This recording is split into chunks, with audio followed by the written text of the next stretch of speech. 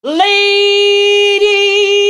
and gentlemen, welcome to the Ariel Helwani Show!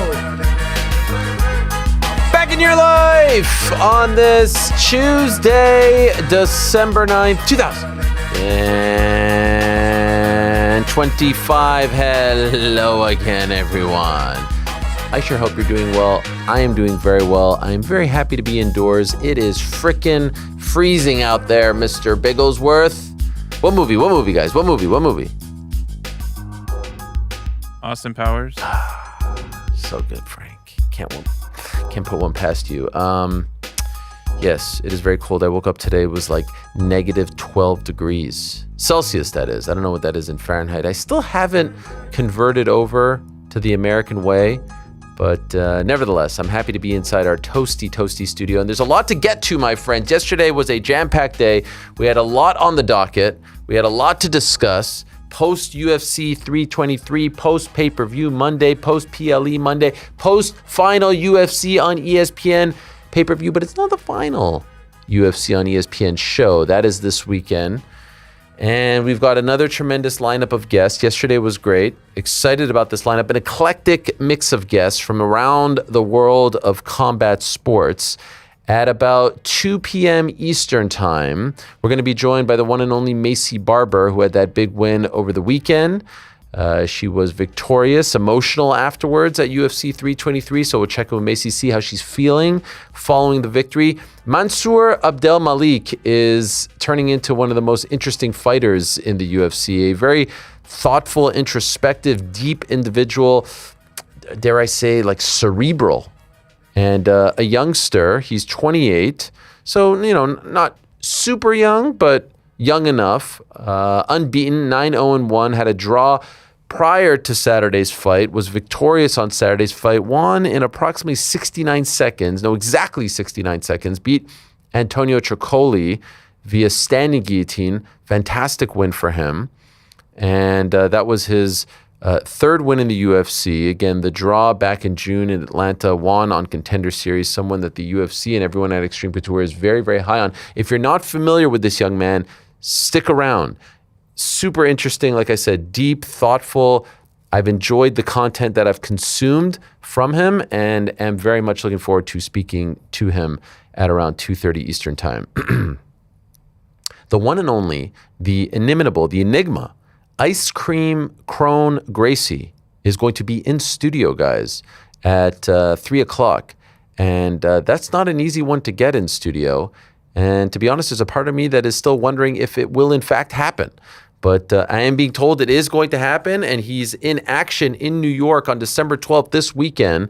So that is Friday night, Victory Fight League at Terminal 5 here in New York. This is a new promotion. They had a show, Terminal 5, a couple months ago, and then prior to that in August had a show in Times Square here in New York City. And they're trying to make some moves. They're trying to make some waves, and they've signed Kron Gracie of the legendary Gracie family, the son of Rickson Gracie, former UFC fighter. We haven't seen him in a year.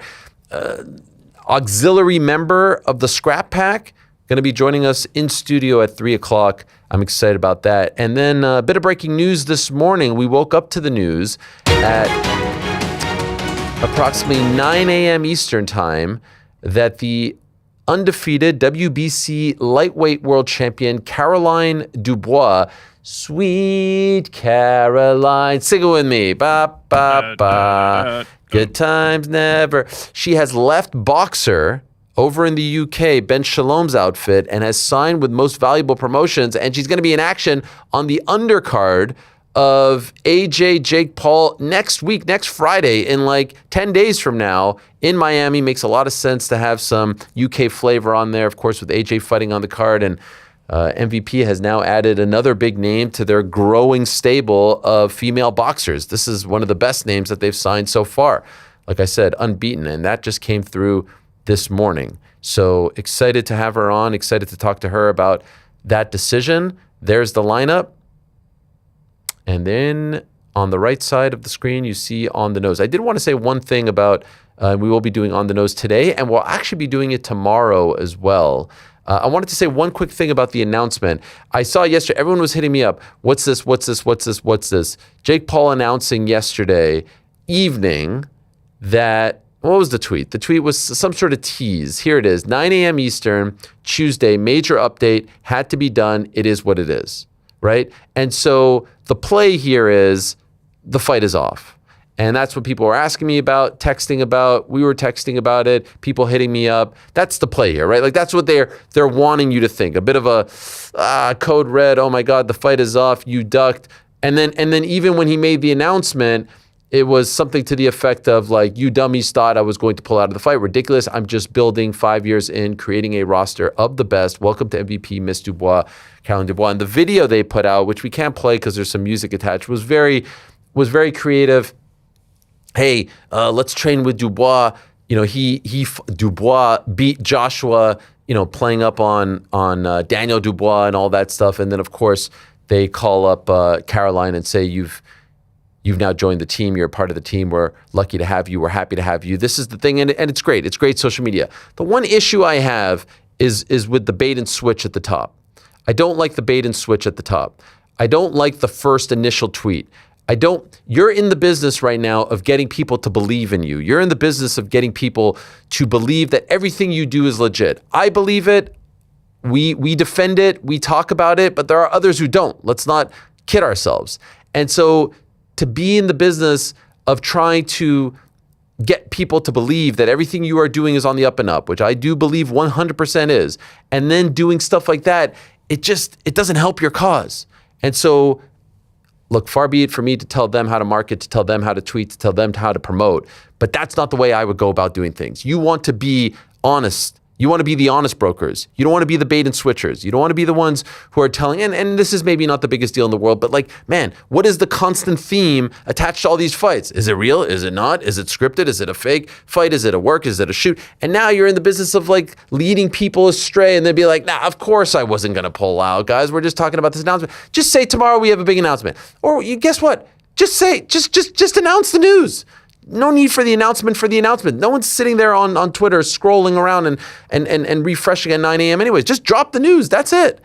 I don't love the bait and switch stuff. I don't like playing with people's emotions like that. I don't love leading people astray, especially when you're in that position of trying to turn all the naysayers into believers. Okay? This is me on my soapbox. It's not the biggest deal. Probably no one thought of it, but I believe in honest brokering. I believe in trying to get people to believe that everything you say is legit. And maybe you can't tell the whole story right now, but you're certainly not going to throw curveballs intentionally at people and try to get them to think one thing is happening, i.e. the duck or the pullout, and then say, like, of course, no, it's just a signing. Like, not my cup of tea. Guys, I have a very exciting thing to tell you all. As you know, the number one social media platform in all of combat sports is Threads. That's where all the activity is happening. I mean, I was on there this morning and I see Ioane and Jacek and Jamal Hill going back and forth. My head is spinning. More on that in a moment. But I thought we'd switch it up a little bit and add to the On the Nose segment as an addendum, if you will, as a little sprinkle on top, as a little sugar and spice, that we would take some questions over on Threads because the conversation there never sleeps. And so this is what we're going to do. Today, no, there it is. I'll keep that up. Today, we are going to have this conversation. We're going to do On the Nose. The vast majority of the questions are going to come from Threads. And by the way, shout out to the guys on Threads. Shout out to everyone on Threads, the guys and gals. Great questions, thoughtful questions. I've enjoyed them very much. I thought there'd be some, meshugas. I thought there'd be some trolling. None of it. And then tomorrow, we're going to give you 2 On the Noses. Tomorrow, because there's so many on Substack, tomorrow I will cover the vast majority on Substack. Does that seem fair? Is everyone okay with that? To try to wedge them both into one segment seems like a lot. And so we have time tomorrow. We're going to do Substack tomorrow, Threads today. What do you guys think of that? Do you guys like that? Yeah, I thought so. And so I put out the bat signal. I also told you guys, I just want to let you know, to save the date, December 18th, 2025, 9 days from today. A lot of people have been asking about our next road show. Here's what I can tell you. December 18th, Do we have like a siren? Do we have like that purge sound that Kron once walked out to? December 18th. December 18th, 2025, Miami, Florida. Sobe, South Beach, Florida. The next Helwani Roadshow coming at you live with an audience. Potentially no fee to enter. 0. That's the potential news. December 18th, Miami, 3:05. Next Helwani Roadshow. Time, TBD. Password, not required. Username, not required. Anyone get the reference? Anyone? Anyone? Anyone? This is jail, son? Yeah, thank you, PT. Thank you. Anyway, username not required, password not required. Entry fee not required. We can confirm that. Oh, thank you. Time and place, TBA. Not TBD, TBA. Big difference. TBD means we haven't decided. TBA, we haven't announced. You understand? And I'm not going to put out a tweet saying like we're going to Nebraska and then bait and switch you and say we're going to Miami. Do you understand what I'm trying to say? I dig it. Okay. We'll be there. There's a lot of information. There's a lot of information that I just threw your way, from Caroline Dubois to threads to bait and switches and tweets and all that stuff. But now let's get to the on-the-nose questions. Time now for everyone's favorite segment of the week. It is time. It's time for On the Nose. So I was perusing, and like I said, a lot of great questions, a lot of insightful questions, honest questions, no trolley type of questions. I did happen to see that the most liked question underneath my call to action, as they say in the business, CTA, was one from young Pizzy Carol, who says and asks and ponders, does I have to be active on here now? It's a real question. Is that from you? Yeah, it is. I did get a message, I just want to let you know, from the head man over at Threads, the man who runs the whole operation over there. He's a great man named Matt Lee, proud Buffalonian, proud Buffalo Bills fan, proud member of the Bills Mafia, proud 716er, and he wrote to me, tell Pizzy yes. Okay. So Well, I just wanted to know, you Yeah. know, and I wasn't aware. I did it while we were on the show yesterday, and I forgot all about it. You actually asked me a question as I was writing it, which, you know, probably led to the typo. But typos not uncommon for me, and I don't like to change them. I like No. to just, that's how I was feeling at the time. It's art, really, my tweets. Okay. All right. Well, I just want to let you know that it is the place. I believe everyone is signed up, right? Absolutely. My threads, signed sorry. up. My threads. I've actually been signed up. Andy My signed first up? thread was in summer of 2023. Damn, what'd you write? I did like a meme of like Twitter, McGregor pushing Chandler. Oh, It was of yeah. the time, you know. Tough Yeah. 31 was going Oh, on. yeah, oh, It was yeah, oh, great. yeah, yeah, yeah. Haven't threaded Stop. since, I thought it would be but I'm get back. me over here now. That's usually what people intro as, isn't it? Tap, tap, tap. Almost Is this thing on? Yeah. That's a classic. That is a classic. I'm on That is a- threads, Probably baby. did that. All right, let's get into it, gents. UFC missiles up first. Does this loss hurt Pantoja's legacy? Does this loss hurt Pantoja's legacy? Oh, look at that. Ooh, I like this. No, of course not. Does anyone think this loss, I mean, how could it hurt his legacy? It was a freak accident. It was a freak injury. The fight never even started. It's not like one of those where it's like, oh, you know, it's not like Leon and Bilal. Like, he wasn't piecing him up for a round and a half, and then there was a freak injury or freak accident. The fight lasted 26 seconds, and the injury probably happened like 22 seconds or 21 seconds in. So I don't think that it hurts his legacy at all. Now, we'll see whether or not this changes the trajectory of his career. If he comes back and he's not the same. Dr. Brian Suter did a phenomenal job yesterday. We're still waiting on the update on his shoulder, but he gave us a great, you know, I thought a great, you know, diagnosis, prognosis on what he's dealing with as far as the elbow is concerned. But I don't know how that can change or hurt his legacy at all. We could say, you know, Anderson Silva was maybe not the same after he broke his leg. Chris Weidman, not the same after. So this will be the moment where we find out, is he going to be changed forever? Is he going to be a different fighter? Is he going to lose something? But I don't know how this can change or hurt his legacy. CAD Paul asks, how does Paramount make its money back? They make their money back via subscriptions.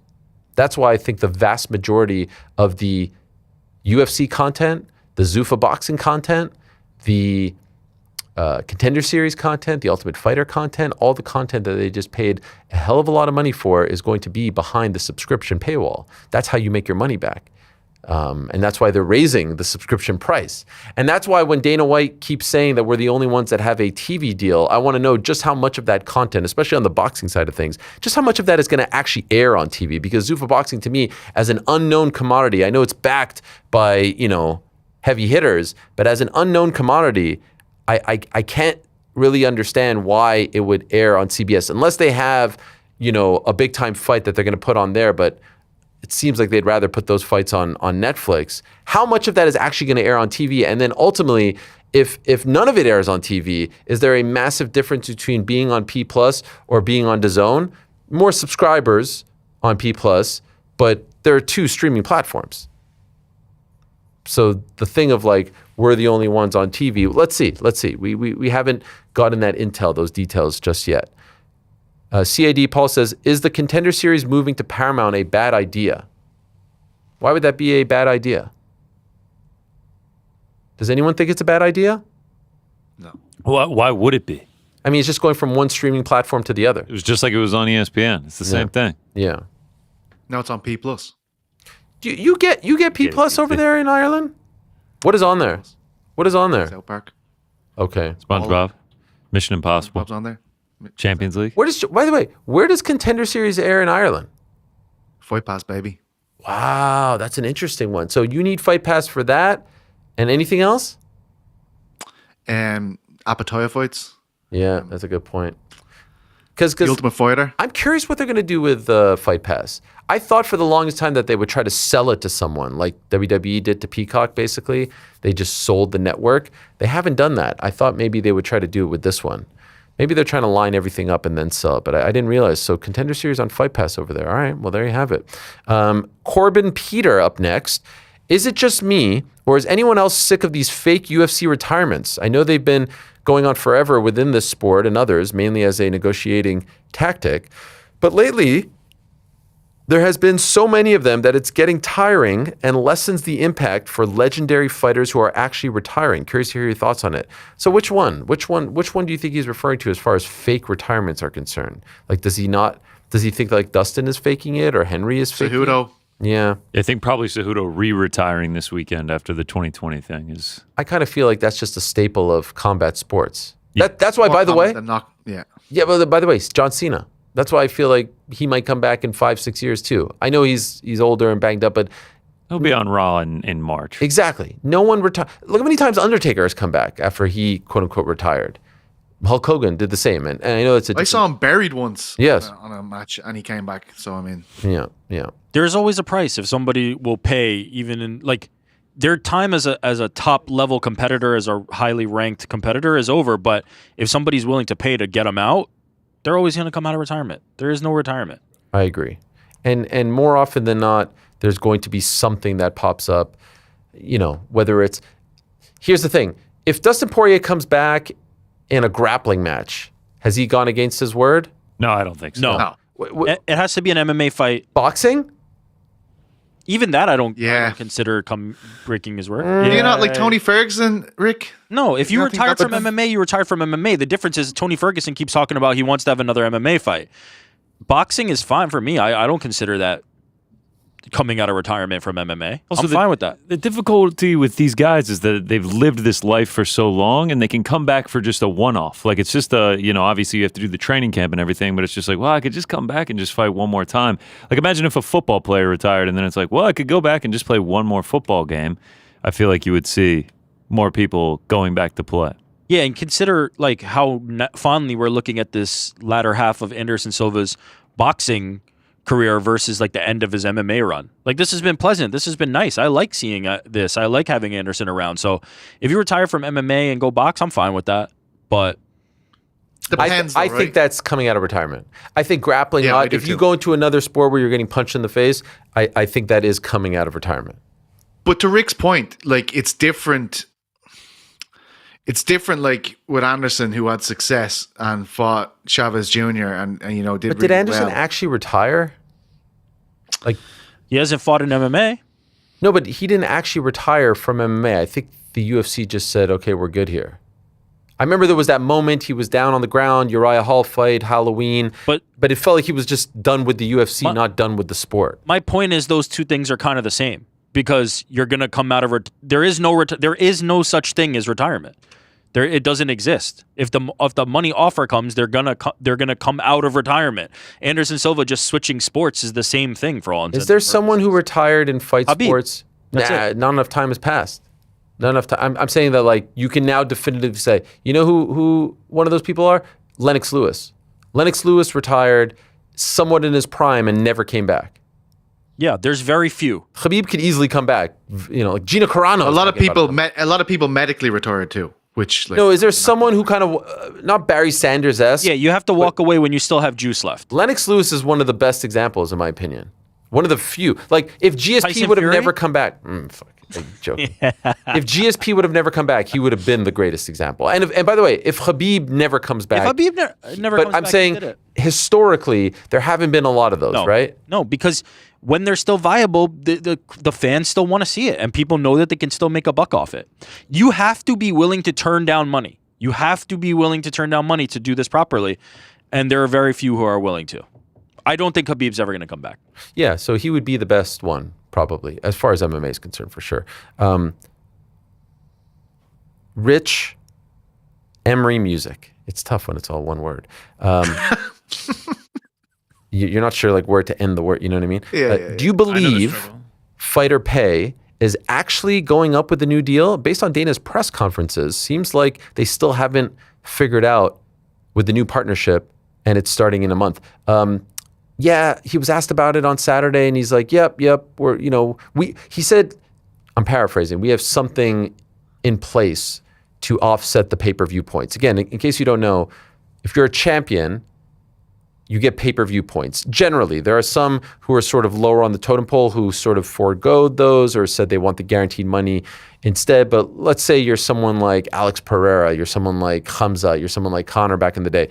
And what that means is you get to participate in the pay-per-view revenue. So if a pay-per-view would have generated 200,000 buys, generally the floor was historically like 250, I believe. It was either 250 or 200. And then everything above that, whether it goes in increments of 25K or 50K, you get money off of that, $1 a buy, etc. Now that's not going to be a thing anymore. And so the question is, what do they do with those contracts which state you get pay-per-view points? He says that it's been figured out. I think the floor is just going to be raised, the ceiling is going to be raised, and everyone's just going to take whatever they give them. What else are you going to do? Oh, I'm going to take my ball and go home. I'm going to go negotiate with someone else. Like, you can't. And that's the thing with that, with the bonuses, with the base pay, with the entry level pay, all that and more. This is why I talk about revenue sharing. This is why I talk about collective bargaining. They just decide. There is no bargaining. And everyone has their own deal. Everyone has their own relationship. Everyone has their own agreements and contracts. But they will decide. And if they want the entry level pay to be 15 and 15, that's what it's going to be. There's going to be no like, you know what, we actually think it should be 20 and 20 based on that. There's like, no, this is not going to happen. So if you were asking whether or not that's been established and whether or not anyone has actually been told outright, no, that hasn't happened. It's just kind of happening as time goes on incrementally. And there's no real rhyme or reason for it. It's not as simple as, oh, their TV revenue in the United States alone. Remember, we talk about Paramount. That's just their US deal. That doesn't account for the UK, the rest of Europe, Brazil, Canada, Australia, whatever. That's just the United States. That's 7.7. Oh, that went up times 2 from America, in America from the ESPN deal. That doesn't mean everything else is going up times 2. I mean, you would think it would go up, that big of a jump would lead to that big of a jump as far as pay, but not exactly how it goes. SW Schubel says, you can only have one Canadian pop punk band. Is it Simple Plan or Sum 41? Kind of feel like it's neither. Good man. What's Simple Plan? What do they sing? Frank, do you know? I only know the Simple Plan from like the 80s. No, they have a There was song. Addicted by Simple Plan. Sing it to me. I'm addicted. I'm addicted to you. Don't you forget about me. That's not right. I'm just a kid. I don't know. I know Simple Plan.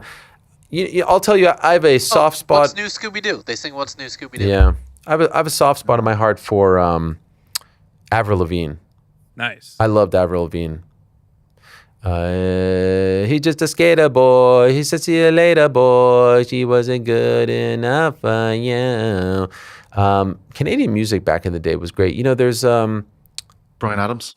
yeah, but he's not really punk. You consider him punk? I mean, I don't know if many people would Just consider double. him. I just think he's a hard Neil rocking guy. Young. Yeah, Neil Young, legend. No, Neil Young. Yeah, he is Canadian, right? Yep. I was thinking of. Oh my God. He's the godfather of grunge, though. I can't believe I'm forgetting. Oh my God. Leonard Cohen. I was thinking of Leonard Cohen. Leonard Cohen. He got all his money robbed on him, and he had to tour endlessly to Leonard make back Cohen. the money. Yeah. Passed away though. Well, You're saying Easy. back in the day. back when he was alive. Oh, it sounded like you were saying this happened recently, that he's still touring. Do you know the song, I'm just a teenage dirtbag? Wheatus. Yeah, I love that song. I don't think they're Canadian, but I like that song.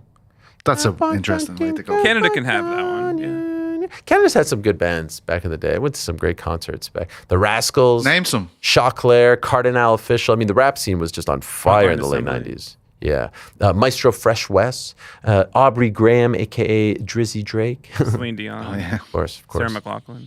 Who's God's Children Are Not For Sale asks, who's Joe? What? What? That is a serious. Who's Joe? Who is Joe? What is the Real ball knowers know what this means. what does it mean? What does it mean? It's the Max Holloway, Ilya Taporia Zoom interview. And Max Holloway is like, you're doing the same drills. You're doing the same drills. But when he says drills, it sounds like he's saying Joe. And then Taporia is just like, who's Joe? And he's like kind of laughing at first. He's like, who's Joe? And then he gets really serious. He's like, who the fuck is Joe? Oh my God. Who is Joe? Okay. It's Deep great. cut I wasn't there. aware of Fair it. play. I only got exposed to it through GC, but once I saw it, it was magical. It's so good. It's when Ilya Taporia is doing the Oh, and then Holloway's yes, yes. You're doing the same Joe. You do the same Joe. Frankie, how come these days when PT laughs, and we love his laugh, but we hear the crackle? We're working on it. Yeah, why is that? I heard it yesterday too. Is We're that working on it. C? I got a few text messages about it. Can I just say? I don't Few want calls. to. I don't want to. He hit you up on the blower. No, not Frank. Few people like just saying PT. Oh. Unrelated. What the fuck, Unrelated you know? issue. The laugh is crackling. Well, here's the thing. I love the laugh, but I feel like, someone's trying to hurt the laugh and suppress it by doing. I this. think it's Frank. Yeah. I think it's Frank. That's my own opinion. I spoke 30 to million him for the before kitchen show. scrap. Yeah. I was walking around my house last night saying that over and over to myself. We need the original one though. I feel like that wasn't the original. That is the original. I swear it's not. Nah. The original one was like to it yesterday. 30 million for a kitchen scrap. You guys have That's built how it he in said your the first one. minds. Nah, the freaking crackle just happened. What's that, Frank? What's the crack? What is happening? Mate? Yeah. What's the crack with the crackle? He's clipping his mic. We're working on it. What am I doing? Oh to my no! mic? Please. Jesus. Oh no. Please. Lindsay, calm down, Stop, dude. He's stop. starting It to just crack. did it again. It just did Take it a again. breath. Take a breath. Take a GC, breath. thank you for breaking that down for us. Now, do me a favor. In 60 seconds or less, please break down Ioana Jędrzejczyk versus Jamal Hill. Please enlighten me. All right, What is 60 happening seconds here? or less. So Tell we me. saw the clip that looked like it was. No, we didn't see anything. The clip came out on Saturday night. It looked like it was in someone's shirt pocket. You couldn't really see much, and it appeared to be Ioana versus Jamal Hill, and Jamal Hill was like, "I'll knock you the fuck out," and she was like, "Oh yeah, you will." And like we really didn't know what was going on. There was rumors that it was she had threatened Jamal Hill's girlfriend. That turns out that is not true. Jamal Hill's girlfriend wasn't even there. We get a video released by Ioana Jędrzejczyk. Should we just play it? Should we watch the video? Let's watch it. Okay, Let's watch why it. not? Why not? Here's the video. Here's Ioana. She kind of was the first to speak out about this, right? There was some footage of them going back and forth. Grainy, I would say the Kennedy video was a lot clearer than this one. I mean, I wasn't really sure what I was looking at, if I'm being 100% honest. But apparently there was some sort of conversation, altercation, interaction. And then all of a sudden last night we get a video from Ioana. Here is said video. Hi guys, I worked so hard to earn my reputation and I'm embarrassed to be in this situation. But when somebody uses my name falsely, without any basis in truth, I will always stand up for myself. And for that, I do not deserve to be threatened. I am mindful that I am a strong, capable woman who has the benefit of a lifetime of self-defense training. I have a platform and resources that most women don't have. So I empathize with the women who are disrespected and threatened and lack the power and means to stand up for themselves and to stand up for the truth. I expect more from the society. I certainly expect more from athletes in our sport. I want to thank the UFC security and staff for their professionalism. I consider this matter closed, and I wish everyone a happy and healthy holiday season. Okay, so she considers the matter closed. She also posted, I do believe, on Threads, the #1 social media platform. This was an exclusive thread, yes, but this was a response to Jamal Hill's YouTube video. Okay, I'm just trying to couple them. Here it is. You are full of lies, Jamal. I know the truth, and yes, it's a shame you didn't have a camera on. We'll explain why she says that in a moment. You should have had an honest conversation with your girlfriend first. Please don't involve me in your affairs. Why does she say, Joanna to Jamal, why does she write, it's a shame you didn't have a camera on? Because Jamal Hill released like a 7-minute video breakdown of everything that happened, and he leads it off with, I wish I was just wearing a body cam so you could see how crazy this woman started acting. He essentially explained the situation. He went up to Joanna. She immediately was just like, oh, you've been talking shit. You've been talking shit. He didn't know what she was talking about. He claims that he was like, if I was talking shit, just let me know what I said. And she wouldn't tell him. She said, I'm from Poland. We don't act like that. You've been talking shit. You've been talking shit. And it just continued to escalate from there. And then security got involved. Now, on the back end of that, Jamal Hill admitted to attempting to sleep with Joanna in November of 2023. And he went through all of the DMs between them. And he showed how like they were trying to link up at a hookah bar and then the hotel bar. And then it ended up being unsuccessful for him. So he went home. And then after that, they had no beef. I don't know. I'm not certain why he had to show the DMs from 2023, but like there have been several since and they never seem to have any beef. So Jamal Hill walked away from the situation confused and didn't know what happened and why Joanna was so upset with him. Who saw that pairing, right? I mean, I don't think it was a pairing. Jamal did admit in the video he attempted and was denied. Okay. And so he took his ball and went home. That's what he said. PT, your thoughts? I read all this and it was so confusing. I was like, am I having a stroke? Like, I was like, I don't know what the fuck is going on here. I don't know why, the messages are, Yeah. I don't know why did you do that? But I don't know, dude. It's just kind of hard to rescue the saying, I'm going to fuck you up to a woman is tough, I think it was, I'll knock you the fuck out. He says that. Change my sentiment. He says that on camera. Yeah. You can hear it? Yeah. That was the OG video. Oh, he admits to it. Like he's saying in that video, he's like, yeah, I did say this, but the reason I said this was that she was so crazy. Well, he doubles down the fact that he says that if she had attempted to hurt my girlfriend, I would have knocked her the fuck out. Now, what is it? Here's the But the part that I girlfriend don't isn't understand. there. The girlfriend is not there. My confusion is, what does his girlfriend have to do with this? He says that Go ahead. Joanna came up to him and was just like, "Where's your girl at? Where's your girl at?"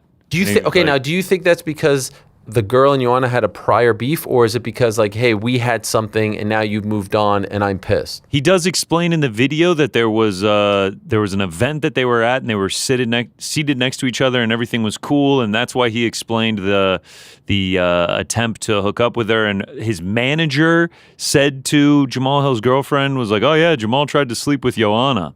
But he said that like nothing really came of that, and like he had already told his girlfriend that, so she didn't care. Okay. I'm not gonna lie, I'm with Pizzi. I really don't know what is going on. I watched like 30 seconds of Jamal's video and like 25 of Joanna, and then I said I can't. I don't know what's going on. I tried 2 written versions just because I thought it was something wrong with my brain. I mean, Joanna's was written. She just read the caption word for word.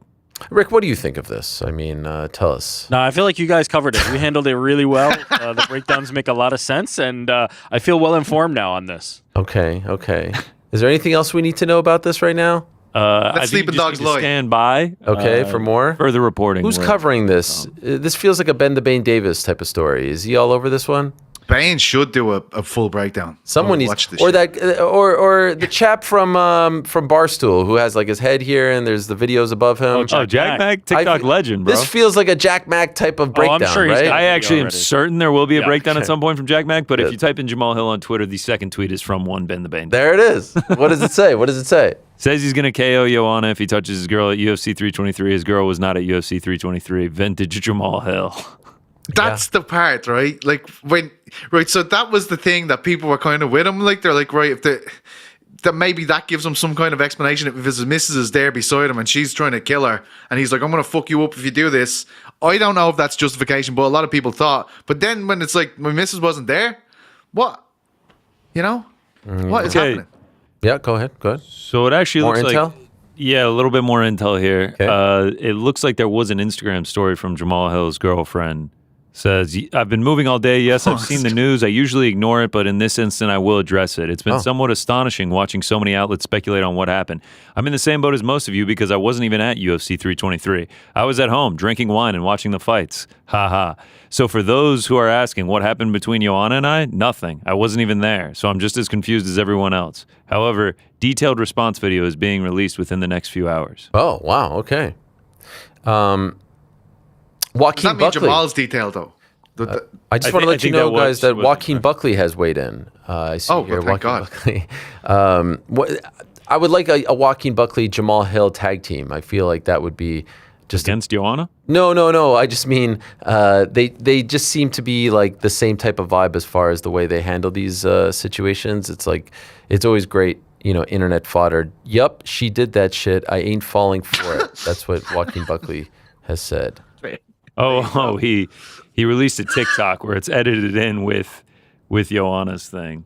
Did what? What is he accusing her of? I'm not certain. Okay. He says, "Yep." she Who did recorded that this shit. video? Whoever put this video I ain't falling out, for like it. Yeah, who? Oh, I just spilled all the. Did you guys see that? Sure did. Also, we're gonna need to isolate that audio. Because that is absolutely a new drop. That drop is gonna feed That's a family. new drop. What about? That's a new drop. it's Sideshow Bob. First of walking all- to the race. Also, Pete, your Oh, mic. no. Mike is fucking dog shit. horrible. Frank, what do we do about this? Can you just like lower him? It's killing me. Like, could you imagine someone's trying to have like a nice night or walk or something? Or think of poor Travis Barker trying to go to sleep to us right now, and Petey's like, Kourtney Kardashian too. Don't I sleep. tried to put the tea here, right here, and it got caught on this stupid thing. You see that right here? This right here, right here. You see that? And then I just Microphone? spilt it. So Ice Cream Crone is gonna walk in here, and my pants are completely soiled. If peeing your pants. Hey, is cool. Kron. Great to meet you, man. Consider me What's- Miles Davis. Yeah, you I feel like he piss your doesn't like me pants? already. Why? No, I don't know. I just think Nah. everyone doesn't like me. Anything else we need to know about this feud right now? No, I think we're ready to move on. This is what the YouTube title is going to be. Jamal Hill roasts, all caps, Joanna Jędrzejczyk, semicolon, Ariel Helwani breakdown. Even though I've offered absolutely no intel. Ariel into this. Helwani breaks down All Jamal caps. Hill, Joanna Jędrzejczyk feud. Beef. Yeah. No beef. I would like Ariel to weighs see. in. I want Pat. I want Pat in the lab. And Spencer, I need a thumbnail of Joanna Flames. and Jamal Hill like this. Face off. and Yes, you're face standing off. Between. Joaquin Buckley in the middle. Yes. Jamal's girl. This. Let's leave fuck- Jamal's girl out. All right, Quote, fine. quote like a speak bubble coming out of Yes. Joaquin. She did that shit. Yeah, this is going to be a banger. What are you thinking? 100K views? Easy. Easy? I'd like to see these two crazy kids get Come together, together? hash it out. Yeah. That's It, fine. yeah, it seems like they've been friendly in the past. Peace and Shared, love, peace and love. happy birthday exchanges on IG. Oh, for real? Wow, you went that deep into it? Yeah, I mean, he was showing the evidence. Oh, he was just That showing. there was no wow. beef. Okay. Wow. We had to show meet me at the hookah bar. Yeah. That's crazy. That is a crazy move. What? Wow, that is unbelievable. Guys, we do have some breaking news. Actually, several breaking news items. Salida Promotions has just announced that Clarissa Shields is going to return to action on February 22nd to defend her undisputed heavyweight title in a rematch against Franchon Cruz-Dezurn. We suspected that would be the fight after she re-signed with Salida and didn't go the MVP route. So that's going to be at Little Caesars Arena. If this was a non-show moment, someone would have put this in the group chat and Rick would have responded with Pep Guardiola saying, I will be there. I would have put it in the group chat, and then I would have also followed up with I will be there. Yeah. That would Shout out to Clarissa Shields. Yeah. About to sell out Little Caesars again. Against Franchon. There's a conference call of sorts with TKO's Mark Shapiro, the president of TKO, and he's talking about some interesting things. I'm following it on Jedi Goodman's thread. No, I can't lie. On his Twitter, on his X, and some interesting nuggets here. He said that half of the numbered events will be on CBS. Although he didn't say if it was the prelims or the main card bouts. This is all from Jedi. Very good catch there. So perhaps this is what we've been talking about. Are we going to do prelims on TV leading into the subscription main card? That would seem to make the most sense, right? That's how you get the money back. Have the prelims, have the taste, if you will, the appetizer on the largest platform, and then have the rest, the big stuff, the biggest fights on the subscription OTT. OTT is over the top. I'm not really sure why it's called OTT, to be honest. Anyway, he also says, Mark Shapiro says that there will be no ticket sales for the UFC White House event. He also says that they are planning to launch the first Zuffa boxing event on January 23rd. Why does that seem significant? First show, UFC, January 24th. So it looks like they're going to go back to back. How much do we want to bet that the first one will be at the Apex? Do we think the first one will be at the Apex on the 23rd and then they'll do UFC at T-Mobile, or do you think they'll do Zuffa Boxing at T-Mobile and then UFC at T-Mobile the next night? What do you guys think? Probably just depends on availability, right? Yeah. I wonder if they'll do the Apex or maybe something smaller. Yeah. Maybe like Fontainebleau.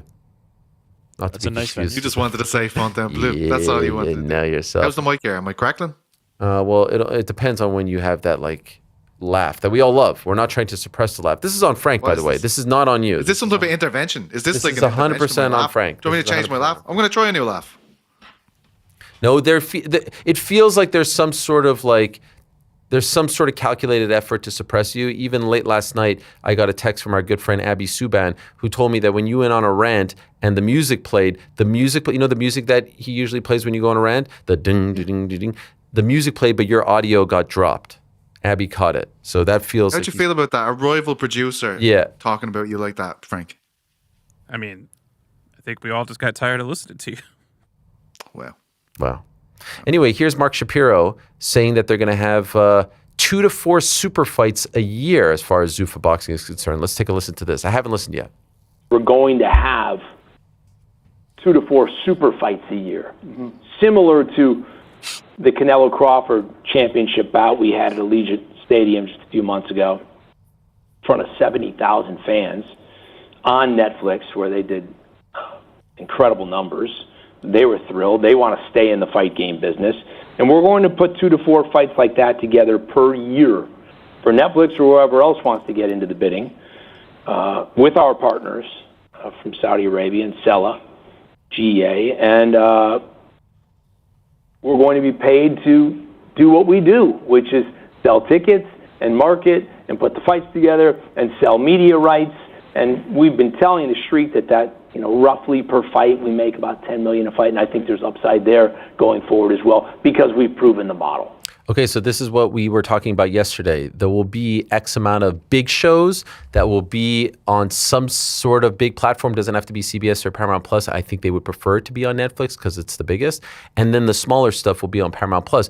In the past, he has said 4 super fights. Now it was 2 to 4, which I thought was interesting. I know that they want to do Tyson Fury versus AJ. I know that they want to do that. And so can they steal AJ away from DAZN again? It's going to be interesting here because, DAZN kind of gave the green light for AJ to fight on Netflix next week. You can make the case that he's their biggest fighter on the platform. I know there are others, Shakur Stevenson, Teofimo Lopez fighting on January 31st, and Ryan Garcia is on there too. But AJ's a pretty big deal, especially in the UK. They got a fee for that. They didn't just give him up to Netflix, but it's going to be interesting. With Netflix getting more and more into sports and becoming more and more powerful, all the other people, there's no doubt about it. Netflix is here and everyone is here, including ESPN. And so not everyone's going to want to play ball and be like, yeah, you could go over there. Look at that Elle Duncan story that came out. I'm sure she wanted to stay at ESPN and do the Netflix. Who wouldn't? That would be the dream scenario. But then the reports came out that she had to pick and she chose Netflix. So it's going to be interesting to see how this all plays out. But that seems to be the Zuffa boxing model. Have 2 to 4 mega events and then have the rest. And those will be, as he put it, to the highest bidder. And then have the rest on P+, as they say. Here's a good question from H. Parisius. Question for Frank. Does it bother you that the UFC has become more political, especially on the other side of your own views? Are you still able to enjoy it? Curious, by the way, why did he specifically ask Frank that I wonder question? why. Yeah, no, I don't know. I don't know. I wonder how they also feel they're comfortable knowing what my political Yeah, views are. yeah. Tell us, Frank. I don't mind it, man. Do your thing. The man seemed very passive aggressive there. The man, like if you would have said like, I don't mind it, do your thing, I'd be like, okay, you don't really mind. The fact that you put the man to who? Who's the man? My man. Yeah, who's the man? Just lead it, the man is the entire organization. I heard that there was, can I mention the group chat or is the group chat? Which one? Well, there was Sacrosanct. one. I don't know. Let's are you discuss it talking on the front, group chat. front versus back? Oh, yeah, you could talk about that. Well, I was told that, PT, did you know about this? So the control room, there's a front bench and a back bench. Okay. Oh, I know that, yeah. PT's in our group chat. He knows. Okay, so give the viewers at home the shot of the control room if you can to explain. I'm not in this group chat. No, I know it. Neither am I, by the way. I'm not in it too. Relax. So Frank is in that front corner. Yes. As you can see, there's Frank, give us a hand. Can you give us a hand there? Can you show us a hand, a wave? Is there any? There he is. There's Frankie. Ooh, What's what's that tattoo, Frank? Tattoo It's reveal. a Star of David. Wow. There's a strong distinction as well, as you can see in the elevation. Me and Rick are above. We are placed on a pedestal here in the back, overseeing Yes. the entire control room. Okay, so you would be backbench, correct? We are the team back. backbench. Boys in yes. the back. Come on. Makes sense. Front bench would be Andy over to the left, on air Jordan, welcome back, and the mysterious one Frank there with the hand. I want to know more about that tattoo, by the way. I feel like that's a little paint You've known job me at for Wing what, almost CS. 5 years now? I just want to know about it. I have known you, but I didn't ask you about it. Anyway, so Pizzi, apparently I found out about this at the holiday party last week. There is a group chat known as, what is it called? What is the name of the chat? Woke front bench. Woke front bench. And that consists of how many people? It's Jordan, Andy, That's pretty funny. Frank. Okay. And we have a bald eagle as the And the group front bench, yeah. icon. Okay, and is it a lot of political talk on that? Mostly political talk. Like, Okay. did you see what happened to Alina Papa? It's only political talk that they can't say to us. So like when the ICE commercial airs in the middle of the pay-per-view. Actually, when one of you says something Yeah. during the show that like rubs someone the wrong way, the chat starts blowing It starts, up. okay. Yeah. So the question would be better served to be asked to like the whole crew in the front, right? Yeah, I think so. Why just you? I'm trying to help you out here, Frank. He's the president of Frank is the one who The named woke the front group branch. chat. Oh, Frank wow. named So when it the and said ICE this is had a slang? exclusively about woke topics. Andy and Don't I talk about named anything it else. at the same time. It was kind of ridiculous, actually. We both named it. We had two groups for a second. Wow. Because we had the same idea. Wow. I think Which what is- we need to recognize is that Frank is obviously the wokest, right? Yeah. And so obviously this person who asked this question on Threads has picked up on the vibe. They understand like where we're yeah, at. they get it. Field. They get it. Before it was woke front bench. It was Mamdani's control room. The crackle. It just happened again. I think Frank doesn't like Pizzi's political views, and that's actually why he's been sabotaging his audio, if I had to just throw out a theory. Okay, we have to get Pizzi voted for Cuomo. We've Pizzi's been vocal about where he stands. Let's just say that. We've gone too far into the weeds Can't here. deny it. There are many Know more who he threads. Samuel World asks, why did the UFC say Pantoja hurt his shoulder when we all obviously saw he hurt his elbow instead? I'm not sure. I don't know. Ask Paul on X. Paul on X said elbow. The rest of us saw shoulder. That's what I'm thinking. No, honestly, I don't know. I really don't understand that one. Michael McHugh, 25. Do you think we've reached a plateau in the popularity of this sport? If so, what adjustments can be made to broaden the appeal? If not, what do you think is raising or lowering the brand recognition? I mean, according to Dana White, they're going to get bigger now because they're on Paramount Plus. You know, forget the fact that there are less subscribers, there's less social media, all that stuff. It's still going to be bigger maybe because of the deal. I don't know, maybe because of CBS. But CBS, ABC, they didn't really utilize ABC all that much in the ESPN deal. Nevertheless, I don't think so. I don't think it has plateaued. I think it's always dependent on who's the biggest star. So you saw when it was Conor and he was a gigantic mainstream star, it felt like the sport was getting big. And now it's at a certain point. I don't think it's plateaued. I really don't think. For as much as we complain about the uninspired marketing or matchmaking or the press conferences, I still feel like the sport is getting bigger. Does anyone feel otherwise? Kinda. You feel like the sport has plateaued? I think it's approaching that. I don't. The rapid growth that it experienced in its heydays. The heydays is in large part because of ESPN. Let's be honest. Well, there was like the 15, 16 kind of range where it was just like exploding. There were so many big names. There's the ESPN era, the pandemic era helped a lot. I do feel like we've probably reached how many fans we're going to get. Like, there's probably some out there, but I don't know how many more we're going to be able to recruit for MMA. It does feel like everyone is aware of what it is now, and everyone's watched a UFC fight, but it just feels like you're either just like casually watching it when there's a big fight, you'll tune in, or like you're a diehard. I don't think there's much more ceiling to go. I wonder. So Champions League, right? PT, would you say Champions League football is the most, other than the World Cup, other than like as far as club football, the most important league, if you will, most important tournament, Champions League? Yeah. Most prestigious? Yeah. So Champions League is on Paramount Plus. I don't feel like Champions League is like a big deal here in America. Do you know what I mean? It's huge. Of course. No, I know. But like, Connor, you get what I'm saying? Like, I don't feel like when there's a Champions League game on. Now, granted, it's happening at like 3 o'clock in the afternoon on Tuesdays and Wednesdays, but that is a Paramount Plus product. And I don't feel like it got any bigger as a result of being on Paramount, or it gets bigger or it gets more notoriety and attention because it's on Paramount Plus. So is the same thing going to happen here? I don't know. I guess the argument to be made there is, like you said, it's Tuesdays and Wednesdays in the middle of the afternoon here in the States, whereas this is going to be on Saturday nights. And also this is a sport where there is a barrier to entry to watch it, in the fact that you either have to buy the pay-per-view, find other means to do it that can be annoying. This, if you only have to flip on CBS, is it going to make it easier? Because you could also just make the argument, weren't they doing the same thing with ESPN as well? It's just like there were prelims where you would be 8 o'clock on a Saturday night and they were on ESPN 1. So like it was hitting a mass audience already. Yeah, it's the thing that we talked about when this deal was announced. There's a lot that they're going to miss. When you leave ESPN, you don't get the first take rub, you don't get the TV rub, you don't get the .com rub, you don't get the scores table during an NBA playoff game rub, you don't get the scoreboard, the bug. That bottom right bug, man. He always talked about how valuable it was. Every time I saw it, like if you're passing in the airport or at the gym, you just see it, and it's just like Brandon Royval, Manel Kopp this weekend. It's just like that gets eyes to. Yes, it's there. But if we're thinking, sorry, you go, Jordan. But isn't there? As we just saw, the NFL on CBS on Thanksgiving, obviously, 55 million, largest NFL regular season game ever. There's more eyes on the NFL on CBS where they can, and then March Madness where they can promote this to people who would never watch on CBS. And at ABC, it was like, we have Oklahoma at noon on college football. Like, they don't have the NFL market that CBS is going to get. And at Paramount ABC has Plus, Monday Night Football.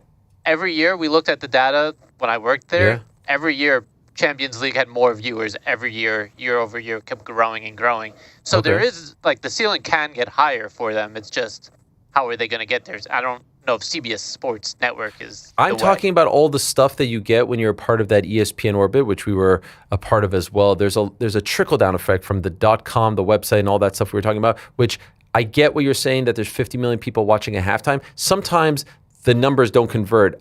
I think the real estate of being on that ticker, being prominently featured on .com, being prominently featured on their social media. Go to their .com now, go to the menu and see where MMA is now. If you go, it's actually fascinating. You go to ESPN.com right now, you click on more sports, because it's no longer at the top. I don't know if it changes for everyone, but I go to more sports on my app and I see MMA. Where is it? I don't even see it anymore. All right, so I am logged into my ESPN account, and my top thing has UFC on it. Oh, it does? Yeah, but that could be because that's selected as one of my favorite sports. Yeah, you select like your sports and your teams. Okay, so I am not logged in. I don't know why it always logs me out. My top thing right now is NFL, NBA, MLB, NCAA football, NHL, soccer, WNBA. Yeah. Then I go to more sports. And it's MMA. MMA, it goes boxing, F1, golf, MMA. Right above G League, NCAA women, PLL, which is lacrosse, right? So like it gets buried. I think a lot of the... I think they'll miss that. I think they'll miss that. I think this is an oversimplification to a certain extent, but I do feel pretty confident in this that I think a lot of this stuff is academic, and I think they're in the life cycle. If we were thinking of them as a streamer themselves, right? If we were thinking of the UFC product or even MMA as a sport in the life cycle of, let's say, Netflix or a streaming service, they are not in acquisition anymore. They're now in retention. Like everybody that's going to know about the UFC knows about the UFC. You're not going to get a ton of new people who are just like, oh, wow, I've never heard of this UFC thing. I'm going to look into that. You're going to have to retain the audience that you have. Now, how many of those casual fans that are watching a Monday Night Football game are going to convert? There's going to be a number. But I don't think it's going to be significant enough to move the needle. I think the win for Paramount is being able to convert all those existing fans over from ESPN Plus. You get them into your ecosystem. You get them in your Paramount Plus app, and you keep them. You just retain them. The growth we'll see around the White House card. Maybe you'll see some upticks, but I imagine those people will cancel after a certain amount of time if they remember. The growth period I don't think is there for MMA unless something drastically changes. And it's definitely not going to be there around the year that they had this year, right? Like they did not have their biggest stars. Let's see what they can do in 2026. But I think they're much more in a retention phase than a growth phase. Okay, let's get a couple more in here. Steve Low Medico says, with the UFC moving away from pay-per-view, in your opinion, what do you consider the best consecutive pay-per-view events in history? I'm thinking 195 or 196. That's a great question. No coincidence, 195 and 196 happened. Greatest year of all time, 2016. 195 headlined by? Anyone? James Tuhuna? Carlos Condit versus Robbie Lawler, second day of the year. Might have been the best fight of the year. 196 headlined by? This one you know. Pizzi, surely you know this one. 196. Pizzi? Am I allowed to speak here? Yeah. Yeah. I had Lawler and Condit for the record. I just didn't want to say it. 96. Is that Conor Diaz? Yes, sir. I don't know. No. It is. Okay. It is. Holly Holm, Misha Tate. So 195, 186 is a great 1-2 punch. 199, 200 was great. I mean, I think you could take any pairing from that year. 02, 03. 02 was Conor Diaz. 194 as well. 194 was McGregor. Yeah. McGregor and Aldo. 194 and 195. 195, 196. Yo, what a time. And then, wow. 193 was home Ronda. And we had it good back then, huh? We had it good back then. Huge. Yeah, no.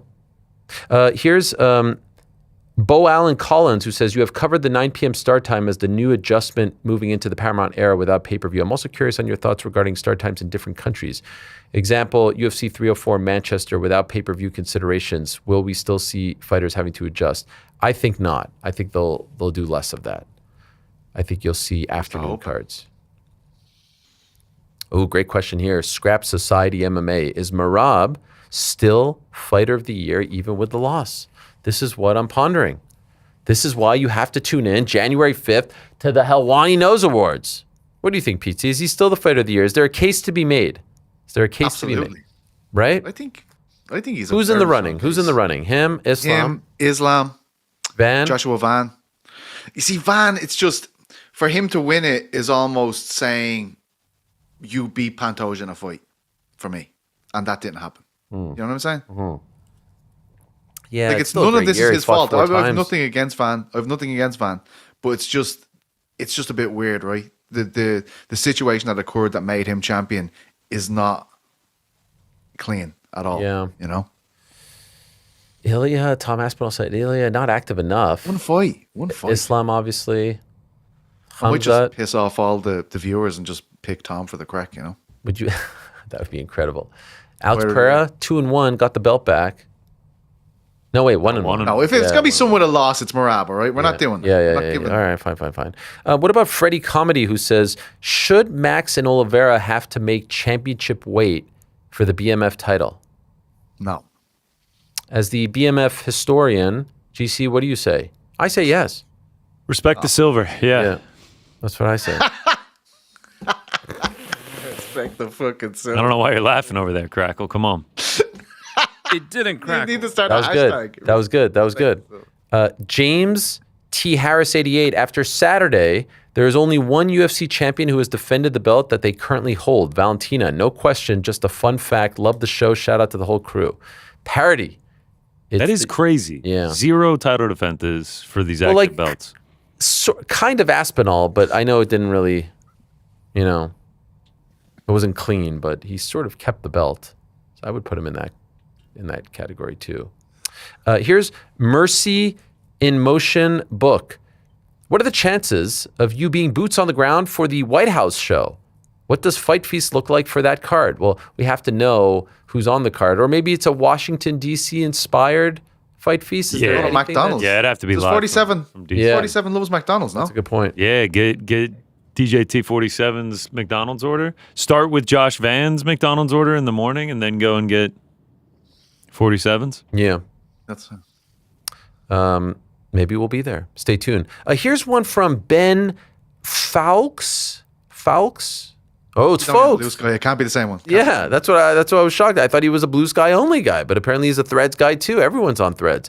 Don't you agree that it's more impressive to be the only one who accurately predicted Jan over Merab than it is to win a silly little thing like the overall 2025 staff pick contest? Well, that's a great segue because I do believe we have the final tally of the staff picks. This was dropped into, there it is.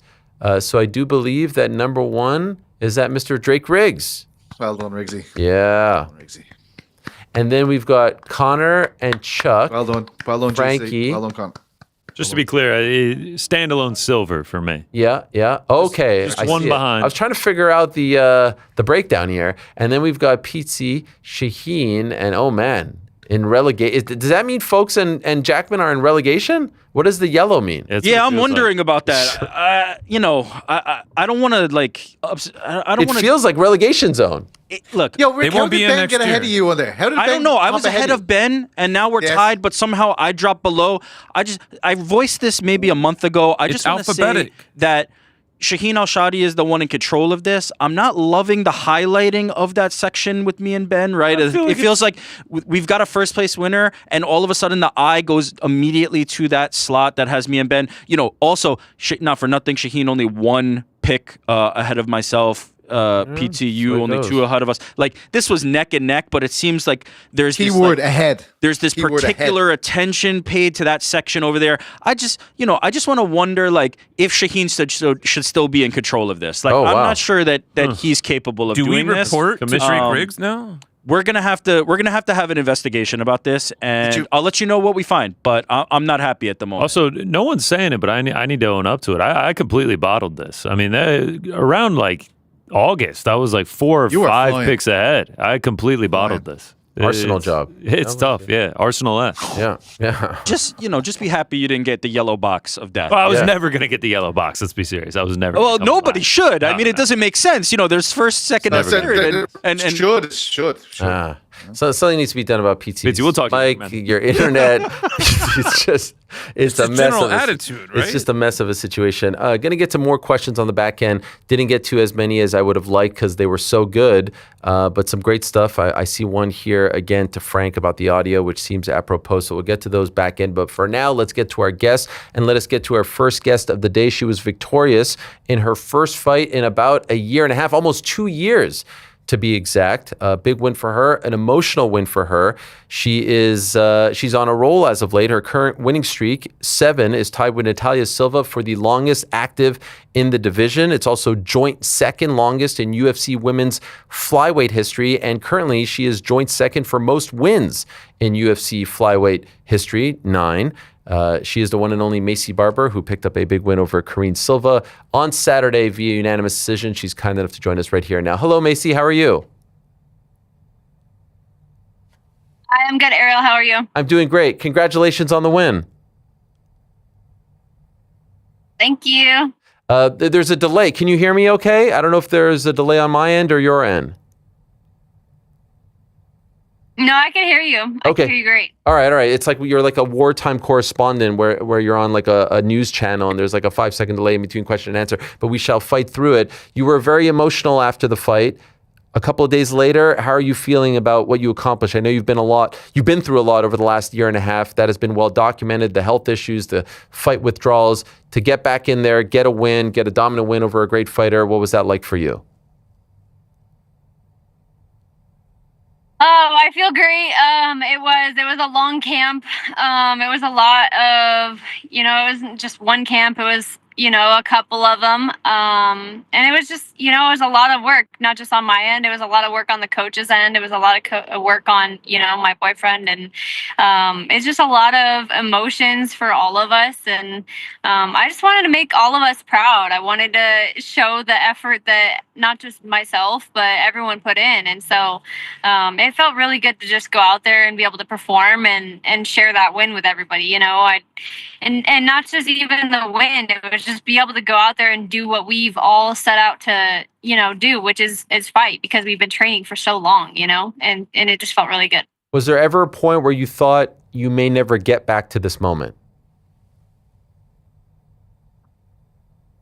No, I had faith, and I know that God has a purpose for my life and he has a plan for me. And I do know that, I'm going to be able to continue my dream and my goals. And, I'm very stubborn and very determined. So, I just knew that, the UFC has the best people in place and they are also helping me a lot. And so, I do believe that, they were going to help me get to where I needed to be. And if we just, stay persistent, we were going to be able to make it happen. How was the week in Vegas? Were there nerves like, okay, once you got past this, once you got past the weigh-ins, what you got to fight next? Like, were there little markers that you were starting to feel a little bit more relieved about, that this was going to come to fruition and that nothing that happened in the past would pop up again? I don't know if I really had nerves as far as that goes, just because, once the UFC helped me get with the best doctors and everything, as far as, all the stuff that happened previously, we took care of it all, so it wasn't like, oh, is it going to happen again? Is it going to be something that we have to deal with again? It was taken care of, and we didn't deal with it in camp. We didn't deal with it in training. We didn't deal with it during fight week, and we didn't deal with it during the fight. And so it wasn't something like, oh, I have to get through the weight cut and, I'll be good. It wasn't, oh, I have to get through this and I'll be good. It was, I'm good, and now I get to go through the weight cut, and now I get to go through the fight, so it wasn't something where I was like worried, of, oh, I have to go through this piece. It was just, I'm good. And I did have several interviews throughout the week where they were asking me that, and I was like, look, I'm healthy, and the UFC got me with the best doctors, and I put in the work, and we're here, and I would not be here if I wasn't healthy, I'm good and I am ready to perform. And I know that that is something that a lot of people had a lot of care, obviously, for my health and my well-being. And I appreciate that a lot. But also, it did get a little bit like, stop asking me this because I just want to like let it be in the past and I just want to go out and enjoy this moment. But I also appreciated all of the people that were caring about, my health and well-being. In the aftermath, in the post-fight interview with Joe Rogan, in the post-fight press conference, you were obviously very emotional. Were you emotional throughout the whole process, or was that you finally being able to release and get it all out there, stuff that maybe you were suppressing? A little bit of both. There were several interviews that I did throughout the week where they were asking me, and I will admit I was not a pleasant person to be around this camp. Like, I was not fun to be around. I was very angry. I was very aggressive. I was very like almost like bitter in a way. Like I just wanted to make it to the fight, like even some of my training partners, like if we were going, like a little bit, like if I was worried that something was going to happen where I would like get hurt, I was like, oh, I just have to make it to the fight. And so I definitely would like get a little bit more on like edge. But then on, like some of the interviews, I was like, I was more emotional because I was just like, man, I put all of my training partners and all the coaches through literal hell because of how, just how much pent up aggression and I think anger that I had inside of me from like having so many camps and not being able to fight and just wanting to make everyone happy and want everyone to be proud. And I'm like, I just got to get there. I just got to get there. Like I have so much energy inside of me that I just want to let it out, and I couldn't let it out yet, not until the fight. And so I think I kept it all inside and I released it at little times, at the wrong moment, on the training partners and on the coaches. And so, I definitely felt like they don't deserve that as people. And so I was like, I feel bad, as like a person, but, at the end of the day, like they mean so much to me and I would not be where I am without them. And so during those interviews, like, and during the fight week, I got very emotional because it's not just a me thing. Like this whole thing and the reason why I'm here, it's not just me. It's all of them. I wouldn't be here without Oscar. I wouldn't be here without Guilherme. I wouldn't be here without Cody. I wouldn't be here without Tina. I wouldn't be here without all of the people that have helped me get to where I am, and helping me, get to this point. And so there was a lot of emotions in all of those interviews, and then also after the fight. Feels like an 800-pound gorilla has been taken off your shoulders. Like I feel like you're probably very relieved right now on this Tuesday. Yeah, I did say that too. I was like, I am going to be a much, much happier person, much like nicer, lighter feeling person than I was before. And has that happened? Yeah, I think so. I don't know. I'll have to ask everyone else around me. I'm like, am I nicer? Because I think I am. You did, it was a little dicey there in the fight, especially with the illegal shots. How are you feeling now? Any issues with what you had to go through in the fight? We watched it back several times and I was like, oh, I didn't realize I was wobbly.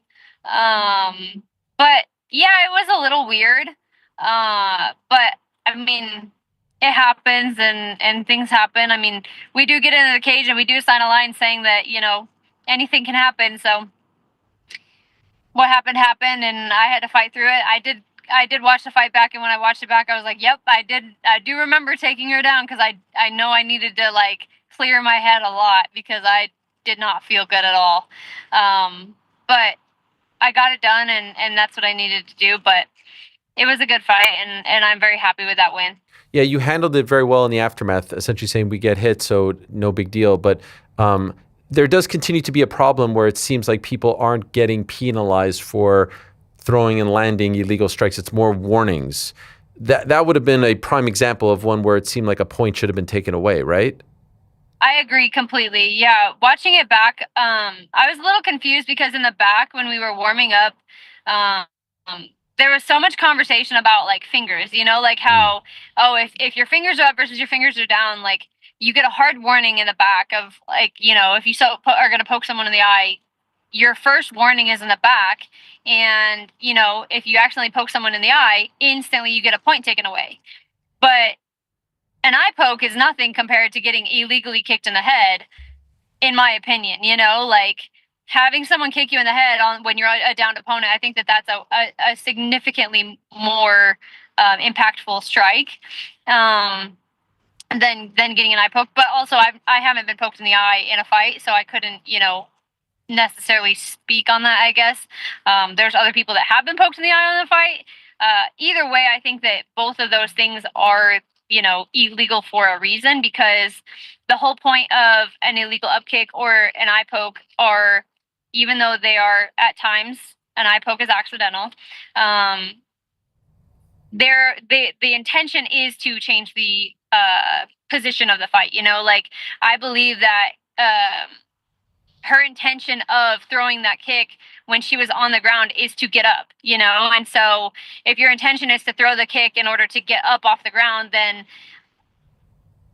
either put her back down on the ground and take a point, or but instead it was like, oh, we're going to reset you guys both on the feet and we're not going to take a point. So it's a little bit frustrating watching it back, but also I still won unanimous decision and I still dominated that fight, so it is what it is. But I think that was a big mistake on Mark Smith's end, and I was a little bit frustrated because my coach was telling me before, he was like, "This is a great ref. This is a great ref." And now that I had it happen, I'm like, "Man, that was not a great ref. That was terrible." Yes. I'm like, I don't want him reffing my fights. You're gonna let someone up kick me and then tell me that was not a hard blow. Stop, relax. Like, what the heck? Like, that was a hard blow. Yes. Watching it back, I'm like, I was definitely wobbled. Yeah, that was a crazy thing to hear. Also, some people thought his stoppage in the Tatsuro Taira Brandon Moreno fight was a little premature. I didn't think so, but it seemed like he had a tough night at the office. I want to ask you about how you respond now, because you have been out for 21 or so months. You're on this great winning streak. You're one of the best flyweights in the world. But as you know, it's a what have you done for me lately type of game. So I would imagine part of you wants to get back in there and make up for lost time. But you just went through a 15-minute fight and you got, illegally hit in the head and all that stuff. And so what are you feeling as far as how quickly? There's some big fights coming up at 125. I thought maybe you versus Natalia Silva would have made a lot of sense, but now she's been booked against Rose since Alexa pulled out. What are you thinking as far as timeline and who makes sense next to get into that prime spot at 125? Yeah, I mean, given that I fought, it had sorry, words are hard apparently. Given that I had such a long layoff, I was like, I want a fast turnaround. I don't want to wait. Everything's coming out healthy. Aside from the kick to the head, I just wanted to make sure, Dr. Davidson was like, hey, we want to make sure that your head's good. Everything's cleared. So we are, just double checking everything. Obviously, they sent me in for some scans, made sure everything was good. And as long as everything comes back body-wise healthy, I want to fight as soon as possible. And what that looks like, we just got to see, what Mick and Dana and Hunter want, and who is available, because, again, injuries and matchups, and at the top, I mean, there's only so many of us. So we'll just have to see who's available and what makes sense as far as matchup-wise. Do you have a preference? I want the belt, so you know what I want, and whoever's in the way is going to get taken out. Do you have a preference? I don't have a preference other than I want to take out whoever's in the way of getting the belt. And also, you guys have already known I've been calling for my rematch for a while against Alexa Grasso, so would love to take that one out. And then, I mean, if not, then I just want a title shot. That would make a lot of sense, especially with her not booked anymore. By the way, were you surprised Valentina beat Zhang Weili that convincingly? To be honest, I'm not surprised, because I was kind of like, it'll be interesting to see if Weili is big enough. But also I wasn't sure if, because Valentina doesn't walk around that huge. She doesn't have a big cut, from my understanding. So I wasn't quite sure how that would go. But I didn't think it would be, I didn't see it being a super exciting fight, if I'm honest. I just didn't think it was going to be like an amazing fight. But I'm not shocked by the outcome. I mean, Valentina is a great fighter, but I wasn't really impressed. Okay, why not? I think that the size difference, and then also it just was like, I think there's a lot more hype for what it ended up being. You know, I thought that Wei Li was going to bring a lot more than she did, and I think that I just thought that there was going to be, you know, like a solid finish. I thought it was going to be like a lot more to that fight than just, you know, some takedowns and like just holding her and dominating her. But also that's what Valentina does well. You know, Valentina is not just going to go out there and like do anything unnecessary. You know, she's not the kind of fighter that's like, she's smart. So she's going to go out and do what she needs to do to win. And that's all she needs to do. She is so dominant, and especially as of late, but she is receiving some flack for, you know, the maybe lack of sizzle to her steak, if you will, the lack of excitement surrounding her fights. Do you think that that is warranted? Do you feel like it is fair to be critical of the performances as of late? I mean, she's the champion. She doesn't have to go out and get the belt. She has to defend her belt. Now, does that necessarily make the UFC happy? I don't know. I don't think that that's what the UFC really wants as far as fighters go. I think the UFC likes to have people that go out for finishes. I think they want girls that, and fighters, not just girls, fighters that go out and fight for finishes. That's what they want, you know? And that's what I've always tried to strive for. And that's, you know, what I feel like I try for my style. And that's why I get so frustrated when I don't get finishes. So I think that it's kind of like a double-sided answer. Yes, I think that what Valentina is doing is smart. She's making her paycheck and she's not getting hurt and she's doing her job. She's winning. That's what she's doing. She's defending her belt. She's doing all the things she needs to do. Is it what the UFC necessarily is looking for as far as like someone who's like an exciting fighter, dominant wins and fan explosive finishes? You know, I don't think that that's what that's not what it is, but that's why I think it's a double answer. When you watch her fight now, do you watch it through the lens of like, this is what I would do if I was in there against her, and this is how I could beat her, and these are the holes? Are you starting to look at her through that perspective because you're so close? I watch it through a lens of, how are we going to beat her, and how is, like, you know, what are the holes? And I watch it through a lens of what do we need to do to beat her, but I don't necessarily watch it. And I watched it also through a lens of, you know, respect for the fact that she's been able to do what she's been able to do.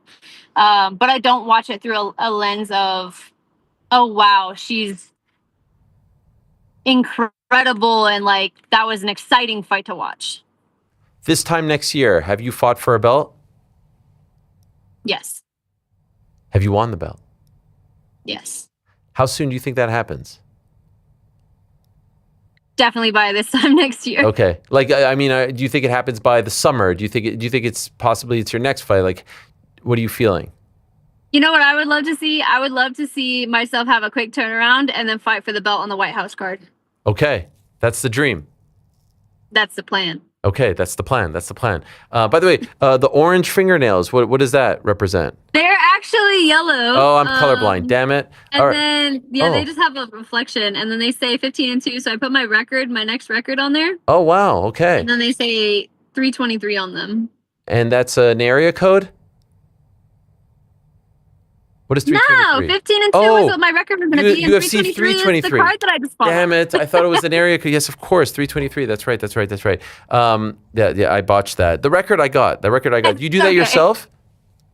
No, I went and got them done. Okay. A very exciting time. Paramount Plus, all this stuff. It feels like a good time to be involved in the sport. It feels like a good time for you to be back healthy. I know that recently you posted about this heartbreaking stuff regarding former coach of yours, Duke Rufus. How much was he on your mind and heart as you were fighting on Saturday and doing what you did? You know, here's the post here of you paying tribute to him. It was shocking. It was tragic. No one saw it coming. How much were you thinking about him? It was when I found out that he had passed away, it was kind of a surreal thing to hear. And it was actually really upsetting. Duke was a very impactful person. He taught me a lot. He was a very intense person. And for like the people that didn't know him, like he was a lot of people liked him and a lot of people acted like they didn't like him, but deep down I knew that they liked him because he really made you think about like, what you really wanted and what you really like, what you wanted to accomplish, and he made you a better person. And I know that there's a lot of people that he impacted on their life, and I definitely remember I had just thought about how there was I was thinking about him actually when I was warming up. I don't remember the exact thing that we were doing, but there's something that happened during my warm up and I was like, oh yeah, I did this with Duke. Oh, it was not exactly like the perfect memory. But we always get this is not a great tribute to Duke, but Duke stood up for me when they went to drug test me, and they tried to make me chug water. And I remember Duke being like, look, if you ever don't want to do something, you don't have to do it. It doesn't matter who you're fighting for, what you're doing. Doesn't matter how many times they tell you, you don't have to do it, because they wanted me to drink a bunch of water before the fight. And it was whoever was drug testing at the time. And I remember I was like feeling like, oh, I have to do the drug test. I have to do the drug test. And I felt bad because I was like, I didn't have to pee. And because I had just cut weight, and I was like, oh no, I have to drink water. Otherwise I'm not gonna be able to drug test and I can't fight. And he was like, look, you don't have to do anything for anyone. They will wait for you. You are the best in the world. Like, they will wait. And it was like, oh, like, like that meant a lot. And I know that it's just, something as simple as like drinking water and having to go pee for someone, but like those kind of things mean a lot. And it's just like a mentality that he teaches you of like, you don't have to do anything for anyone.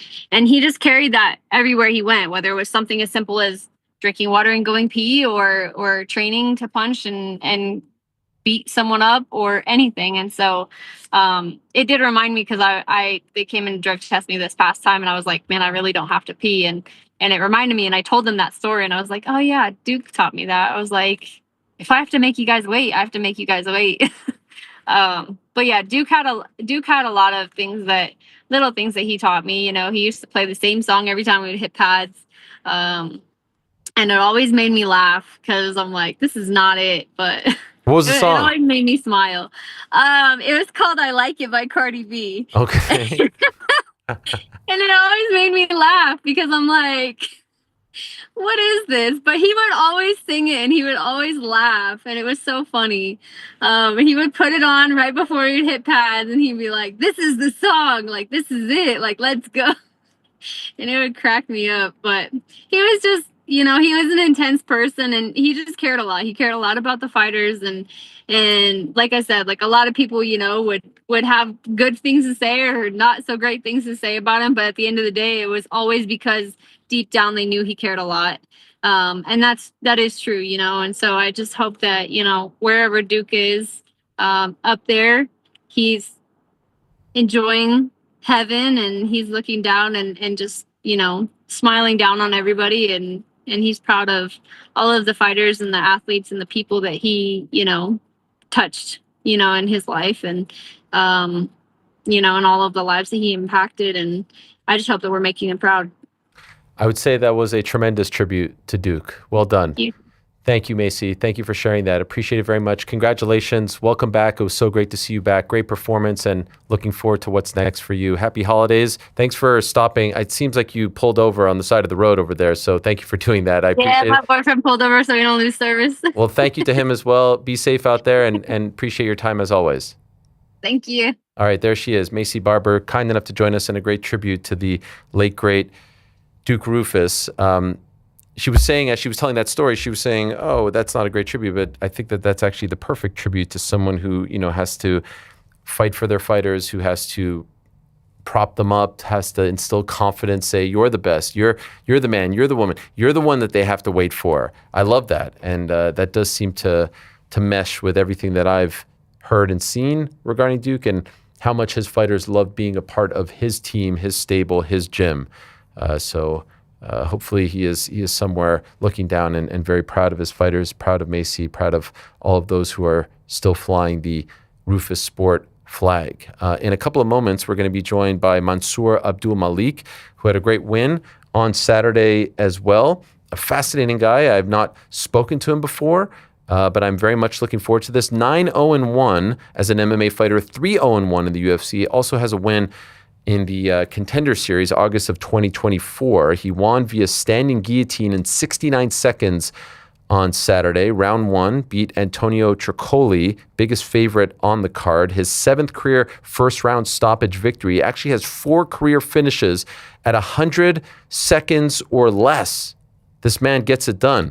But he's a very interesting and, like I said, introspective and, dare I say, somewhat intense individual as well. In fact, GC went through some tweets of his. There's a series of tweets that we have. Do we have the one that it's like boom, boom, boom, boom, boom? I think from July.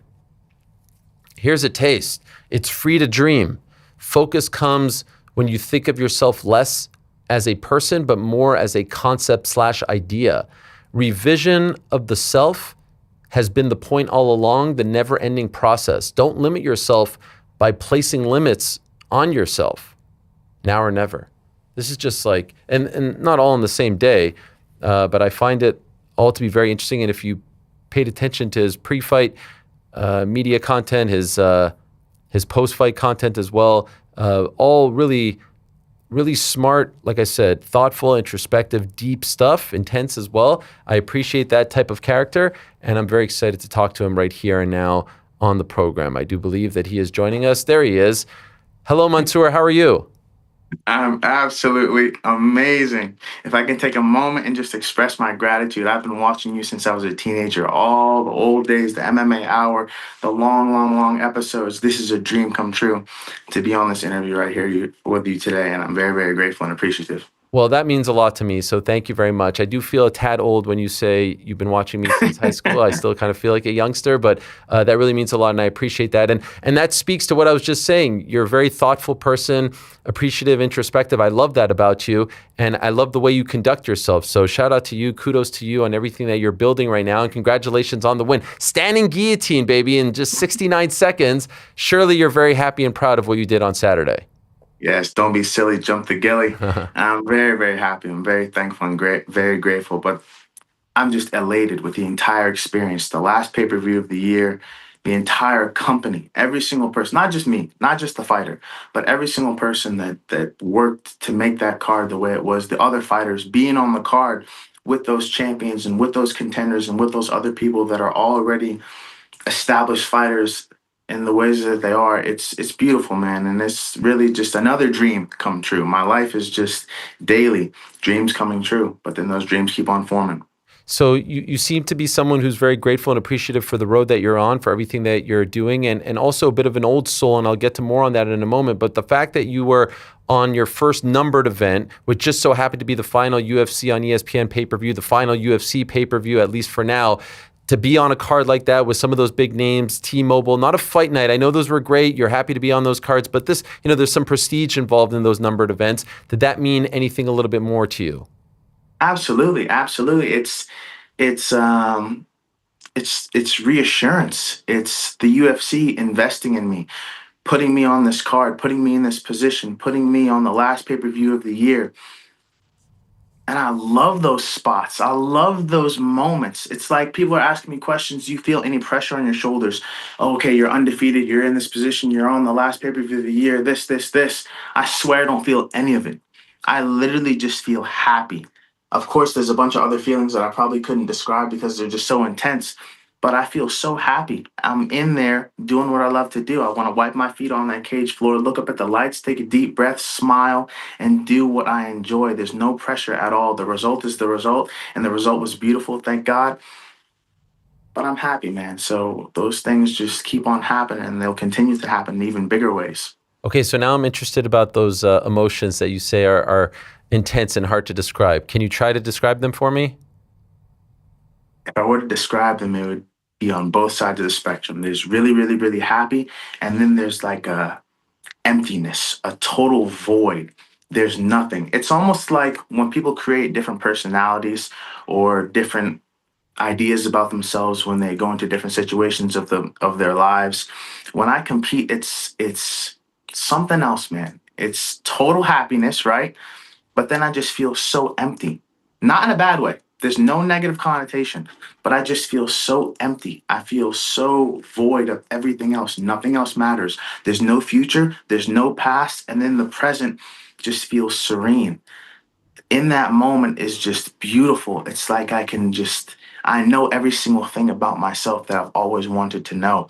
But then I don't know anything. It's like I'm nameless in there. There's no me. There's no Mansur. There's no family. There's no teammates or coaches. There's no one. It's literally just this idea of me, all the emotions that I'm feeling, and then my actions. And then I go off of that, man. I'm just flying inside that cage.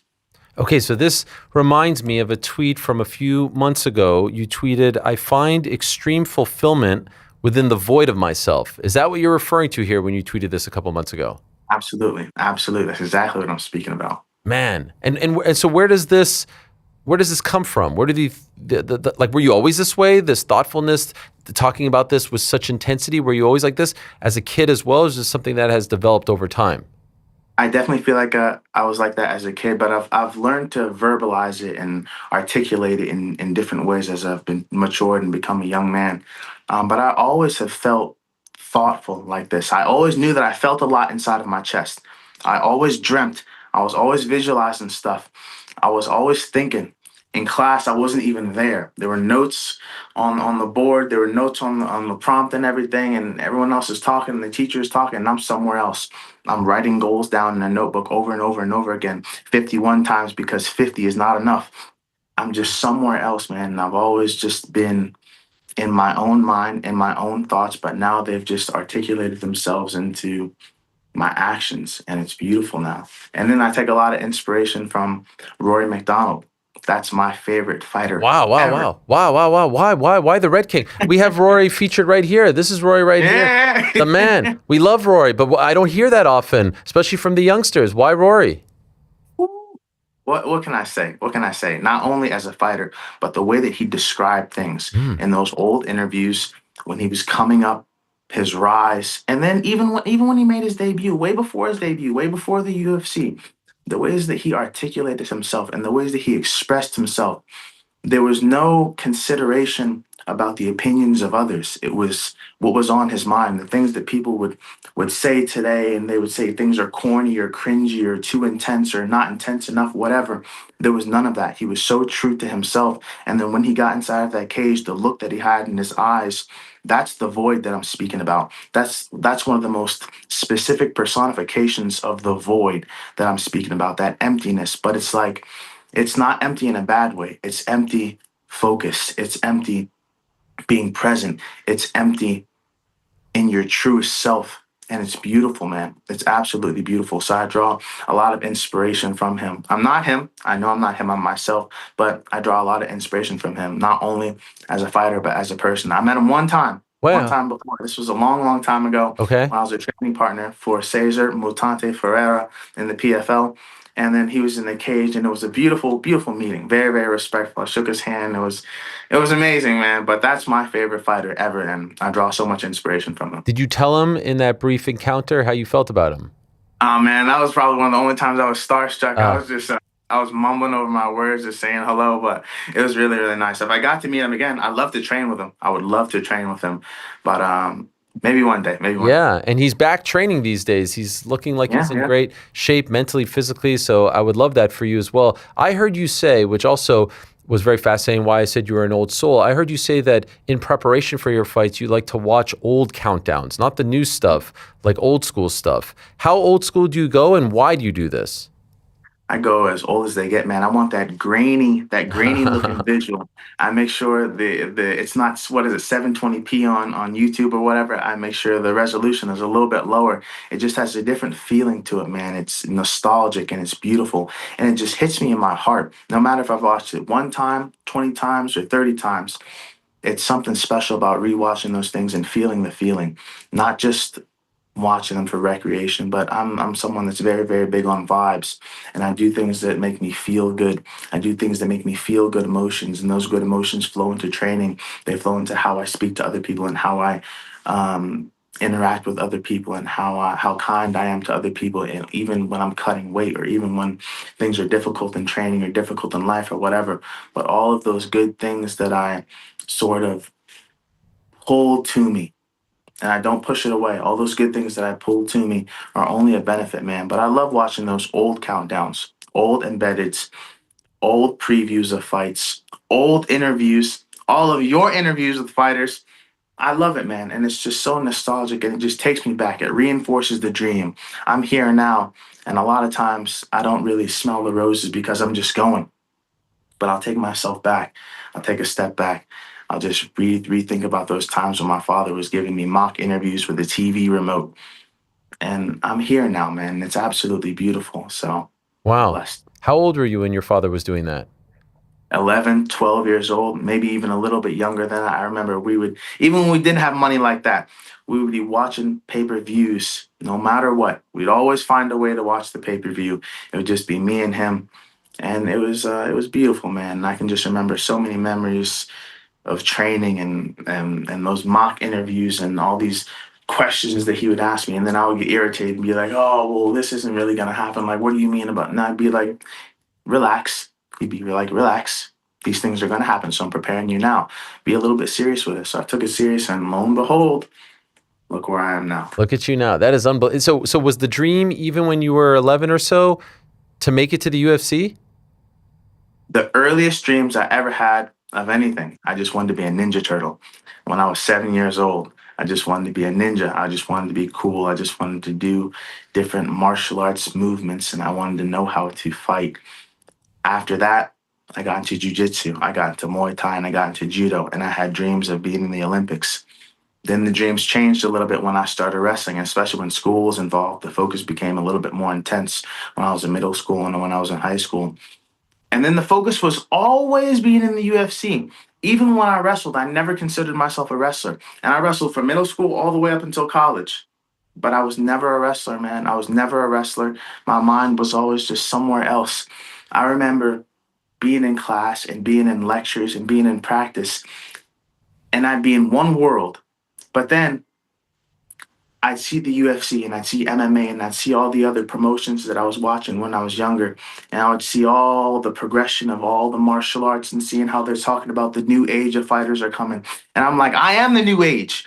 But then I'm wrestling, and I'm not able to exhibit my skills and present myself in that way because I'm sort of like in this world right now, learning this craft. But then I was like, it's time. At one point in college, I was like, it's time. I'm gonna move away from this. I cannot let these people do what I want to do, not in a jealous way or a bitter way, but like, this is me. This is me. I see so many people coming from the other disciplines and other things, and it's beautiful, and I'm very, very happy for them. But I'm like, I have been crafted for this. This is me. I am this. I'm not a wrestler. I'm a martial artist. True and full. But also, I don't even feel like a martial artist, man. I'm somewhere up here. I just think a lot. Gosh, man, you are a gem. You are a gem. You talk about, by the way, you talk about wanting to be a Ninja Turtle when you're 7 years old or so, and then wouldn't you know it, you end up where? University of Maryland, whose mascot is what? A terrapin, a turtle. And what do they play at the games? What do they play at those games? Look at young Mansur there.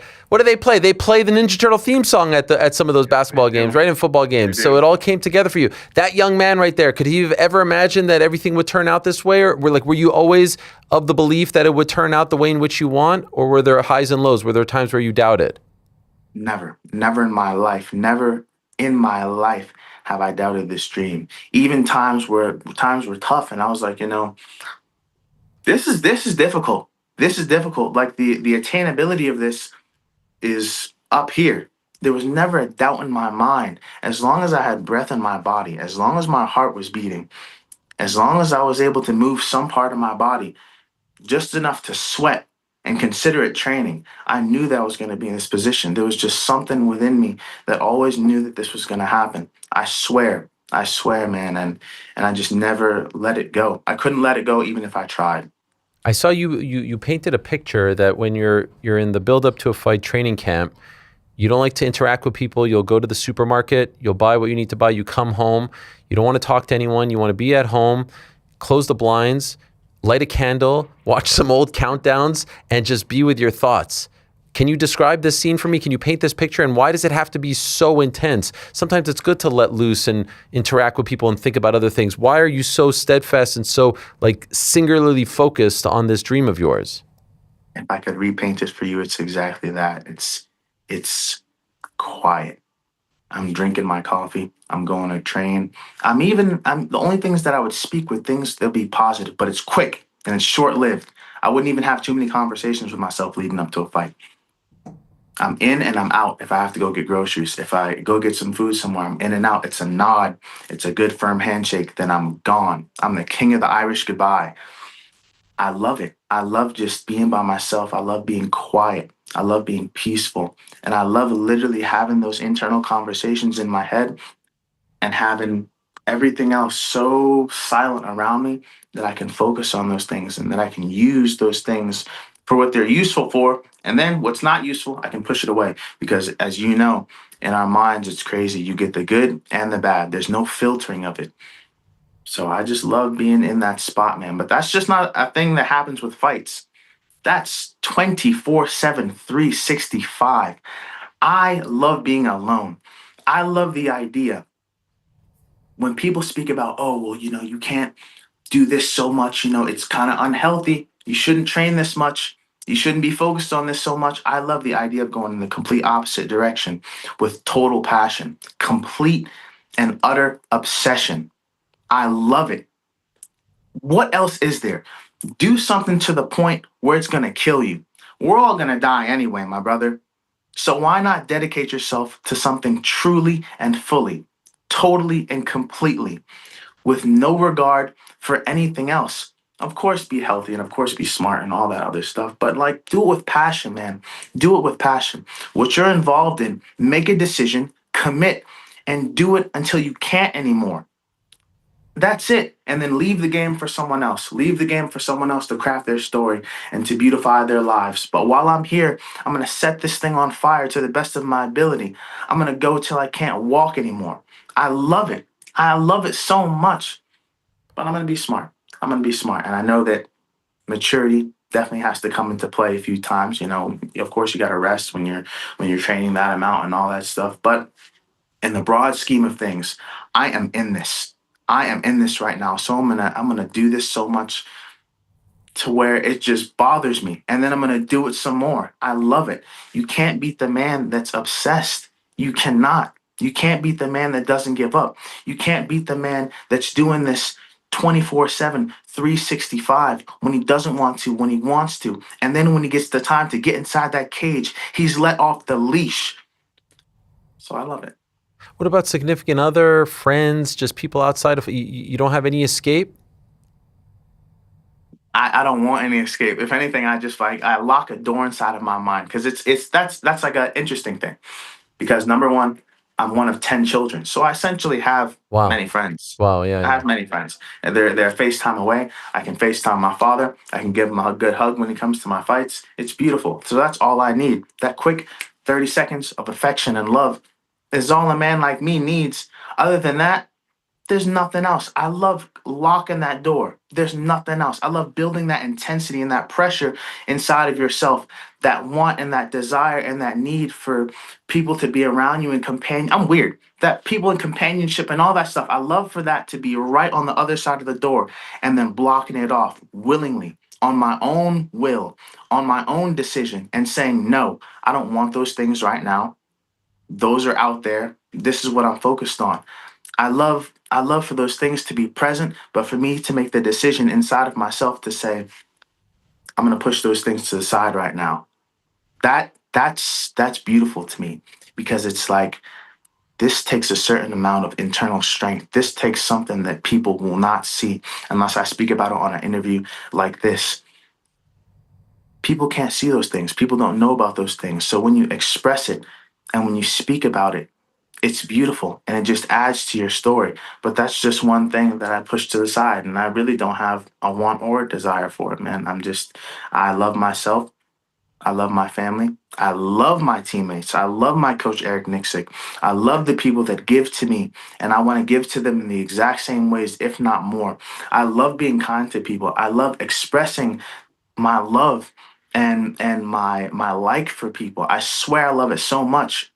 I love it so much to the point where it makes me feel bad. I'm like, am I expressing this because I like the way it feels when I express it, or am I expressing it because I like their company and I appreciate them as a person? So I go through those internal battles too, because I just love those things so much. So I have a very, very, very interesting duality to me. I love being alone. I love the serenity and the peace of isolation, but also I love people, and I love the people in my life, and I'm very grateful for them. Along those lines, back in August, you tweeted, "The rhythmic serenity of my own inhales and exhales emboldens me." And so I feel like this is what you're saying here. I'm curious, what prompts you to put this out there in the world? Why do you tweet this out? I tweet it really for me. If you look at those tweets, every single one of my tweets pretty much, if you think about it in a different way, I'm really speaking to myself. Oh yeah, I see that. Exactly. It would be like if I'm sitting across from a table with myself, I'm speaking to myself. And then I take serene and important moments in my life, I create a picture inside of my mind, and then I write that tweet. That was pertaining more so to a time in practice. In between moments and exchanges of wrestling, when someone says, go get a drink of water, all right, come back, we're going to hit live. All right, guys, practice is over. Let's circle up. Those quiet moments where you're taking those deep breaths and your heart rate is elevated. I just close my eyes and it's so peaceful to me. That's what I want. That point and that moment, that feeling and that exhilaration is what I love. I swear I love it so much, man. And then just to open your eyes and just to know that that part of your day is completed, and I'll return to this feeling soon. I'll return home soon. I'll go back to doing what I love soon. So it's a beautiful moment of excitement, man. And I swear I just love creating those pictures inside of my mind. I love daydreaming. I love thinking about those things and romanticizing them in the most beautiful ways that I can. And then writing them like that. I used to write a lot of poetry actually when I was younger. Oh wow. It might kind of show itself in those tweets a little bit, but I love speaking about things in a beautiful way. It's very inspiring to me. That's what it is. It's very inspiring to me, and it only reinforces the things that I feel inside of myself. What is it like to be a kid, 10, 11 years old, do practice interviews with your dad, watch fights with your dad, and now to be living that dream, to now be at a UFC numbered event, to be doing the press conferences, to be speaking to Joe Rogan? I saw how excited you were to be there. That only comes from someone who appreciates the history, who's been watching, who's been growing up with it. But now you're the guy, you're the main character. You were watching as a kid with your pops, and now you're actually living it. Most people don't get that. They dream a dream that is so far-fetched when they're a kid. My kids want to be NBA players. They're probably not going to become an NBA player. Let's just be honest. You are that guy. You're living it right now. Does it feel surreal? Does it feel sometimes like it's too good to be true? Are you worried that it's going to go away? How do you process all of that, considering you had this dream so long ago? I swear I've been trying to put my finger on what exactly this feels like. I promise you. It feels so weird. It's so strange. I swear to God, it's so strange. Every single thing. People only see the fights and maybe a little bit of build-up. Every single thing, down to a T, alhamdulillah, in my life is happening so beautifully and so specific to the way that it's supposed to be played out, to the way that I dreamed about it when I was younger. It's insane, man. It's like I go through these situations and these scenarios in my mind where I'm like, am I insane? Matter of fact, That Sunday after the fight, I woke up at 6 a.m. and I was like in like a little bit of a panic. I was like, I'm late for the shuttle to the arena. It's like, I was like, wait a second. I literally had to take like a good 15 seconds to get myself back together and realize, wait a second, that's over. Like I've won. That was yesterday. I literally go through these things inside of myself and on a daily basis, man, where I'm like, this is very weird. I don't know what it is, but it feels beautiful. And I just want to take it for what it is right now. I want to accept it for whatever it is. And I just want to ride this wave and I just want to keep on going. Maybe one day it'll hit me when I disappear in the middle of nowhere in some beautiful house. But right now, if it feels weird, it feels weird. No one said that it was going to feel the way it feels now. No one said those feelings were going to feel like they're going to feel now. We had the idea. We had the picture laid out. We had the dreams. We had the goals numbered all the way up to 51. But no one said these feelings were going to be like this. No one could truly give you an idea of what these things were going to make you feel, the feelings they would make you emit and all the emotions that they would bring up. So I'll just take it for what it is right now, man. And it's beautiful. It's weird. It's strange. Very, very confusing at times. But I love it. You mentioned your father and your relationship with him. Tricoli, your opponent's father, passed away. You went out of your way to speak to him about that, to see how he was doing, considering how close your father is to you. Was that before the fight or after the fight? And why did you feel the need to do that? Before the fight when I found out? No, when did you speak to him about it? Oh, that was right after the fight. I remember I had saw, it was like on Instagram or something. I saw like what is it, like a picture right before the interview, whatever that is. I remember seeing something about his father. So I made sure to ask him about that after the fight. I don't know why those feelings of compassion or care come up really immediately after a fight for me. It's like, it's so weird. It's like I'll almost feel a little bit bad. So I wanted to speak to him about that a little bit, and I asked him about it. I just wanted to express to him that I'm very, very sorry. I'm sorry that your father is not with you anymore. I know that my father is my best friend, so I won't say that I know exactly how you feel because I don't, man to man, but I know what my father means to me. And if your father meant anything to you like that, then that was very hard for you. And I'm sorry, and I hope that you're all right. So I just wanted to express that to him in the best words that I possibly could. And keep it at that, man. But my father's my best friend. That is my man. That is my dude. That's the most selfless person I can think of. 10 children, but he lives through none of them. He was an athlete himself, but he had a really, really, really bad injury and he was never able to play football again. But he has given everything and he continues to give.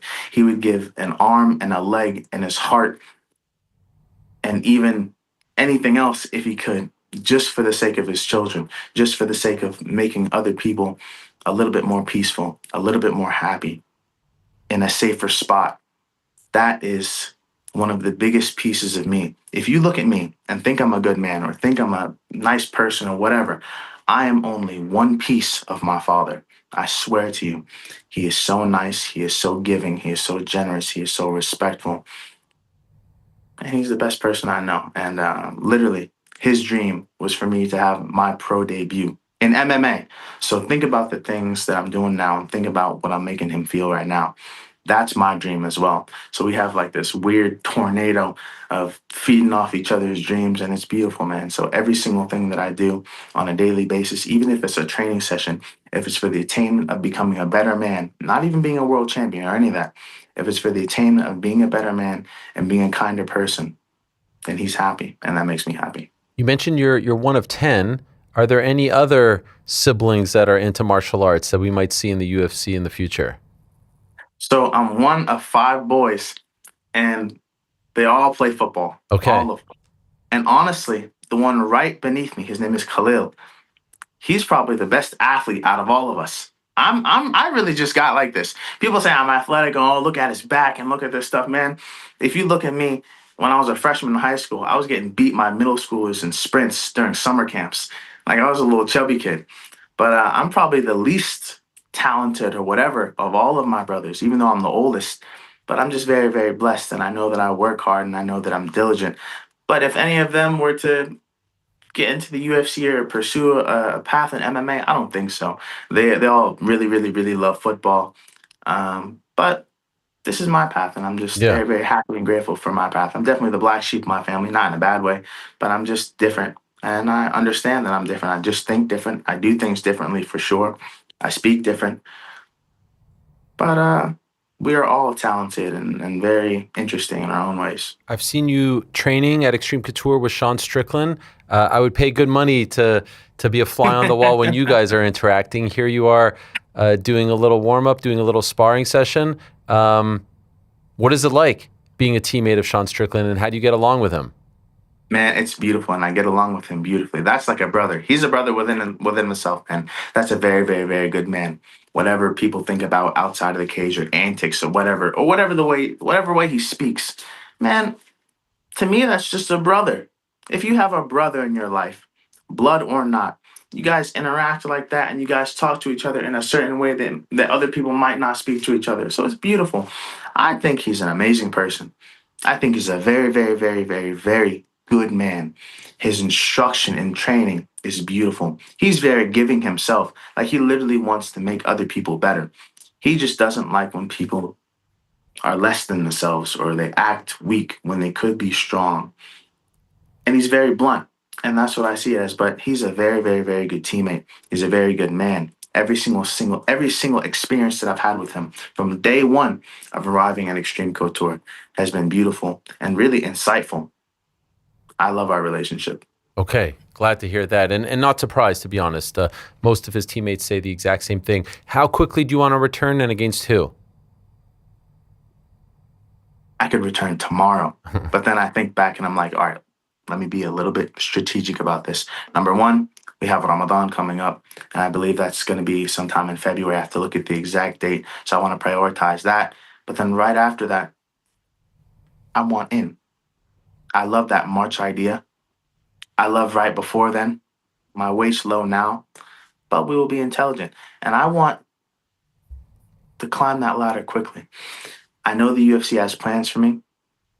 I know I have plans myself, but I want to climb that ladder as fast as possible. In terms of a specific opponent,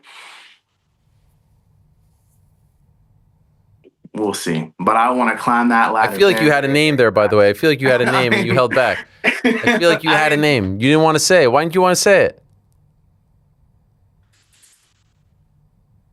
Because I can say some dumb stuff sometimes, and I can probably get. Tell us a name. Tell us a name. So, Shoot for the moon.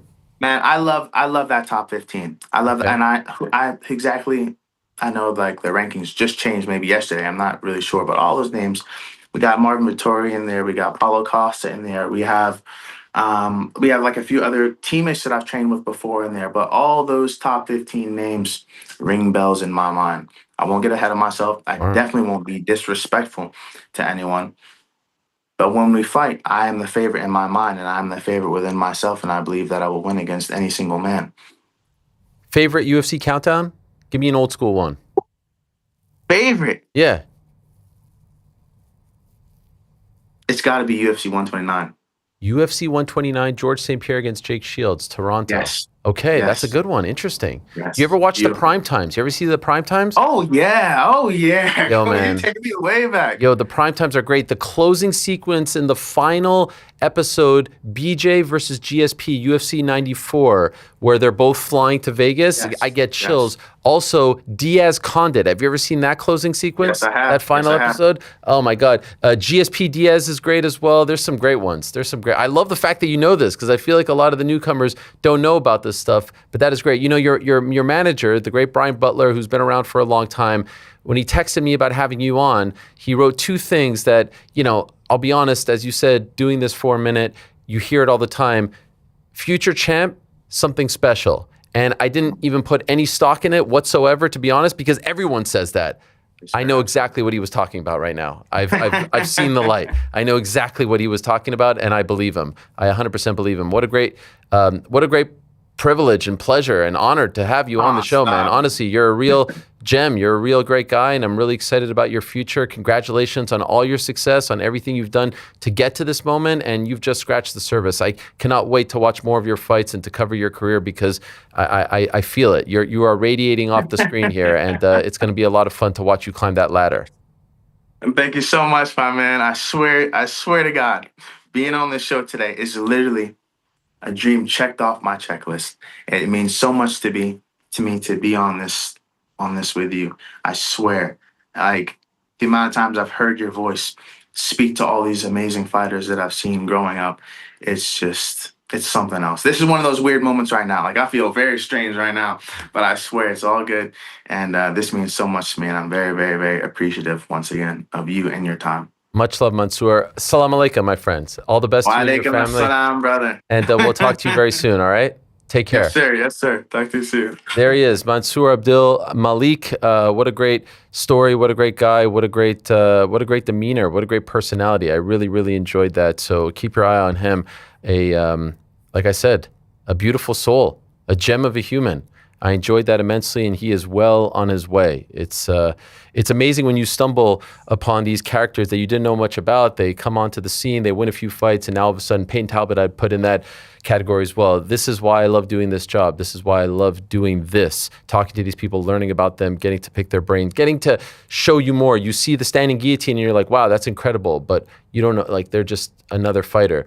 Now I feel like we're emotionally invested in this man, and I cannot wait to see him continue to do his thing. All right, so excited about that chat. I am so excited about this upcoming chat. This man has been around the world of martial arts for a very long time. He comes from the first family of martial arts, and on December 12th, this Friday, he will be competing in his first fight in about a year. It's Victory Fighting League, The Road to Redemption, December 12th, Terminal 5, New York City. Tickets available right now on access.com. That's AXS.com. You could get the pay-per-view via Meethhook. That's meethook.live/VFL. It's the return of Ice Cream Kron Gracie going up against Tom Picciano, and the one and only, the inimitable, the enigma, Kron Gracie is here with us in studio right here and now. Is he there? Yes, there he is. What's up, Kron? How are you, my man? Good, how are you? It's good to see you. Thank you for coming in. Really appreciate it. Thank you so much. Please have a seat. It's a little toasty in here because it's cold out there, so feel free to get comfortable. Good. How do you feel about this cold? It's brutal, right? I'm used to it. You're used to it because now you live in Montana, right? Yeah. Do you mind coming up to the mic, and maybe I'll move your jacket there just because the visual. Here, I'll put it somewhere for you. I'll put it somewhere. I don't want to put it on the ground. There's a lot of artifacts here you don't want to put it on. No, yeah. Here, I'll put it right over here. All right. Okay, so it's great to have you, my man. And really, I was excited when they told me that there was a possibility of you coming in. I'll be honest, I wasn't sure if you were going to come in because I know you don't maybe love doing the media stuff. Would that be fair? I feel like there's a lot of other things to do, before a fight. But sure. I'm here. I love it. Does it feel like I appreciate you. Okay. You're great to the sport. Okay, thank you. Well, I appreciate that. By the way, why Montana? Why do you live in Montana now? So when the pandemic happened, my gym got shut down, and then in California. Yeah. And then I went to Montana. I had a friend there, and then I had a gym open over there, and I was like, oh, over here they opened up real quickly, so I was able to have a gym. I was able to kind of go out and eat and go do things, and it wasn't really locked down. Is this close enough? No, it's not. Actually, they're going to get mad at me. Yeah, just if you can make love to the microphone, as they say in the business. So you chose Montana. Why there? And if you could talk into it. Yes. Yeah. Why Montana? Well, I had a friend who lived there at the time and who went there too. So I was like, it just was like the first place I could go. Okay. And how is it? It's cool. Yeah, it's cold. Definitely colder than here. So Yeah. this is not that cold. Really? Yeah. Okay. And for a guy who grew up in California, was it a big culture change? Yeah. But at the time, I was like really excited about it, because it was the first time I got to live in a place that was mountains and cold and had the whole rocky feel, training in the mountains. And I think it still is like a very precious thing to me where I like a lot of things about it. But as the years go on and as everything opened up, I don't have the same training and the same like support and the people around me like I did in LA. So that's why for the last 4 or 5 months, I've been in LA. Okay. Oh, so you went back? Just for this camp. Okay. Just for training, yeah. Training. And just easier to do my workouts, easier to find people to do stuff with. So, do you think there'll ever be a time where you move back? I don't know about moving back, but definitely spend more time. Okay. Yeah. Okay. So the last time we saw you in action was a year ago, and I want to talk about this opportunity. But why was it so long in between fights for you? Well, that was kind of not up to me. You know, I was trying to get a fight really like right back. I called UFC right after, and everything when I was talking was kind of really, you know, positive, you know, in a sense. And it just went on, time went on, and I never got a for sure answer. I never got a for sure nothing, but it seemed like they were kind of seemed positive about me having a fight. And then it kind of took a little longer time. So I got a manager, he spoke for me, and then that's what kind of sealed the deal that we were going to go our separate ways. Okay, so your contract expired, right? Contract expired. Did you want to stay? I wanted to say yeah. And did they give you a reason why they didn't, you know, work to get you back in? Well, that's the part that I don't really know for sure because it wasn't me speaking. It was at that point, it was my manager speaking, the guy I had at the time who spoke for the UFC for me. Because I was kind of like, all right, let's. I didn't want to be the one to pressure them, so I told this guy to be my manager and handle the situation. And then it just happened that way where before you know it, we were going our separate ways. So it wasn't necessarily what I wanted, but I understand, and you know, we can move forward from this. Was it a bummer? I mean, to be honest, I wanted to fight right away. You know, like I never wanted to fight so fast after a fight ever in my life. So I was like, I felt like I made a bad fight. I made a mistake, and I was so close, you know, in so many different ways, fighting a really good guy, a top 15 guy. And after the fight, I was like, man, I just made a simple mistake that I could fix like that. And like after every fight, I kind of already know what I should have done better. You know, like, you know, it doesn't take like a whole bunch of time or team to tell you like, oh, you made a mistake, you didn't do this, you didn't do that. It's pretty simple. Like you see it right away as me as an athlete. Every fight I win or lose, I kind of can see what I made a mistake on. And it was a bummer to not just be able to get right back in and show that I'm a lot better than that, you know, because that performance was weak, you know. What was the mistake? Well, the technical mistake was when Bryce was coming in both hands under. When I pulled guard, he couldn't elbow me, or he couldn't really slam me because both hands were under. And then when he came in on the last round, he came in with one arm over, and I pulled guard the same way, and that's when he was able to slam me. But not that I'm going to try to pull guard again or anything, but that was one mistake. Not fighting for... So Bryce was a really, really good wrestler, and I was always trying to stand up with him, and I was trying to box him. And then every time I'd land some shots, he would clinch, and then I would not want to get thrown down and let him land in a better position, so I would pull guard. But it was not really like my incentive to like pull guard and like do that. Kind of like what I did with Jourdain, it was a bigger mistake because I was like incentivizing the pulling guard. But with Bryce, it wasn't really that at all. I wasn't really trying to go to the ground with Bryce. But he clinched me, and I didn't want to end up in a bad position, so I didn't really fight the takedown or anything. I just pulled guard, which also was a mistake. So either way, pulling guard is going to be... It's gone? It's gone, you know. A lot of people don't pull guard in MMA, right? It's not a thing anymore. It's obviously more of a jiu-jitsu technique. Yeah, I feel like I'm comfortable there, you know, and a lot of people aren't, and that's why I can resort to it, and I feel really good. I don't take damage, and I can get a lot of things from there.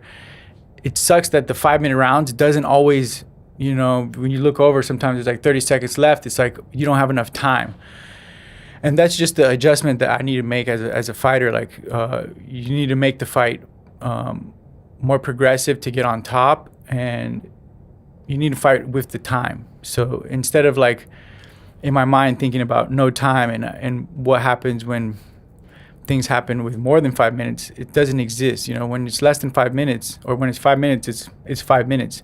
You could be building up something for 3 minutes, 4 minutes, and then right when you're about to get something, time is up. So the time it takes to cook a little bit is a little bit longer. And I understand that. And so, you know, I think the pulling guard thing is something I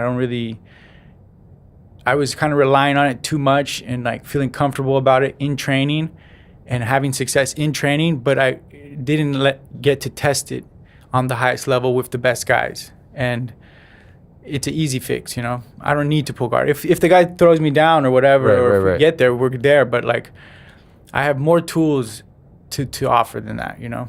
feels like there's a negative connotation attached to pulling guard. Like the fans view it as like a weak move, like almost like a cop out.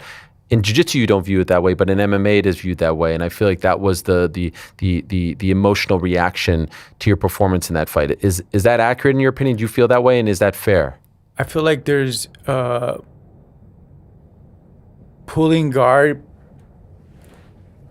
One, grappling in general is already looked down on in the UFC. You know, even when I seen people like in a good position, if it's nothing happening, people are booing. You know, even if you get a submission within 1 minute, sometimes you guys, that one guy who got Emmett in the arm lock, he got it real quick. People were like booing that he got him in a submission real quick. You know, like took him down, submitted him real quick. People are booing. So I think jiu-jitsu in general is like not as appealing to the UFC audience as much as striking and wrestling. But I think when it comes to pulling guard, for me at that time, it was kind of like well, you're going to take me down anyways. Why not end up in a better position for me than let you a little bit half guard or a little bit past my guard or on my back, something that is going to be worse. So since I felt like Bryce specifically was a good wrestler and he was going to probably get me down anyways, I was like, all right, let's just go here. But I feel like now, knowing that the fan base doesn't like that at all, I can fight. I'm a black belt in judo. I can fight it and try to throw and try to open things up a little bit more, you know? So there's a fine line there, because you're saying, okay, you know the fan base doesn't like it, but still, this is your bread and butter. And so how do you make the distinction of... When money's involved, that's when you make the difference. Okay, that's fair. And when I can't get a fight, I never thought that... Do you think that that's what happened, that no one wanted to be in business with you after that? I think so. I think not no one wanted to be in business, but I think that the fans kind of were... they turn on you. But that's the fans. But I think that it's hard to like sell something like that. You know, they're like, okay, we're trying to sell. Everyone's trying to make money. Everybody's trying to sell a business. So it's just what it is, you know. And the same way you lose fans, you gain fans. And one day you could have them, you can't. So I'm not like, I know my skills are up to date. I know I can perform really well at the highest level. I just need to, you know, package it up and put it on the skills on the table, you know. For that to be your last performance and have this layoff, even though you wanted to fight right away, has it been a frustrating year for you, because you probably wanted to erase the memory of that and have something on top of it, right? Yeah, but that's life. Life is all about ups and downs and how you deal with what's happening, you know? Like, it's always a challenge. Even when you're winning, it's a challenge, what happens around you. And, you know, that's a part of, like, me always competing since I was a kid. There's always, like, a wave of things happening. So I don't look at anything and, like, let it get me too down or let it get me too up. So if I win... Like when I won my first fight in the UFC, everybody was coming up to me like, "Wow, you're the best thing ever!" Like everybody in the world was like, I was like, "Whoa, guys, relax! It's my first fight in the UFC. Can you guys like take a break? Like we haven't even seen what's gonna happen." Because I know at that time I only had 5 fights, so I know I need more experience. I know I need more training. And then the same thing, you lose 1 or 2 times, people think you suck, and it's not either, you know. So. Even though the fans might have ups and downs with me, I don't have ups and downs with me. Okay. You know, I know where I stand in the world with training, with martial arts, with the people I'm fighting with in the gym. You know, anybody who trains with me knows what I'm bringing to the table. If I was getting beat up in the gym or was losing traction in any sort of a way, then I would be like, okay, but that's not happening, you know. You still love it? Yeah, I love training. I love fighting, what fighting brings, and it's healthy, you know. It's a healthy lifestyle, so yeah. How did you end up with VFL? Well, they contacted me. Okay. Yeah. And did you know anything about them when they did? No. So they've had 2 events. This will be their 3rd, and they seem like they're kind of thinking, you know, a little bit off the beaten path, doing things differently. A show at Times Square, this Terminal 5. I'll be honest, I don't know much about them other than, you know, I know it's not cheap to put on an event in Times Square, and so they seem to have something behind them. But you've been in this game a long time. You know about martial arts. Promotions come and go. From what you've seen so far of them, do you feel like they're in it for the long haul? Do you like the experience so far? Yeah, I feel like being a part of something new is interesting. You know, you never know what's going to happen, but I feel like there's some interest to being a part of something that's, you know, blossoming and being a part of it. But like anything, there's a learning curve, and like it takes time and experience to get good at anything. So I think that's just the case, you know. They've only had a couple shows. I'm happy to be a part of this show, and hopefully we can grow it and you know, see what happens from here. You don't strike me the type of person that has this, but I'll ask anyways, considering what happened in your last fight, is there a chip on your shoulder? Is there like, I'm going to prove you wrong, I'm going to show you what I'm all about mentality going into this fight?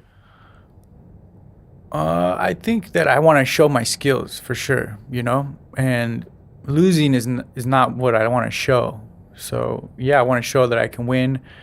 I want to show that I can perform in every platform of fighting, you know, striking, throwing, takedowns, ground, submissions, whatever it is. I want to be able to show it more. And I kind of think that people forget I only have 8 fights, you know. So even though I've been in the game for a while and I've been training for a long time, I'm still getting a lot of experience. After my last fight, after the fight before that, every fight in the UFC has been a great learning, you know, experience. And it takes that. And I kind of took a lot of tough fights, meaning guys that were really good, really soon, and was like, okay, I'm just going to fight the toughest guys I can fight. And in my heart, that's what I wanted to do. But,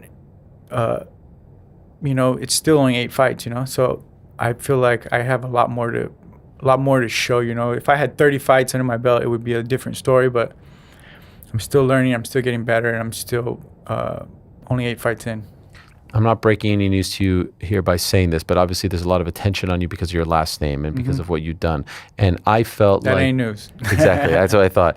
I felt like people viewed it as maybe you were the last one for a very long time to be able to have an impact in the UFC. Is that accurate, by the way? Is there anyone coming up behind you? I'm not hearing of anyone, and I know some of your family members have chosen not to fight MMA. They just do jiu-jitsu, and that's totally fine. But it felt like, okay, this was the last shot for some sort of like renaissance for the Gracie family in the UFC, the promotion that they helped build. Is there someone coming up behind you that you know of with your last name from your family lineage that can have an impact as well, or was it really on you to do that? I never really put that much pressure on myself. And I don't know, the family's big. People might pop up. There's a bunch of people. Sometimes they come up to me. They say they're Gracie. I never even met them before, you know. So I don't really know what's happening. But I'm focused on myself. And you never viewed it as like it's on me to carry the flag and the torch and yeah, more like my dad. You know, I wanted to represent my dad specifically and like represent in that sense. But the family's big, and even in this generation, just with jiu-jitsu, I was one of the few guys to really compete. So in my generation, there's me, Hajer, Kira, and a couple other Gracies that competed in just jiu-jitsu specifically. And then to be doing MMA and to have 4 fights in the UFC, I've already done more than any other Gracie in my generation. So Hollis as well? Hollis fought, yeah, but he fought once. Yeah. And then Hajer fought once. Right. And then, but again, it's not like everybody's doing their part. Yeah. You know, everybody's trying to compete and trying to fight who wants to. And I'm not really too worried about what they're doing, or I'm just trying to do what I can do. It just so happens that I kind of took it this far, but. Did you always expect to take it this far? Yeah, I expect to. Was fighting in MMA always a part of the dream for you, the journey, the life path? Okay. How is your father doing, by the way? He's good. He announced about a year or so ago that he was dealing with Parkinson's, right? Is he doing okay? Yeah, I think so. Is he able to train? He teaches. Okay. Yeah. So he's able to live with it at this point. And how's your relationship with him? It's okay. Okay. Does he live in Florida? Florida. Okay. Do you have a school in Montana? Like, do you have like I have like a private gym in Montana, and then I opened up I partnered with one of my black belts who has a gym in LA. Okay. So when I'm in LA, I have a gym I train at, and then I was training in San Diego at a friend's gym, and then in Montana I have like a private facility. Okay. Yeah. You were always. I had a big gym. Yes. Then it shut down, and I got a small one. Because of COVID and all that. No, I had a big gym in Montana. Oh, in Montana. Okay. Yeah. Why did it get shut down? It's a long story, but okay. Yeah. All right. You were always a sort of auxiliary member of the scrap pack as well, right? Mhm. Are you still training with those guys? Okay. Yeah, I was training with them on my way down to LA. Okay. Stopped with there, trained with Gilbert, his guys. Nate around? Yeah, I'm cool with Nate. No, but was he? No, he was in. I don't know where he was at the time, but I was training in San Francisco, and he's more in Stockton. Okay. Yeah. What about Nick? We haven't heard much from him. Me neither. Okay. So maybe not as active these days as far as the training, but Gil, Jake? Jake is in Vegas. Right. And Gil is coaching a bunch of good guys right now. So Okay. he has actually a fight card the next day after my fight. Oh, in San Jose? Yeah, it's like he has his. He's doing a thing with Scott Coker. Yeah. Yeah. So he has that going on the next day. So he's training all those guys. Everybody's getting ready for that over there. So he won't be in your corner. Who will be in your corner? Coach Tony and maybe Morango. Okay. So just potentially one person. One or two or three. Okay. Well, yeah. Doesn't really matter. I mean, coaches are important, but it's me and they're fighting. Your opponent. Mhm. Do you know his name? Tom, right? Yeah. Yeah. What's his last name? Something with a P. Yeah. Yeah. Pecciano, I believe. You know very little about him. Very little. Did you even do research on him? There he is, by the way, in case you're wondering. Yeah, I've seen that. Okay. I saw him for the first time when we did the face-off. It was funny because. Oh, there you were. Yeah, when I was there, I didn't know who he was, but I knew he had a shaved head. So I was looking at all these guys with the shaved head. I was like, is this guy? Which right one here? is he? Yeah. But yeah, it is. Do you know anything about him? I know a little bit. I seen one of his fights. He's tough. He can definitely fight. But I feel like people fight me differently than they fight everyone else. So I can't put too much attention into the video. And there's nothing like getting in there and seeing what they're going to do to me anyways. So I don't put too much attention into the video. And it's kind of like I grew up in a mentality where it was like no time, no rules, no weight. You don't know who you're going to fight. That's like what the stories I used to hear about my dad and everybody. You would train. There was no YouTube. There was no internet. You would just trained and then you fought. And then you guys saw who the better fighter was. And that's kind of where I come from. So I don't need all these other things that make somebody great today, A lot of fighters are great because they have a great team. They have a great corner. They have a great... in between rounds they got water break. They have somebody to tell them exactly what to do. They have all these things in the preparation with it's like scientists, and I didn't grow up with all that kind of I grew up with the basics, you train hard, you work on certain techniques, you do this, and then you go and you fight. So how would you describe the way in which you grew up in the sense that you're growing up in California with a very recognizable last name and a very influential family? 10 years old, 11 years old, when you're of that age, do you recognize that you're a part of something special? Yeah, when it was bring your parent to work, or when your parents would come in to show their work, it was a cool day. My dad would bring a trophy. So sick. But yeah, you must have felt like the coolest kid, right? I was the coolest kid when my dad came in with the trophy and his and the toughest guy, right? You got some other dads who are accountants, not really in shape. Your dad really comes doing in. anything. Yeah. Yeah, that was cool. The first time you stepped on a mat, the first time you put on a gi, how old were you? I don't remember. Do you think it was 2 years old, 1 year old? Probably. Yeah. Yeah. When you can crawl around, they're playing with you and, pushing your belly. So you grab the finger and you train your grip strength, Yeah. But these days, the Gracies had a big advantage because they were training since they were babies.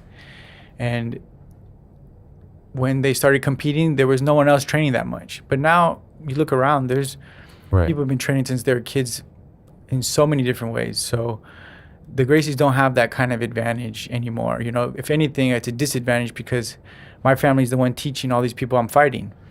So all the people that I fought have people who are in my family coaching somebody who coached them to fight me. Sure. So it's like an inflation with fighting for me because I'm getting paid less, I'm fighting tougher guys, and the time is shorter, and all these things that I wasn't trained for, I was trained for a long time, being able to use jiu-jitsu let the guy get tired, gas, train it forever. No weight, no rules. Those were kind of the what I was hearing when I was growing up. Those are the things I needed to be prepared for. You love the old Pride rules, right? I think Pride was the best rule set. Yeah. Because it wasn't too long to where it was so boring, but you could have a 10-minute round, I think is significantly different. Yeah. And then personally, if you could have 2 10-minute rounds, I already think the sport would change for the better. Why?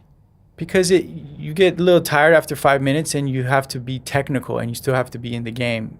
5 minutes, you can kind of work your way around it. You can do a little this, do a little that. And then 1 minute left, okay, I'm going to shoot for a takedown, and then boom, the round's over. You do that 3 times, you win the fight. With 10 minutes, you don't really have the time to plan because at 5 minutes, you start getting tired. You can't really plan what you're going to do after the next. And I felt like when I was training for a 10-minute round in Japan, it was a lot harder for people to keep up. And it would become a different fight. So 5 minutes, you can kind of plan around. You can work with it. 10 minutes, it really shows the skill level and it takes away the athleticism. And I understand that having no time is kind of not a good idea in many ways, but I think if I could pick, it would be, either one 15-minute round, one 10-minute round, and then 1 5, or one, for championship fights, 2 15-minute rounds, or 3 10. I don't know, something a little longer. I think we would see a lot more distinctive, like a lot less fights going to decision. I heard you say that before one of your fights, you were talking in an interview about your experience in Japan, and you said that they were kind of like playing games with you on weigh-in day, and you felt like they were trying to give you like they gave me a different scale. Yeah, is that true? Yeah, a different scale. So I don't know everything. So that you had to cut more weight. I didn't know for sure. But yeah. According to my calculations in my life and my experiences, they gave me a different. They had 3 scales in the locker room. Yeah. And then they had 1 scale for me. And then why? So then I stepped on the scale and I'd already weighed myself and I was on weight. And then I was 1.5 pounds over and I was like, this is weird. I was already on weight. They're like, no, you got to lose the weight. So then I lose more, still like over 500 grams. So I'm like, well, what are all these other scales doing here? And then whatever. I end up losing all the weight, make weight. And then later that day, I was talking to Gabby Garcia, and she was telling me the same thing. And she was like, oh, yeah, I was there, stepped on the scale, and it was 1.5 pounds over. Then I brought my scale, and I showed them my scale, and then they said, okay, no problem. And I was like, so then I had to just weigh an extra pound and lose an extra 1.5 pounds. And I don't know if it was malicious or what it was, but the fact that I had to lose the weight is a fact. Yeah. The extra weight. I thought maybe it was because of the family history. I mean, I don't know. I mean, there's always little tricks and stuff happening around fight time in the fight game. That's boxing. That's any kind of fighting is it's fight business. But that being said, I feel like so when I was thinking, okay, where may you end up, Rizin to me felt like a natural one because of the history, because of how important your family was to that region, to that, obviously to Mark. Did you speak to them? I did. Yeah, how'd that go? Obviously, it didn't go well enough. Well, maybe it was like, hey, get this one out of the way and we'll see you, next month or New Year's Eve. I don't know. I think it was positive to some extent, but obviously it didn't get the deal done. Right. Did you want to compete there? I think it was the next best event that was going to happen. I think like as an event, they're probably a really solid event. They're really enjoying a renaissance, I feel like, that whole region. They have a lot of good fighters and fights going on. I think that's positive. I also think it's a lot of money to go to Japan and to do your camp out there and to spend extra time out there, and it's just a lot of extra work, and if I'm not getting paid enough money, it doesn't make sense for me to be putting so much extra work. If I was getting paid more, it would make sense, but it didn't make sense at the time. Okay. Reading between the lines, perhaps they were interested, but only to a certain degree, and you didn't like the offer. I don't know. Okay, so that's, at least there was some interest. You do something great on Friday, that price goes up. Yesterday's price, not today's price, right? Definitely, the price is only going to go up from now on. Yes. Yeah. By the way, when you were a young kid, did you ever go to those Pride events? Yeah, I went to my dad's fights. Wow. Not all of them, but the Pride ones, yeah. What was that like? It was amazing. Yeah, it was 50,000 people in the Coliseum. A lot of people. It's crazy. When you were watching that, were you telling yourself, I'm going to do that one day? I knew at that point that I was going to be fighting, like, it's like everything's just put on a platter for you. You just kind of have to follow this direction. So, yeah, I mean, like training and competing and going and everything was just like, it seemed like that was the path. It seemed like when you were a kid, it was either that or skateboarding. Those were the two loves, right? Mm-hmm. How close were you to actually saying no to all of this martial arts stuff and actually trying to become a pro skateboarder? And obviously not close enough, but I think there was some things I wasn't that good. I was good at skateboarding, but I wasn't as good as like other kids in the other professionals at my age. Okay. So I put like an honest opinion, and I was like, I'm probably not as good as I would like to be. So I have a better chance working with my dad and working with, somebody who's the best. Okay. Did you go through high school? I did, yeah. And did you go to college? No. Okay, so like at that point, once you're that age, you were a phenom at that point. There was no need for any of that, right? Yeah, I kind of made a decision after like 12 years old. I was like, okay, I'm going to just start training full time. Wow. 12 years old? Mm-hmm. Wow. And what does full time mean as a 12-year-old? Like every class that was possible. So for me, it was like training from 3:34 till like 9 p.m. Okay. And then go to school? Well, I was going to school before, yeah. Okay, like during the day? Mm-hmm. And are your friends doing it as well, or are you doing like some of them were doing the classes and stuff, but yeah. You were like doing it at an intense level. Mm-hmm. Was your dad tough on you? Mm-hmm. In retrospect, do you think too tough? No, I think he did a good job. Okay. Do you have children? Mm-mm. Would you want them if you did to follow in your footsteps? I think to a certain extent, yeah. Okay. To a certain extent, they have to train. They should train. They should go through certain things, but if they want to compete, it's kind of up to them. Right. There's an interesting thing right now in the world of jiu-jitsu with these black belts being given out. There's a guy named Derek Moneyberg. Have you heard of this guy? Yeah. Do you know him? No. I had him on the show recently. Yeah, I saw clips of it. Okay. I mean, quite frankly, I think it's a Mickey Mouse black belt that he has. It's a Happy Meal black belt. And I know your friend gave it to him, but just from what I've seen, like how could you get a black belt without competing? How do you feel about this? I feel like can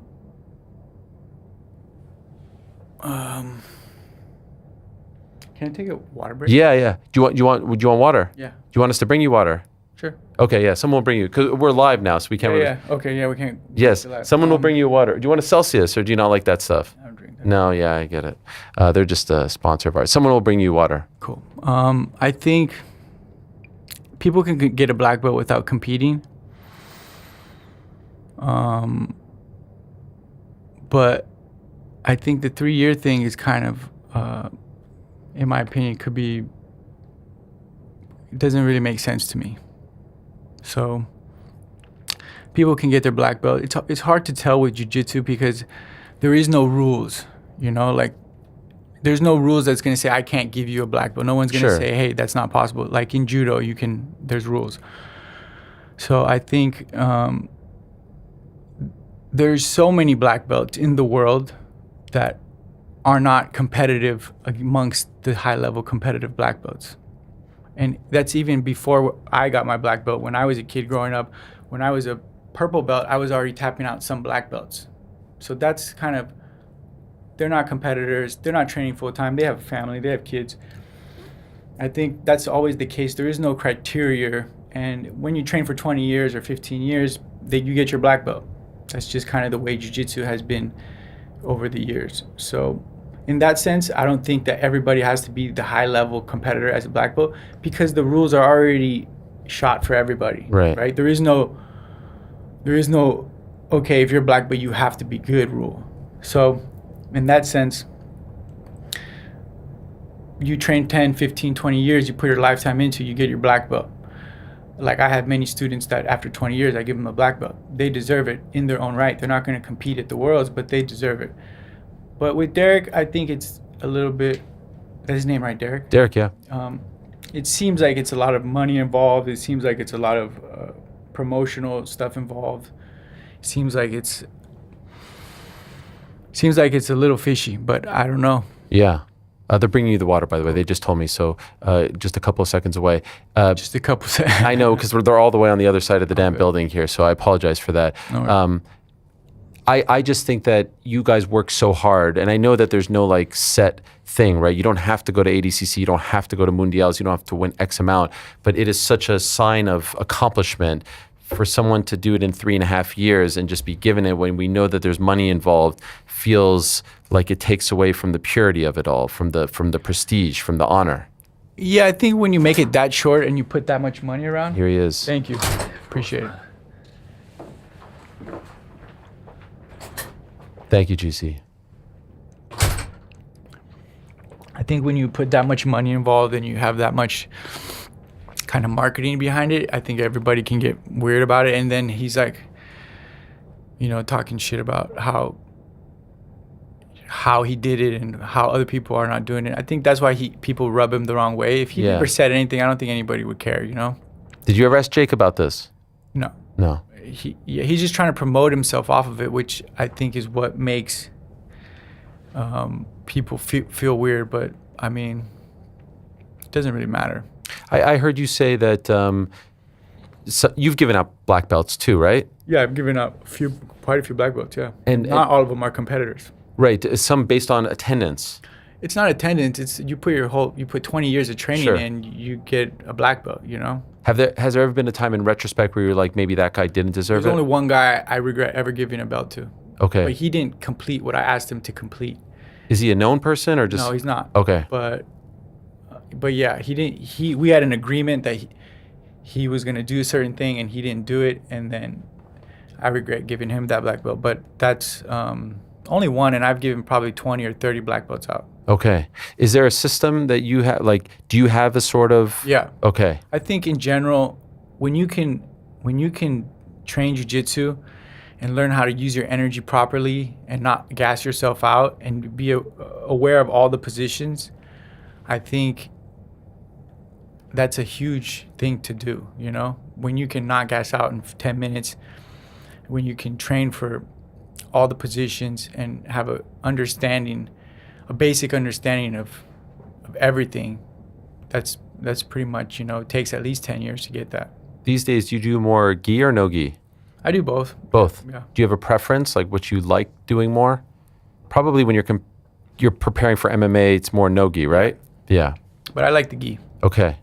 And the people I train with, they don't like hold my sleeves forever and just like stomp me out. So I created an environment where people are actually trying to beat each other instead of sweep each other. You were a teenager when you got your black belt, right? I was 19, yeah. Wow, that's unbelievable. Mm-hmm. I mean, like, again, to think that someone in their 40s would get it after 3.5 years, I don't have a black belt, obviously. I would never even dare to dream to have one at this point in my life because I haven't put in the time. So it feels like it cheapens everyone else's, but maybe I'm looking too into it. I mean, even before this guy got his black belt, there was a lot of people getting black belts that I didn't agree with. Okay. And I thought in my head, I was like, oh man, maybe I should just give all my students black belts and just cause an inflation in the whole game. Uh-huh. Obviously, I never did that and I wouldn't do that, but that's kind of like what my grandfather was wearing a blue belt. When he got to his later years of life, he was wearing a blue belt and he was like, oh yeah, these guys are all wearing red belts. They don't deserve the red belt. I'm going to wear a blue belt because, these guys. So it just goes to show it's not just now that people have been wearing belts that they don't deserve or that there is this doubt. And really what matters is your skills and your training, and that's what matters. The belts help some here and there, and it shows some people some sort of achievement, but really what matters is when you go to train, what's happening? How are you learning? How are you getting better? What are you doing? Are you giving up? Are you getting tapped? Are you doing this? Are you getting out? Those things are what really matters. And I really just stopped putting too much attention into the belt in general. So much to where there was a time in my gym where I didn't give anybody belts. I just was too worried about my training and my competition and my life. And so people would come up to me, oh, but this guy needs to be training. And then after running a business, you're like, okay, fine, you know? Yeah. Okay, I'll give these guys the belts. But there was a solid chunk of my life where I was not giving anybody belts, not because I didn't care or didn't look, but I was so focused on my training, and no one was like, wow. I'm like, whoa, this guy is so impressive. I need to give you a belt, you know, because I was not even impressed with myself. So yeah, that's the way. Just belts is belts.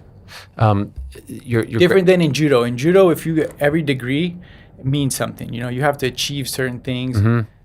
Every degree is a accomplishment. When fighters get it after a UFC fight, a black belt, is that funny to you? I don't know. I don't really think about it too much. Okay.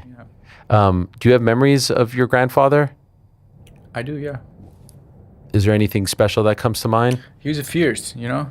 Till the day he died, he was a very fierce man, you know, warrior till the day he died, ready for anything, competitive. Intimidating to be around? Yeah, for sure, extremely. Really? Yeah. So like, could you talk to him? And I could, yeah, but like other people sometimes would get yelled. Everybody was getting yelled at. Really? Okay. Like, would he be at your house and you could just chill with him, or was it a different type of presence that he had? He had a solid presence. But you could chill with him. Okay. And was it always just, I feel like the way I view him, and this is with the utmost respect, is sort of like the way we view like Master Splinter from Teenage Mutant Ninja, or Yoda, like he's always wise and sage and giving you advice. That's the way we view him. I've never met him, obviously, never had the pleasure. Was he like that as well? Was he always trying to teach you things, or was it just like any other grandfather where he's just like around? No, he's definitely trying to teach you, and everything he says is the law, for sure. The law? Yeah. What do you mean by that? Like he's right about everything. Okay. What he's saying is what it is. Right. You know that thing that you do with your stomach? Who taught you that? Was it your dad or grandfather? My dad. Your dad. And you still do it? Yeah. And can I ask you, what is the benefit here? We're showing a video of you doing it. When is this from? How? This is like right when I got to LA. Okay. And why do you say don't try this at home?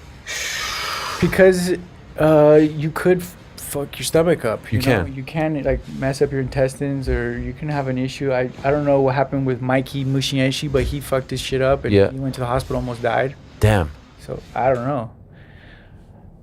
What is the benefit of this? I hit up Maycee on Instagram to see what exactly happened. Yeah. Because he was saying he was doing that, and then he went to the hospital and he almost died. He ripped his lung. Jeez. So I texted him, or I sent him a message. He never got back to me. He should have. He should have. Yes. But I think I got lost in his messages. But the thing that I do is I take my air out. So I have no air in my stomach, and then I'm moving my diaphragm. So I'm guessing, I don't know, I would like to ask him, but I'm guessing he had air in his stomach and he was moving it around, and then that's when you can probably cause some problems. So anything like that with your stomach and your intestines, if you don't have an understanding of what you're doing or know how to build up to it, you can hurt yourself. I mean, I've seen people hurt themselves doing really small things. So I say don't try that at home so you don't sue me if you try to right. You know, because you can start slow and you can build yourself up, and it is a simple thing, but you can, you know, obviously with Maycee, I'm curious, Maycee, tell me what happened with you, why you got your ribs sliced. He'll see this, and he'll respond. Cool. Get in those DMs, right back to Rio Kid. Yeah, I'm guessing it was because he had air in his lungs. Okay. Because it's never happened to me. I've never had any issues. But I'm also sensitive, you know. I'm not going to push something if it hurts too much, you know. Sure. Now, do you do this every day? Yeah. Wow, like morning, before training? Usually around training. Okay. After training. And how long does it last? Or if I'm in the sauna, 15 minutes, 10 minutes. And when your dad's teaching this to you, as a kid, you could mess it up too, right? Did you ever... He never gave me the chance to mess it up. Okay, wow. He never said that there was a mess up. But he was very clear that you move through your diaphragm, right? So the whole thing is you don't breathe through your chest, right? When people get panicked, they breathe here, and that's only filling up a part of their lungs. When you breathe through your diaphragm, you're filling up all your lungs. So when you start, you lay down, and you just move your belly, right?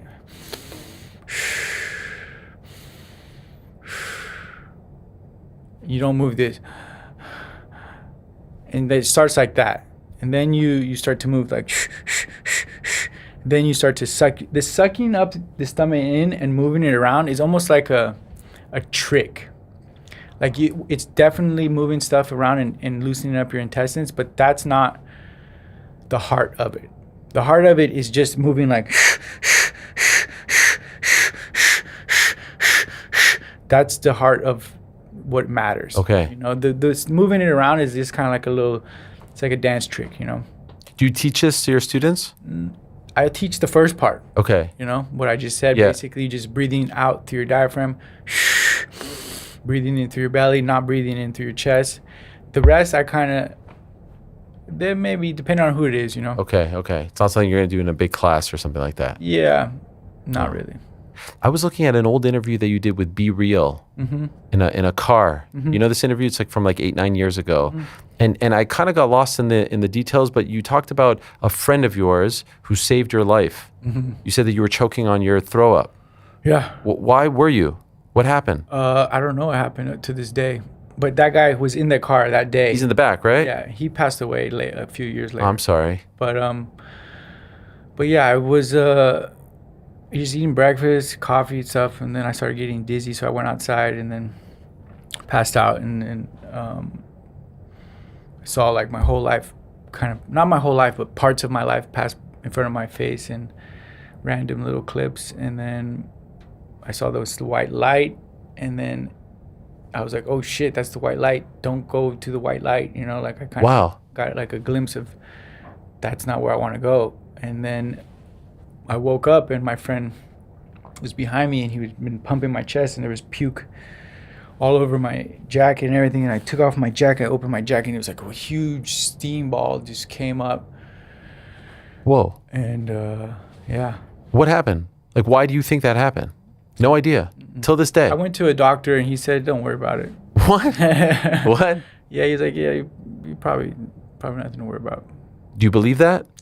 I don't know. I mean, I think there was it was right after one of my fights, so maybe I was drinking, maybe I was not sleeping, maybe, you know, right. too much coffee, maybe, I don't know.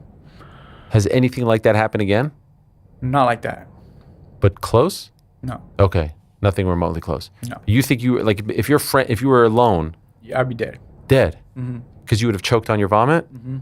Yeah, Oh. when he came out, he told me that I was stuck on the chair with like a little bit of vomit, Damn. like choking. Damn. And I was stuck, and then he came out and he said he was pumping my chest for like over a minute and he's a big, strong dude, and he finally got it out. And as soon as he got it out, I was breathing again. Golly. Mhm. And can I ask what happened to him? He died of fentanyl. Oh man, Mhm. I'm sorry. Yeah. Was he a good friend of yours? Great friend. Okay. Like saved your life. Yeah. How did that? After that, I bought all of his dinners and everything. I could pay for years. You know, he was all expenses paid with Merv. Man. Mhm. You're someone who cares a lot about diet and health and whatnot, right? Like, you used to be a pescatarian. Are you still a pescatarian? No. What are you? I stopped eating. I started eating meat. Okay. Right around the pandemic time. Okay, and now? Meat. Meat. Yeah, just good meat, you know. But I eat meat. I avoid like sugar and try to eat everything organic. But yeah, for the most part, like I avoid processed foods, but I eat meat, seafood. Okay. Yeah. And you're a big believer, like, you know, science and stuff like that. You were outspoken to a degree about COVID and everything like that. Mhm. I think you would probably feel now that you made the right choices, right? Do you mean like for what part? Well, because I remember when you took a bit of a hiatus from fighting, Mhm. right? I think there was talk that you didn't want to kind of partake in that world. You wanted to wait for the storm to pass, and then when things were a little bit normal, then you can resume your career, right? Yeah, I didn't know what was going to happen. I don't think anybody did. Yeah. I think everything was locked down for so long. It was really difficult for me to get motivated in that lockdown time. Yeah. So that was at least 2 years where it was kind of really locked down. And after that, it started opening up. I was like, okay, now we can start training again.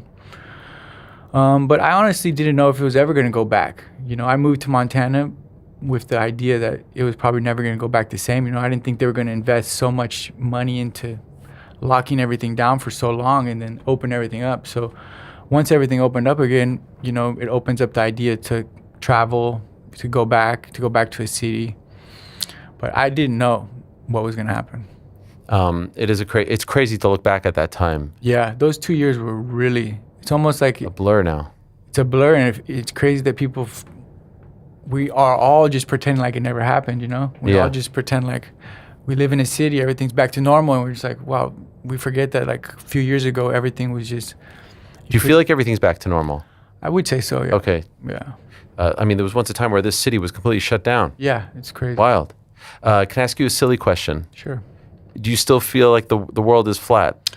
I really don't give a shit, really, to be honest. That comes up a lot with you. Yeah, it comes up, but, you know, I really don't care, you know? Like, it doesn't make no difference in my mind. I'm just curious. I don't think less of you if you think that way or more. I'm not that type of person. Mm-hmm. I like interesting people, and that's why I was so excited to talk to you.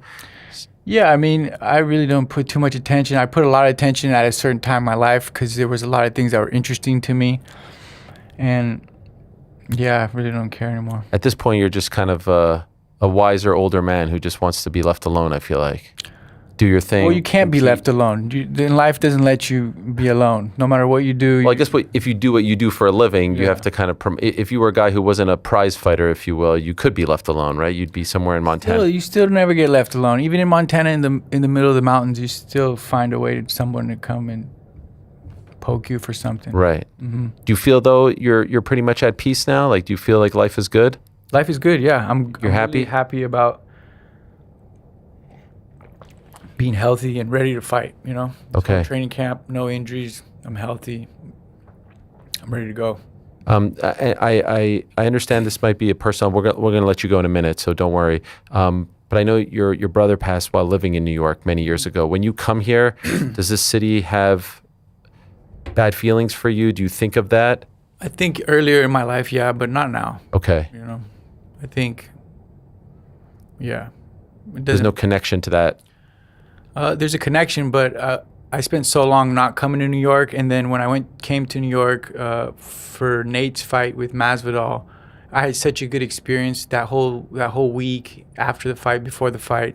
Outside of the loss was horrible, but we had a great time, and you know, I don't have any bad feelings towards New York. I like it. You know, it's a cool city. There's a lot of good food, good people. It's a good mix.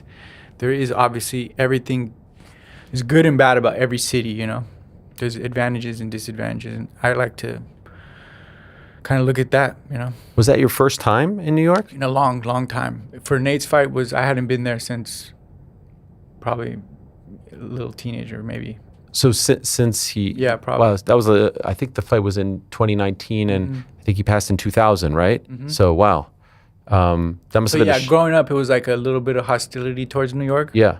But I'm over it. That's gone. Yeah, my dad didn't like listening to East Coast rappers for a long time. For that reason? Yeah, but I always listened to it. So you're more of a West Coast guy anyway. I'm West Coast, but I listen to East Coast rap too. More Tupac than Biggie. But they're both good. Right. Purge on Friday, we walking out to that or no? I don't know. I haven't even thought about it, really. You haven't thought about it? They haven't asked you? They have. They've been bugging me trying to get a song, but I've been kind of trying to do other things. Like what? Like find a song that plays, you know. Is it tough in New York to find those things? I just had to find everything. Okay. And when you're working for it takes a little time to do shit on your own. When you're working for like an upstart promotion, when you're fighting for one, it's not quite as well oiled as the UFC, right? Mm-hmm. Are you experiencing that to a degree? Yeah. Yeah. But it's all good. You'll get there. Yeah. All right. Well, it's Friday. It's this Friday, December 12th, Terminal 5 in New York City. There it is. The return of Ice Cream Kron. Are we still going with that? Sure. Yeah, sure. I think it's one of the great nicknames. Kron Gracie, whatever. I think it's one of the great nicknames in the history of combat sports. At this point, they call me whatever they want. Nah, man. You're the man. People love you. Yeah, look at that. People are excited about this. I appreciate it. I feel the excitement. They were excited that you were coming on today. I feel like there was a lot of people like, holy shit, Kron Gracie, here he is. Yeah. So I wish you the best. Thank you for coming in. Appreciate it. I'm sorry for putting you through the torture of a 1 hour conversation. No, this is great. It's been great. But I enjoyed it very much and really excited about you being back and looking forward to seeing what you're going to do on Friday and beyond. So all the best to you. Good luck. There he is, the great Kron Gracie, in action this Friday, VFL, their third show. They're doing big things. If you're in New York City, go to AXS.com to buy tickets. Terminal 5, beautiful venue. Have you seen it? Yes. Yeah. Oh, yeah. That's where you did the face-off, right? Pretty cool spot, right? Nice. Yeah, cool spot. So it's this Friday, December 12th. Go check it out. We'll say goodbye to Kron. Be back with Caroline Dubois, the newest member of MVP. Don't go anywhere. Since November 17th, I believe, was the day that Anthony Joshua, Jake Paul was announced. We have gotten the announcements of Anthony Joshua, Jake Paul. Yep. Justin Gaethje versus Paddy Pimblett for an interim title. Alexander Volkanovski getting a rematch against Diego Lopez for the featherweight title. Rumors are now swirling. Betting favorite to get the title shot against Islam Makhachev is one Kamaru Usman. So we might get another undeserving title shot at 170. And now we're hearing rumors as well of Katie Taylor potentially fighting in a boxing match against Ronda Rousey. Yes. This has all happened in like the last 20 days. And it's just like, what is going on? But Cheeto? Is Cheeto there? No. That Frank? What the fuck is going on, bro? There it is. Pretty sure I was like, Frankie, have that thing ready to roll, baby. Yeah, man, what is going on? What are these fights that are getting made? Man? Why are they getting made? What is going on? It is a bizarre time, but circling back to something we kind of said a little while ago, if we were just transparent about this, I really don't have much of an issue. Let me start with maybe the UFC side of it, right? If on the UFC side of it, they're like, if Dana White would come out and instead of, this being like, Armin and Justin are so deserving and they're the best guys available and we're going to do it. He was just like, you know what? Ilya's on the shelf. He said it himself. Ilya's not going to be available in the first quarter. We have to move this division on. We're going to give it to Armin and Justin. We're going to give it to Paddy and Justin, and Armin might get next. Just talk to us as if we're not stupid. Talk to us as if we can understand these things. You know what? Mavsar was the number one contender, but we just don't think this is going to be a fantastic fight. We got to sell tickets. We're going down to Perth. We're going to put Diego Lopez in there with Volkanovski because this is the fight that fans actually want to see. You have been telling us all along that you don't want to see Mavsar. We're listening to you. We're putting a guy in there that's going to give him a hell of a scrap. We saw this fight already once. It was a great fight. We're doing it again. If we were just transparent about all these things, I'd have a lot less of an issue. Instead of pretending that there's some kind of meritocracy here or that there's some kind of justification for doing these things. If they went into it and said, Kamaru Usman will get a shot against Ilia Topuria, against Islam Makhachev because he was one of the best welterweights of all time. Islam wants to be one of the best welterweights of all time. We're going to do it. We're going to solidify that, and then we'll get back to order. We'll start knocking off some of those contenders. Ian Gary, Shavkat Rakhmonov, guys like that, we'll get right to them. Just say this. I don't know if anybody's going to really poke too many holes in that or have much of an issue. There might be the fans of those individual fighters that are like, well, what about Lerone Murphy? What about Mansur Abdul-Malik? But ultimately, if the UFC is putting on fights that people want to see, I think they can get over that, but it's the shadowiness of it. It's the faux justifications of all this nonsense that kind of cause the friction. All right, so I think the shadowiness, but I do disagree with the fans just accepting it because I think there's just the case for Lerone Murphy is right there. He's undefeated. He's 9-0. He's coming off a massive knockout win. Sure. It's not like it wouldn't be a good scrap with Volk. Same thing at 170. It's just I actually think a Michael Morales fight with Islam would be more exciting than with Kamaru Usman. It's of just how can I be a fan of this sport if I'm never going to see the matchups that I want to see? Yeah, and it's a fair point, and the justifications are going to be different for each. Maybe that applies more for the Diego Lopez one, where it's yeah, that dude's going to come in and scrap, versus there will be less people who are expecting a banger out of Lerone Murphy or Mavsar. Whereas with the Kamaru case, to your point, maybe Michael Morales might be the most exciting or interesting option.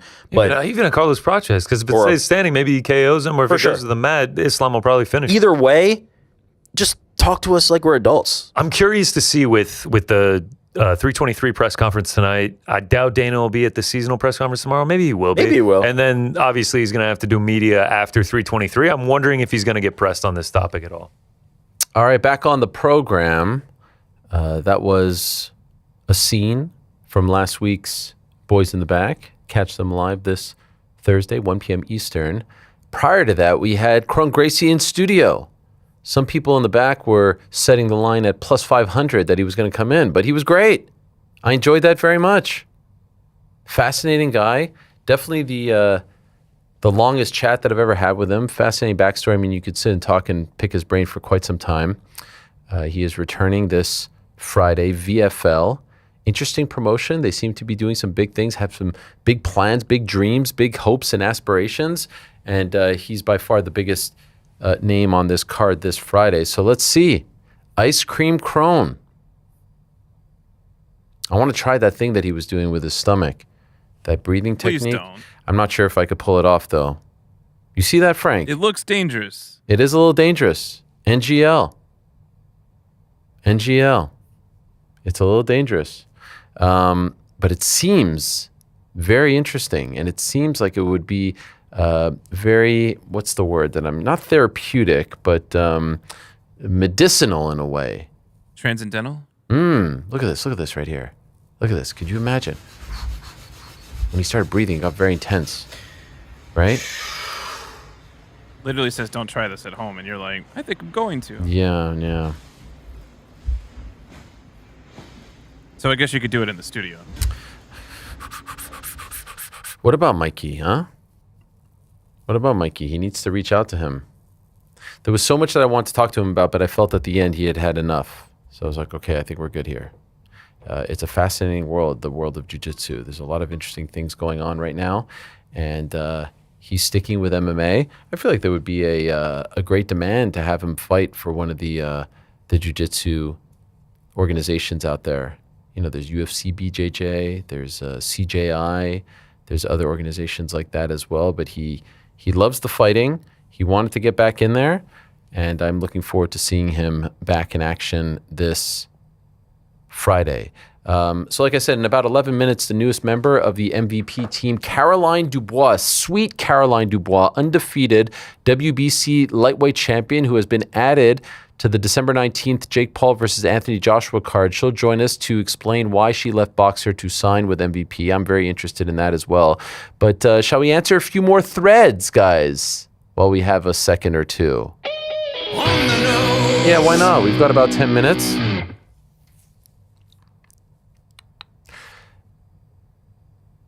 I'm struggling a little bit with the names. Han Hewen asks, question for Frank. Given that there are many people speaking on the show, how do you maintain a consistent volume throughout the show's duration? It's a great question. So I have to... And also, if you could also answer how you maintain like no crackling from the guests' microphones. That's, I think, like a... You good? Yeah, no, I just wanted to know... You all right? Please. So I... combination of things. Have to use compressors, have to ride the fader a little bit. And then there's this little thing called the Dugan Auto Mixer. You should look into that. Okay. Would that be for the pizza issue? Keep going. Okay. Keep going. Good to know. Mark Car 55, since the Paramount deal got announced, nobody's asked Dana since, but how do you think the champions are going to be compensated, if at all? Now that another person asked that question. And yeah, they say they're going to figure it out. So let us see. Here's Chasing Ghost 9. What up, Ariel? Shout out to the boys in the back and the Goat Pizza. Guys, please rank these embarrassing moments. Well, I could read them. Is there anyone there to rank them? Perhaps, Frank, you want to rank them? You've never done this before. Give it a Rick's the only one that's going right. Okay. Okay, here we go. You're the blind ranker. Getting called out for overreacting by your favorite fighter. 1. Okay. Getting blocked by one of your favorites on Instagram. Yeah, that's 2. I'm sure Rick would have it 1 though. What's up? Shitting in your pants on a family trip. Also 1. I'm sure you would have it 1. Yeah. I'll go 3. I actually didn't. I mean, I was 10 years old. But if you did it now. Yeah, sure. That would be bad. And then there's one here that I'm not really sure what he's referring to, but I'll read it anyway. Kissing your mom's ass. I'll go 4, but I think Frank would probably... Actually, Frank would probably have it 4. He thought it was normal to do.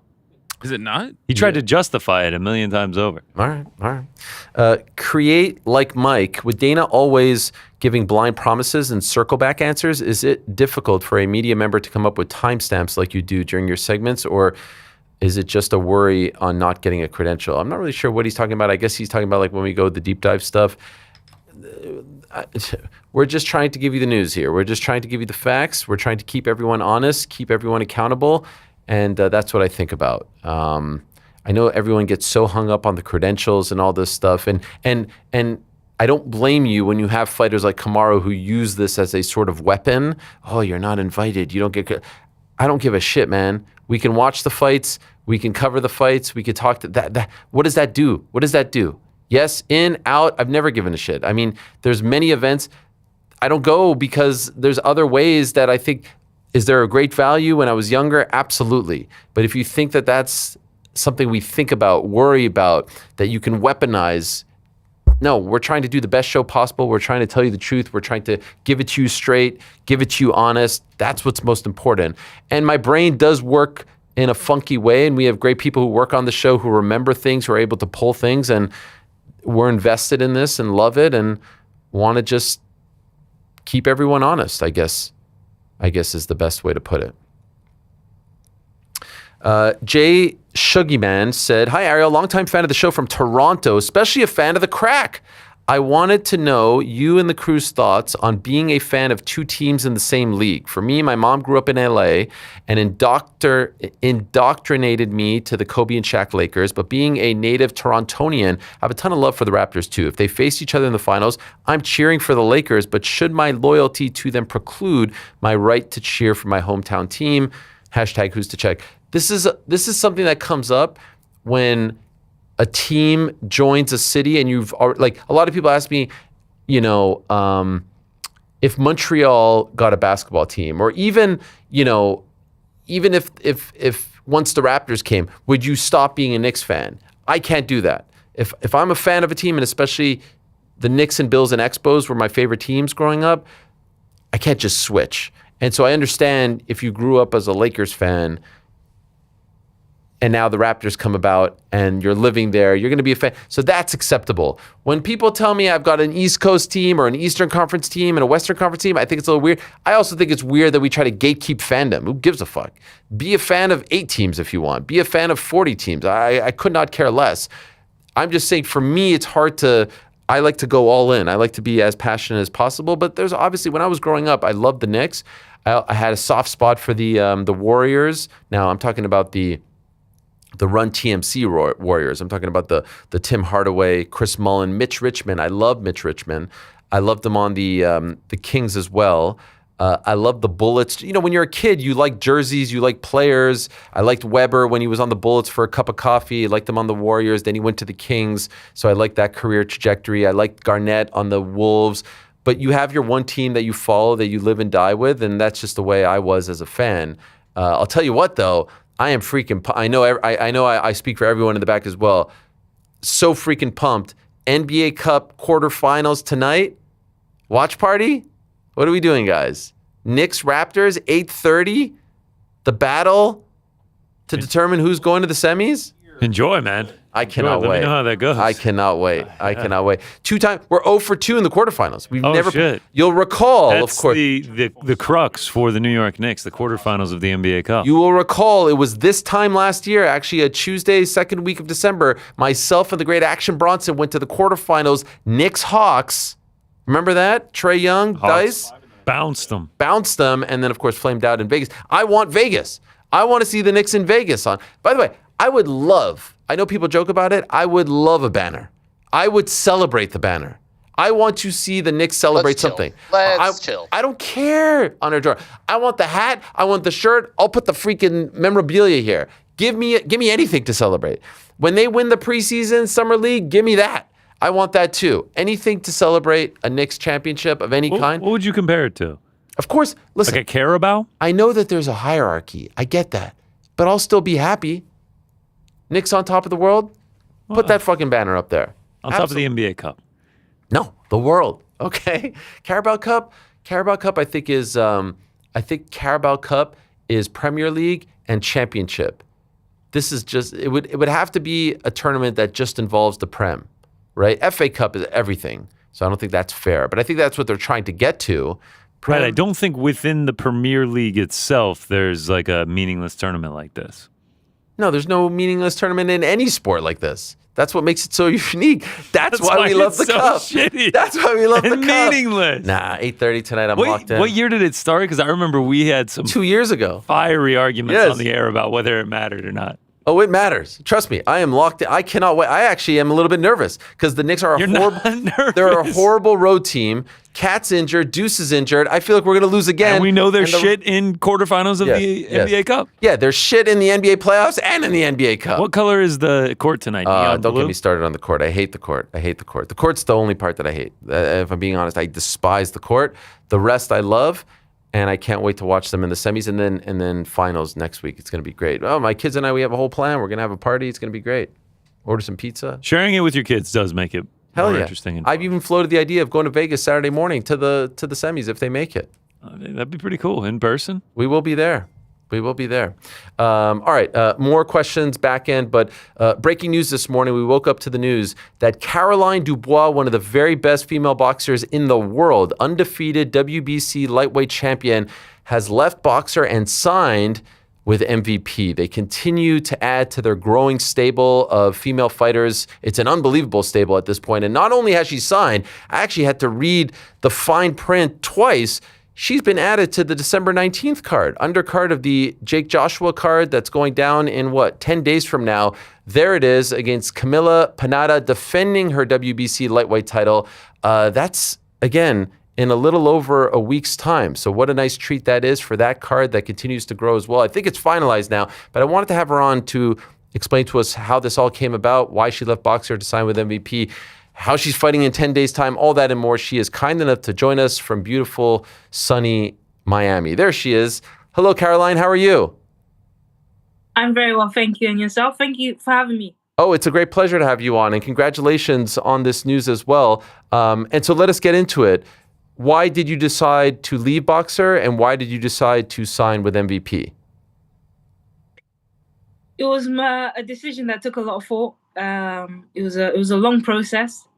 We've been talking back and forth with Nikisa, with the representatives from MVP, and it was just one of the moves that made the most sense. Obviously, I'm at this point in my career right now where sky's the limit, and there's such a massive ceiling, and there's so much on the line for myself. You know, I want to become undisputed. I want to do this. I want to do that, and we have to make the decision in terms of what's going to be the best route to get me to where I want to be. And MVP has signed up a lot of the females in my division.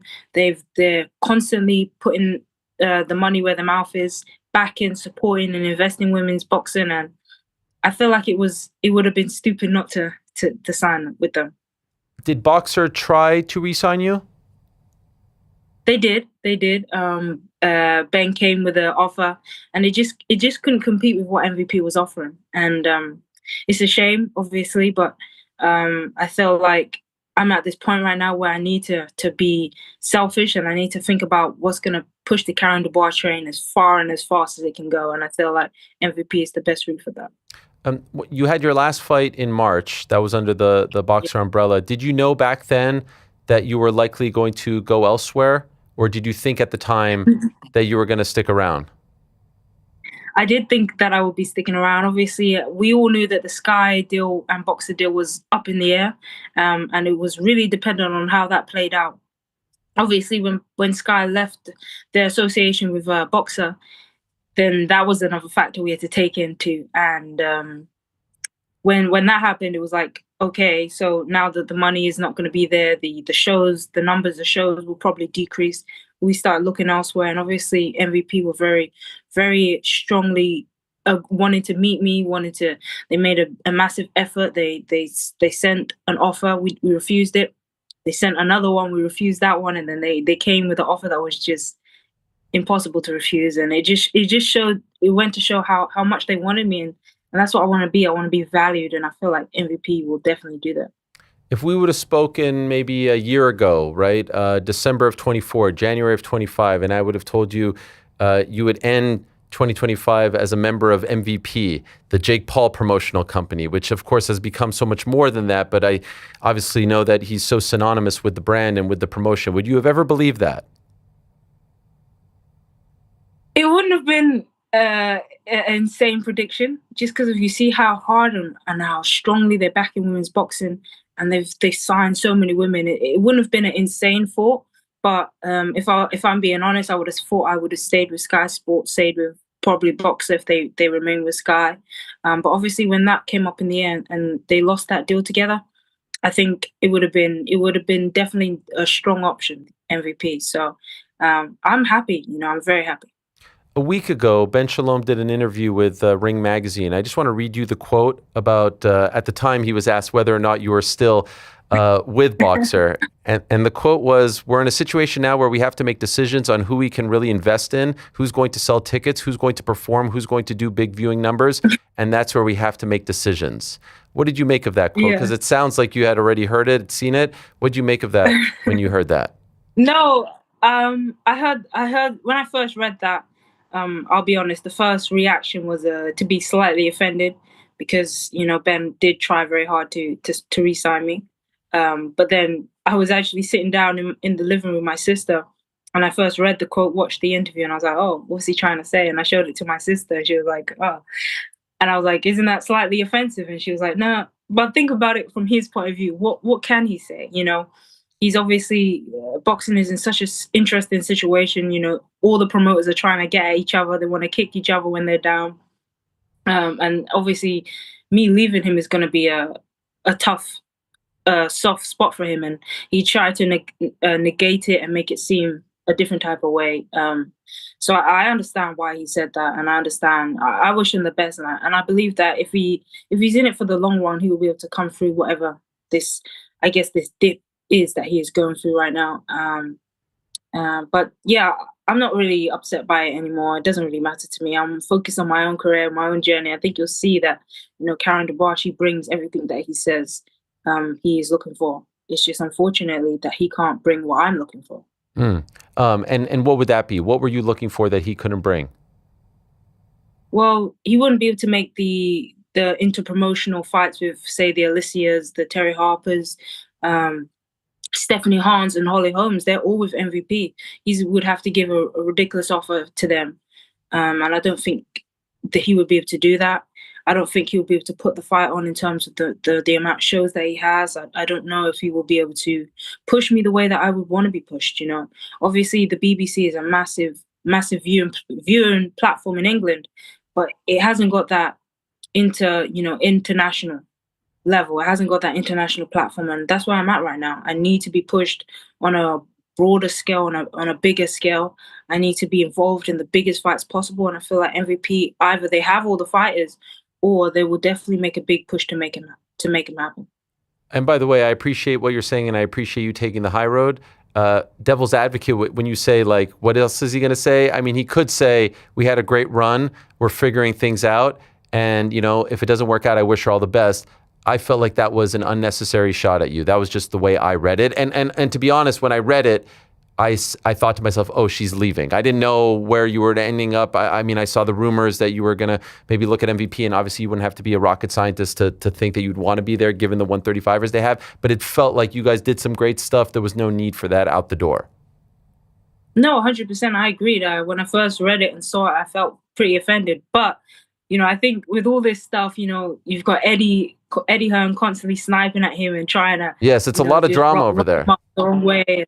All this stuff, and everybody's trying to, kick somebody when they're down or take the piss out of somebody when they lose a fight. So I think you just try to say something before they said something, just to make it seem not so bad. But, it doesn't really bother me. I'm focused on my own journey right now. I'm focused on what Caroline Dubois is doing, and what Caroline Dubois is doing is big things. So. Yes, and it all starts in 10 days. Was that always part of the plan, and we just found out, or is this coming together rather quickly for you? It is coming together really quickly. The shortest notice for a fight that I've had previously. But luckily, we stay ready. I was preparing for a December 20th card. That was potentially if I re-signed with Boxer. So I was preparing for that. I was training. I've been in the gym. So that's why this made sense. We found out about this fight very recently. And we just had to accept it. It's such a massive platform. Obviously, we knew we were going to sign with MVP. So to jump on such a platform just made the most sense. And when they offered us the date, we're like, we're ready. Let's take it. By the way, Queensberry not really in the women's boxing business, but Eddie Hearn and Matchroom very much are still. Did you talk to them as well? We didn't. We didn't. I Really? think we were focused on. No, we didn't. That surprises me. And it wasn't anything negative, you know, it wasn't any negativity towards either Queensberry or Matchroom or anything like that. I said to myself in my head, what is the biggest platforms that are going to get me the biggest fights? And I said, it's going to be either Sky Sports or it's going to be MVP. And MVP have all the women that I want to fight. It just makes the most sense. And we had to go there. Okay, so you mentioned 4.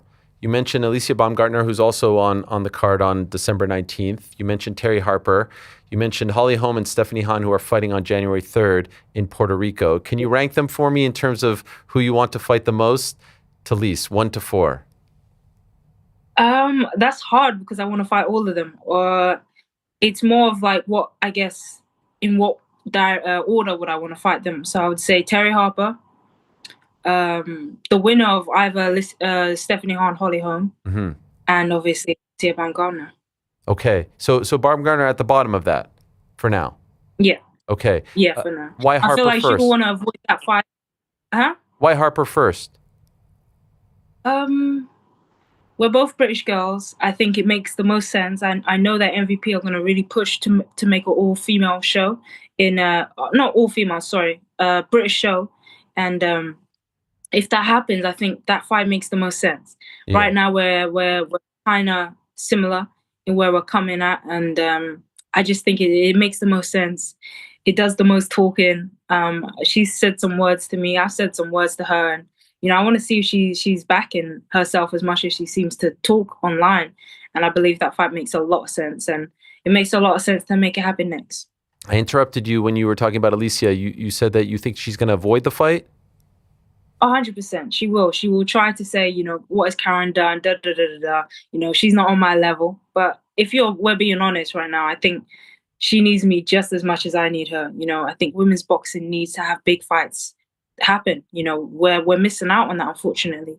And she needs to be involved in a big fight. She hasn't been involved in a big fight for a long time. And I think me versus Alicia Baumgartner is a massive fight. I think it's the biggest fight in women's boxing. But obviously, for that to happen, it needs to be built up. It needs to have the needle. It needs to have the belts on the line. And the way that we can do that is by me unifying and collecting as many belts as I can. And I know that she won't want to fight me unless I bring a massive dangling carrot to motivate her to get in the ring. What did you think of her performance in July? I wasn't too impressed, but I think a lot of people weren't impressed. And I think, to be honest, she wouldn't have been too happy with that performance. And it happens, you know, sometimes you underperform. Sometimes you underestimate your opponent. And I think probably she underestimated her opponent. And it was just a poor performance. And I'm sure she would agree. I hope that this next weekend, she brings back what we expect every time we see Alicia. I want to see her bring power, explosiveness, and hopefully get the knockout. And if she can do that, then, you know, we're back on.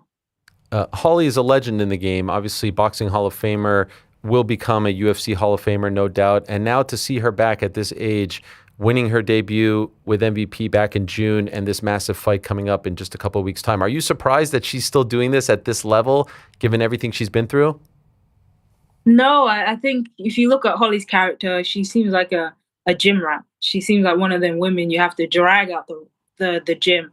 And that could be a boxing gym, a running gym, a Muay Thai gym, or a Brazilian Jiu-Jitsu gym. She seems like one of them women who just love to fight, love to train, love to test herself and challenge herself. So it came to no surprise to see her want to go back into the boxing world. I was surprised how quickly the opportunity for her to fight for a world title came about, but it makes sense. And I'll be very interested in fighting the winner of that. There was once a time where you were talking about the likes of Katie Taylor. Do you still hold out hope that that could be possible? Nah, not at all. To be honest, and I know I probably shouldn't say this, but I genuinely don't want to fight her. It doesn't really make any sense for either of us. And I think she's on a different trajectory. I think I'm in a really amazing spot right now where I don't need to be chasing one individual person. I can focus on my own career, and I know there's some really exciting fights ahead of me. Girls that are in their prime. Alicia Baumgardner is in her prime. If I beat her, when I beat her, sorry, nobody's gonna say I fought an old Alicia Baumgardner. No one's gonna say I fought a girl that was out of her prime. When I fight and I beat Elif Turhan, nobody's gonna say I got a washed up girl. You know, nobody's gonna say these things. Whereas if I fought Katie Taylor, it doesn't matter what happens. People are gonna say, you know, it's a lose-lose situation for me, and I'm not really interested in that fight. It just doesn't do it for me. I'm chasing big names that are relevant and in their prime, that excite me, that cause me to be a little bit anxious, cause me to feel that, and I really want that. And I feel like I'm so blessed right now. I'm young, 24. I don't need to be chasing one person. It doesn't motivate me or do anything for me. There was a story that came out last week of her in talks to fight Ronda Rousey. I don't know how valid this is. I think it's just something that's trying to be put out there to see if there's any interest. But what do you think would happen if Ronda Rousey fought Katie Taylor in a boxing match? That's a crazy fight.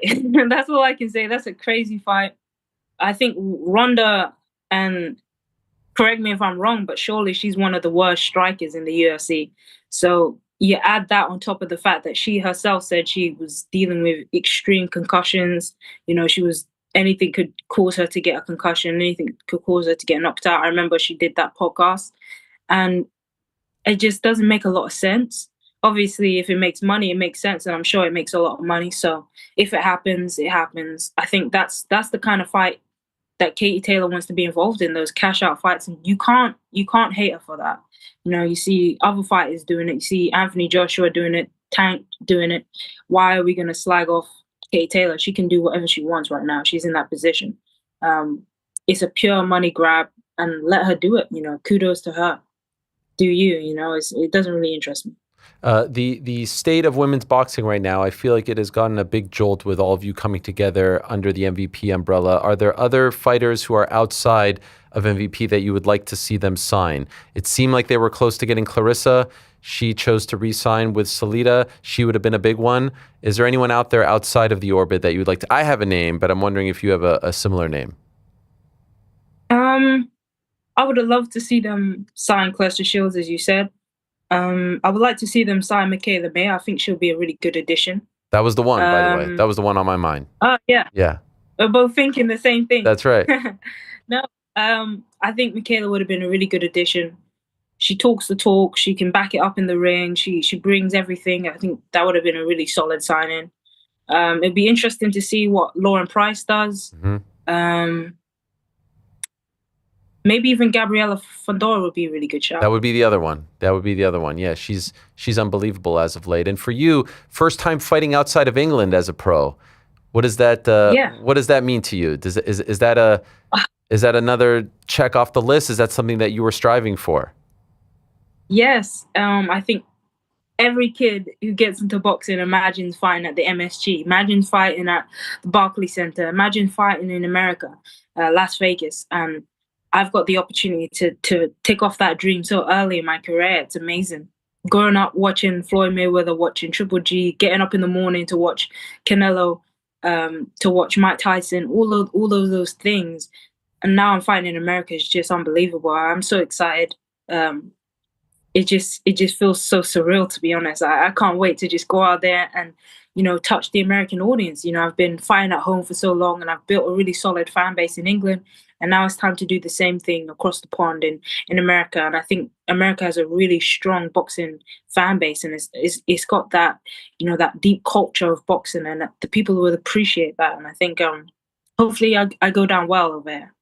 By the way, not trying to have you speak for him, but just curious, are we going to see your brother anytime soon? Any words on when he might reemerge? I'm sure he's working on something. He's obviously in the gym. He's working with his new coach, and he's just, I think, trying to find that connection and just work on himself. I think he's in that rebuilding phase, and you can't really blame him. He's had some really good fights, been involved in some really big fights and hard fights as well. So he's just probably recollecting himself and just rebuilding himself. He's the last man to fight and, of course, beat Anthony Joshua. I know you're new to the family, so I'm not trying to have you speak ill of Jake, but seriously, what do you make of this fight? And what do you make of his decision to take this fight after the Tank fight fell through? It's a very brave fight. And it says a lot about his character. It says a lot about what he is trying to do in the sport of boxing, You have a superstar in boxing in terms of Anthony Joshua, and you've got a superstar in the world, and that he brings outside of boxing world. He brings the normal casual fans.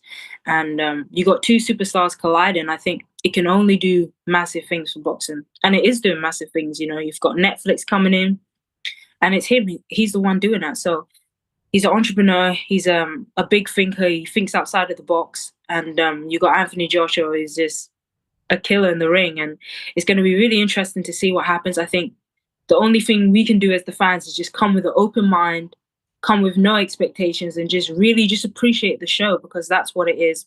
Two guys putting it all on the line, willing to entertain themselves, entertain us, and doing it in one of the most dangerous sports in the world. So hats off to both guys. All I can say is I hope they leave the ring healthy, safe, and just fulfilled that they did a really good job. Do you have a pick? Do you have a prediction? I can't do that. Ariel. I know. I can't do that. I'm being cheeky. I knew you were gonna do I know, no. It's all good. It's all good. The smile says it all. All good, and I appreciate that. By the way, no pre-fight parties on the day of the fight. All right, none of that stuff over in Miami. Yeah. No, don't do that to me, Ariel. None of that drama. No. You're just in a nice hotel over there. There's no mansions or any nice houses to go to over there. It's very normal over in South Beach. There's no parties. There's no distractions of any kind.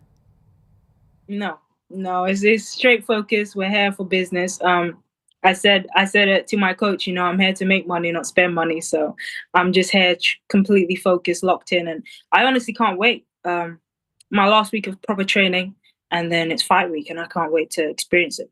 Well, I can't wait to witness it in person. Looking forward to being there next week. Looking forward to formally meeting you in person, but great to have you on here for a few minutes.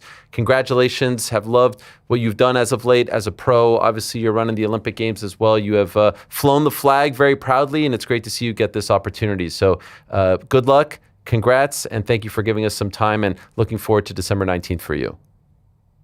Thank you. The pleasure was all mine. I can't wait to see you next week, Ariel. So hopefully we can catch up in person over there. Looking forward to it. Thank you, Caroline. Appreciate it. There she is, the great Caroline Dubois, the undefeated WBC lightweight champion. Lovely fighter, lovely person, and a big opportunity for her December 19th, rapidly approaching. And I did let you know that on December the 18th in Miami, in the 305, one of my favorite cities in the world. Not a big fan of their sports teams, but love the city, love the weather, love the environment, love the people, love everything about it, love the food. We will be having another Helwani Roadshow. So this is your formal save the date. Location, TBA. Fee, not required. Password, not required. Username, not required. Y'all see them, though. Yeah. Oh, that's a good one, Frank. Man, MVP. I wonder if they have on their website most valuable promotion. I wonder if they have the full list of fighters that they now, like, who would have thought after all this time? Athletes, okay. Here we go. Dina Thorslund, Amanda Serrano. How many do they have? Golly. Okay, I'm not going to read them all. They've got a ton. As far as women go, they have 1, 2, 3, 4, 5, 9, 13, 17, it appears. I don't know if Caroline is on here. Is she on here? No. And then a whole bunch of male fighters as well. It's really turned into something. Now, I will say, They've got a lot of British fighters, and in particular, female British fighters. They could put on a nice little UK show here. You've got Terry Harper, you've got Caroline Dubois, Ellie Scottney, Savannah Marshall, Chantel Cameron. They're missing some names here, unless things have changed as of late. I don't see... Oh, no, she's there. All right. Yeah, I mean, those are 5 pretty damn big names in their own right. So maybe they'll do that in 2026. Okay, great stuff there. Appreciate it very much. Can I tell you about tomorrow's show? Tomorrow's show is something. Let me get to see if I have a text here. Tomorrow on the program, guys, Jalen Turner, the Tarantula. We've got the Pride of Scotland, Chris Duncan. We've got Mr. I Am Happy, Thank You, Tatsuro Taira. Thought we were going to get the drop. I'm happy, thank you! Felt like a perfect, working on a potential new UFC bantamweight champion, working on it. And then the big one, Le Prédateur, Francis Ngannou. And I would say there's a lot to talk to him about. So Francis... What the fuck is that? Yeah, no, I mean, there's a lot to talk to Francis about, and that will all be going down tomorrow. And we will also, I want to let you know, do another On the Nose for all of you, because we have so many great ones on the Substack. We've been focusing on the threads. Let me get to a few other threads here. It's been such a great day with our new friends over at Threads. I really wanted to give them all the attention in the world.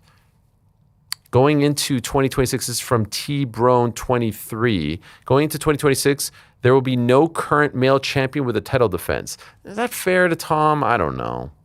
At the end of their reigns, who racks up the most defenses? Of the current champions, who will rack up the most defenses? Islam? Khamzat. I think Khamzat. The thing with Khamzat is going to be activity. How active can he be? Merab was so active and he racked up a bunch. It's really going to be activity, in my opinion. Let's see what else there is here. Let me get a good one here. Stephen Kempa, how would you describe the pay-per-view era to a new fan? Are you worried the magic we've enjoyed through this era might fade? Thanks for all you do. It's not just the pay-per-view era. I'm talking even young Mansur talking to me about those old days. There was something about when they first got on Spike and the magic. If I could explain to you the magic of this thing that was only on pay-per-view for the longest time and then gets on Spike TV sparingly, once every 3-4 months, and then the niblets of a countdown show after a TNA Impact that would get over 1 million viewers. That's how much we were starving for MMA content. Having that felt so fresh, so fun. I always say it wasn't, back in the day, it was like, hey, do you want to watch UFC tonight? I would have a good friend, John Beer. It's like, do you want to watch UFC because there's a UFC event tonight? And it was yes automatically. Now, I would imagine it would be who's fighting. Oh, I don't know who that is. I don't know who that is. There has been a McDonaldization of the sport. And anyone who tells you otherwise is just not telling you the truth. And I get it. Once they went to Fox, Fox asked for a larger menu. They wanted a fuller slate of fights. And the UFC, was happy to oblige for the money. And then ESPN wanted the same, and now Paramount wants the same. But here's the thing. You look at those pay-per-views from back in the day. You look at those fight nights from back in the day, and there was a standard as far as how many fights, wins, losses, how big and how, stacked the cards were. Now, we're going gaga for a fight card, a pay-per-view card that has 3-4 really good fights at the top. Back in the day, and I'm not trying to be, Mr. Unk here, but it was like 9-10 top to bottom. You knew every fighter. There was some footage of the arena on Saturday. There was some footage of T-Mobile, how empty it was early on in the card. And that's kind of Vegas to a degree. That's kind of the way it's become. But that wasn't really the case for the UFC back then. The UFC always prided itself on, this place is 65, 70% full from the jump because everyone cares about every single fight on the card. And I know that ticket sales have, affected things as far as the price of tickets and just the watering down and the McDonaldization, as I say, of the sport. But I will forever look back on 07, 08, 09, 10, 11, 12, up until 16 or so. I will forever look back on that period as just something supremely special. There was just something different about it. The characters, the fighters, the personalities, the way they were able to showcase their personalities, no uniform, the amount of events that were happening was much less, so it felt big. You were jonesing for it. I can guarantee you this, and this will be the best way to describe it. Come January 24th, it will be 6 weeks in between events. I can guarantee you that we will all be foaming at the mouth. We will all be missing it. And we don't get that enough. So sometimes a little bit less is more. A little bit less is more, but when there's so much money involved, I get it. What does Movsar Evloev have to do to get a title shot? This is from Evan Folger. I think he has to beat Lerone Murphy in spectacular fashion in London. This is from our favorite fighters.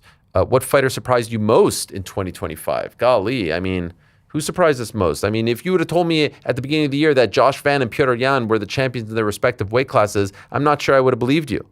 So let's start with them. Waldo Cortez Acosta. Let's start with them. See them though. Yeah. Alexa L. Schlemmer. Do you think bringing back Muhammad Mokaev is a good idea? Yes. Bring him back. Come on, man. Bring him back. I think he's paid his fine, his debt to society. Best Christmas/holiday memory. I was trying to explain this to my kids recently. They're big on like presents for Hanukkah. We didn't get presents for Hanukkah when I was a kid. Hanukkah was just like lighting the candles. That's fucking illegal. Nah, I'm telling you, we'd get like a little Hanukkah gelt. We get a couple dreidels, and that was it. Now, I feel like, and I get it, everyone wants to be the same, but Hanukkah to me was never a present holiday. It was about family. It was about food. It was about lighting the candles. When I think of Hanukkah as a kid, again, I didn't grow up celebrating Christmas. I loved Christmas. I loved Christmas movies. Home Alone, I went to see it 4 times in theaters. I used to listen to the Time Life Treasury of Christmas CD in my car. I had a TJ, a Jeep TJ. Some will call it a Wrangler as well. And I would listen to that in July. That's how much I loved Christmas music and the holiday spirit and all that stuff, despite the fact that I hate the cold. But we'd go on vacation sometimes. We'd be off from school 2 weeks. We'd go somewhere. And my dad would always bring a portable Chanukia menorah, and it would be like these little things that were these little like capsules that would have oil in them and a little wick. And every day he would like pop one open, and it would just break it down for you, sort of like a triangle, and it would go like day by day by day because you have to do it, for 8 straight nights, and 1 candle on the first night, 2 on the second, 3, but you start over every night. And when I think of Hanukkah, for some reason, I always think of that. I always think of, I don't know, him bringing that and it being very important for him to do it and to keep it up. And now I do the same with my kids as well. Here's Youngmar. No question, can I just get a Go Bills? Youngmar, you can get more than that. We are going to waltz into Foxborough this Sunday, and we are going to remind these Johnny-come-latelys, these posers, these what have you done for me latelys? We'll remind them who's who in the AFC East. We're going to remind them who's who in the AFC. It's right there. It is right freaking there. I don't know if it'll ever be more right there. And we have a very flawed roster, in particular when it comes to the offensive weapons, in particular when it comes to the wide receivers. It is very flawed. But look at them. Look at them on Sunday. Back against the wall. Joe Uncool in town. And I like Joe Burrow. I'm not trying to be a hater towards Joe Burrow. I know he's a big MMA fan. Shout out to him. But to pull that win out, to have a win over Pat Mahomes, to have a win over Lamar Jackson, and a win over Joe Burrow in the year 2025. And sure, there were some bad losses. I mean, there were some bad losses. Lost to Tua, lost to some Michael Penix, David Willis. Like, who are these guys? I mean, they can't even hold Josh Allen. Anyway, it's right there. It's wide open. The teams I was most worried about at the beginning of the season, the Ravens, the Chiefs, and the Lions. There's a chance all 3 don't make the playoffs. Isn't that crazy? I think it's crazy. Kyle. Hi, Ariel and crew. I have a film company in Australia. I'm so happy to hear you're investing in uncrowned films. MMA is one of the most story-rich sports, and there's so much we can learn as humanity from the tales within it. Would you ever consider coming to Australia or investing in covering the MMA scene? I would love nothing more. I want to go to an internal MMA show led by the great Cam O'Neill. I want to be there. I want to witness it. I want to experience it. I love Australia. The problem is we do this show every day. So when are we going to go? Are we going to do the show out there? It's just a whole thing. How do we do both? And I do want to let you know that our next uncrowned film will be coming out next Wednesday, December 17th. So a very exciting week coming your way next week. December 17th, uncrowned film. Number 2. Thursday, December 18th, Helwani Roadshow. Friday, December 19th, Jake Paul, Anthony Joshua. And then our final show of 2025, at least live show, will be on December 22nd, that Monday. Bucking Bronco 88. Hi, Ariel. Longtime fan of the show here from Hervey Bay, Queensland, Australia. Quick one for you. Do you remember those late 90s, early 2000s WWE promos? The ones with the epic music, the storytelling, the hype that made every match feel massive? Yeah, of course. What's the most famous one? Check out. Check out. Check out.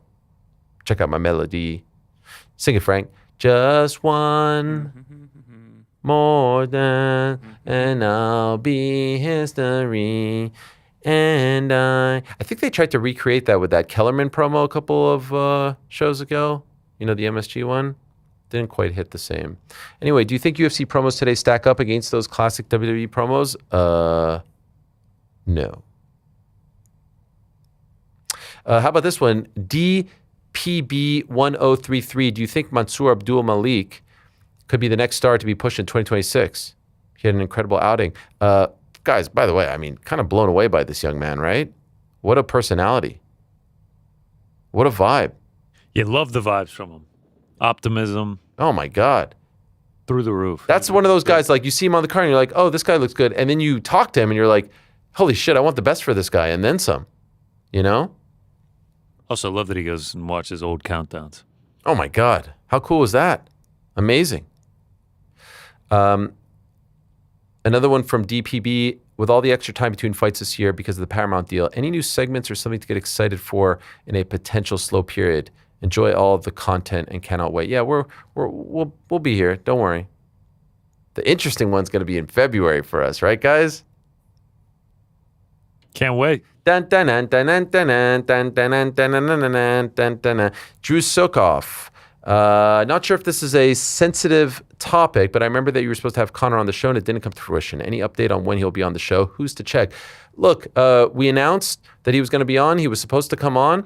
And the truth is, I got a call, not from him, but other people saying there are certain things you couldn't talk about, you couldn't ask about. I said I can't agree to that. And we decided to save it for another time. And we decided that, you know, it wasn't in our best interest to do an interview like that. And that's the truth. And so everyone who thought that, you know, we were left at the altar, that wasn't the case. I can't do an interview and I can't be told I can't speak about certain things. Now, I'll tell you what, I did speak to Connor and he assured me that when the time was right, we will talk about those things. And I can't wait to talk about those things because I think that there's a lot to talk about. But I can't be on here talking about BKFC and stuff like that. And we would get to that. We have to talk about other things too. And I don't like when, you know, we agree to an interview and then, you know, last minute it's told to me that we can't talk about certain things. I would have never announced it. I would have never agreed to it. And again, those were other people. And then we spoke and we were all good. There's no hard feelings. I feel like we made the right call. They feel like they made the right call. And I hope down the line that we can talk about things. And I think we will. GC, Jacob 2 Maye wants to know if you remember who the main event of UFC Moncton was. Moncton? No, unfortunately, I don't. Do you know? No. UFC Moncton. God, that's a card that I would want to go to. I feel like it was Derek Lewis. Derek Lewis loves to main event a Nova Scotia Wow, card. this is a great one. Volkan Ozdemir versus Anthony Smith. What was this run that they went on in the late Yeah. 2010s of just going to the most random Canadian cities? Eastern Canada, yeah, really weird. I love it. They were really investing in UFC Canada back then. Fuck, bring it back, man. The Yeah. Avenir Center. Yeah, Saskatoon. Halifax. Shout out, man. Shout out. That's one I'd love to cross off the bucket list. Josh Johnson 101. How does the boxing world react if Jake Paul KOs Anthony Joshua live on Netflix? I think most people will say, oh, the fix, right? The fix. AJC91 asked if we can give him a teaser for the next Uncrowned film. Some people have teased it already, unbeknownst to us. But it's coming out next Wednesday. We'll tell you more about it next week. How about that? But next Wednesday, 1 p.m. Eastern, mark your calendars, December 17th. It's going to be lit. Declan J. Byrne, have I read some signals wrong, or are you going to be working on the upcoming World Cup? No World Cup for me as of now. We are going to the Olympics. But as of now, no World Cup. Would love to do it. So if anyone wants to hire us, we'd love to be there. Last one, ASAP OX3. Why is Kayla Harrison the only fighter under Ali to defy his rule of fighters not appearing on your show? Is she just badass and the other fighters are not? Yes, that is precisely it. She's got bigger cojones than all of them. She's her own woman. She thinks for herself, and she understands the concept of representation. And allow me to explain to you the concept of representation. The agent / manager works for the fighter / client. The fighter / client pays the agent / manager. And so given that financial relationship, this person, fighter, client, who is paying this person, manager, agent, tells this person tells this person what to do and what they will do and won't do, and surely is not going to take any cues from someone telling them what not to do. And so Kayla and I have had a great relationship for a long time. She's a woman of her own conviction. She has her own thoughts, and she says, look, peace and love, peace and love. I'm going to do what I want. You have your own deal, great, but I'm going to do what I want. And I respect her infinitely for that. I've had other fighters text me and be like, would love to come on, but and that's fine. I don't not respect them.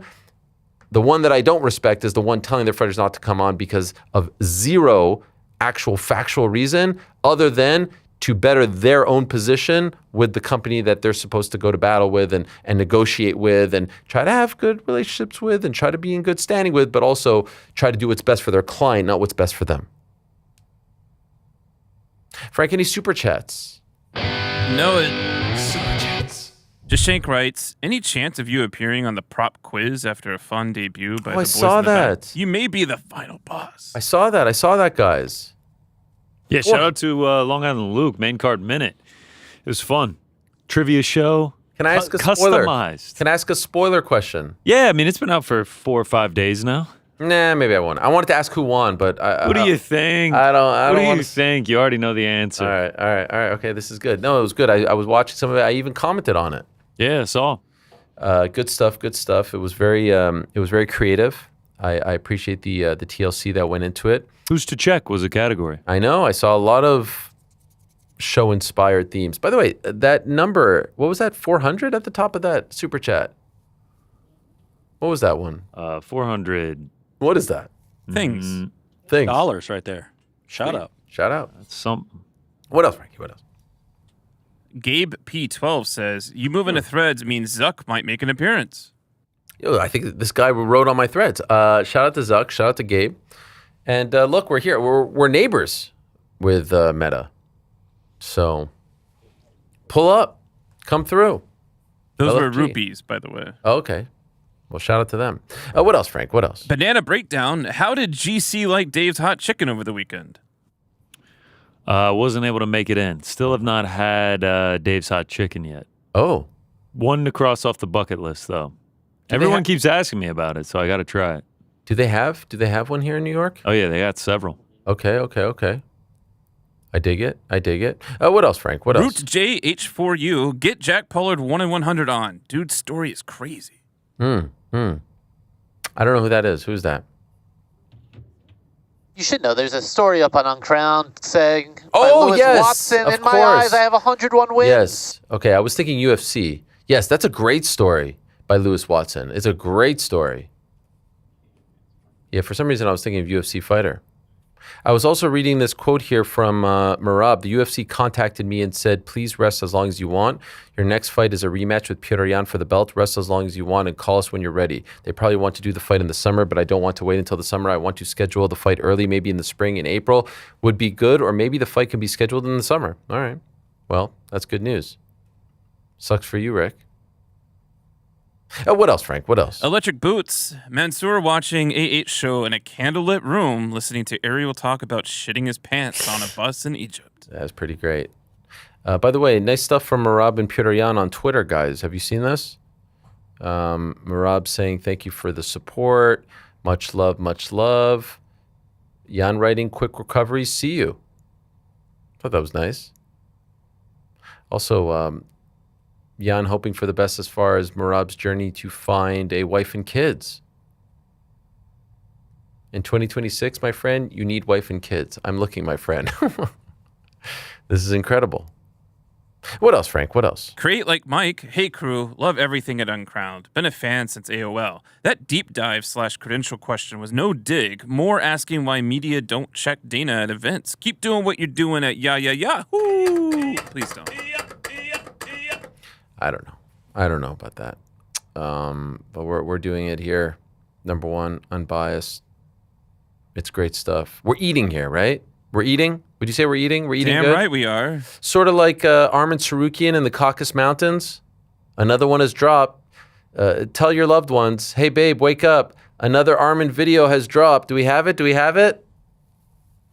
Oh, look at this. This might be the best one yet. What is he eating? Ossetian pies. Yeah, an Ossetian pie. Oh, what is that? What is that? It's bread stuffed with like cheese and meat. Oh my dear, it looks fantastic. Yeah, it's of the Caucasus region. You know, I actually had Georgian food the other week again. It's fantastic. Little henkali. Where? You know, around. What do you mean around? You know, it's my neighborhood joint. Okay, there's a neighborhood joint that sells Georgian food? Yeah, there's several Georgian restaurants here in the city. Okay. Yeah, they're great. Also wanted to give a congratulations, a mazel tov to The Rock. He was nominated for a Golden Globe, I do believe it is. Does anyone know about that? For Smashing Machine, eh? Yeah. So Christopher Nolan said it was an unbelievable performance. Yeah, there it is. Best Male Motion Picture Drama, Dwayne Johnson. Look at those names Big Rock's up there with. Michael B., Jeremy Allen White. Oh, yeah. Oscar Isaac. Oh, yeah. Oscar Isaac. Did you guys happen to see that Oscar there's...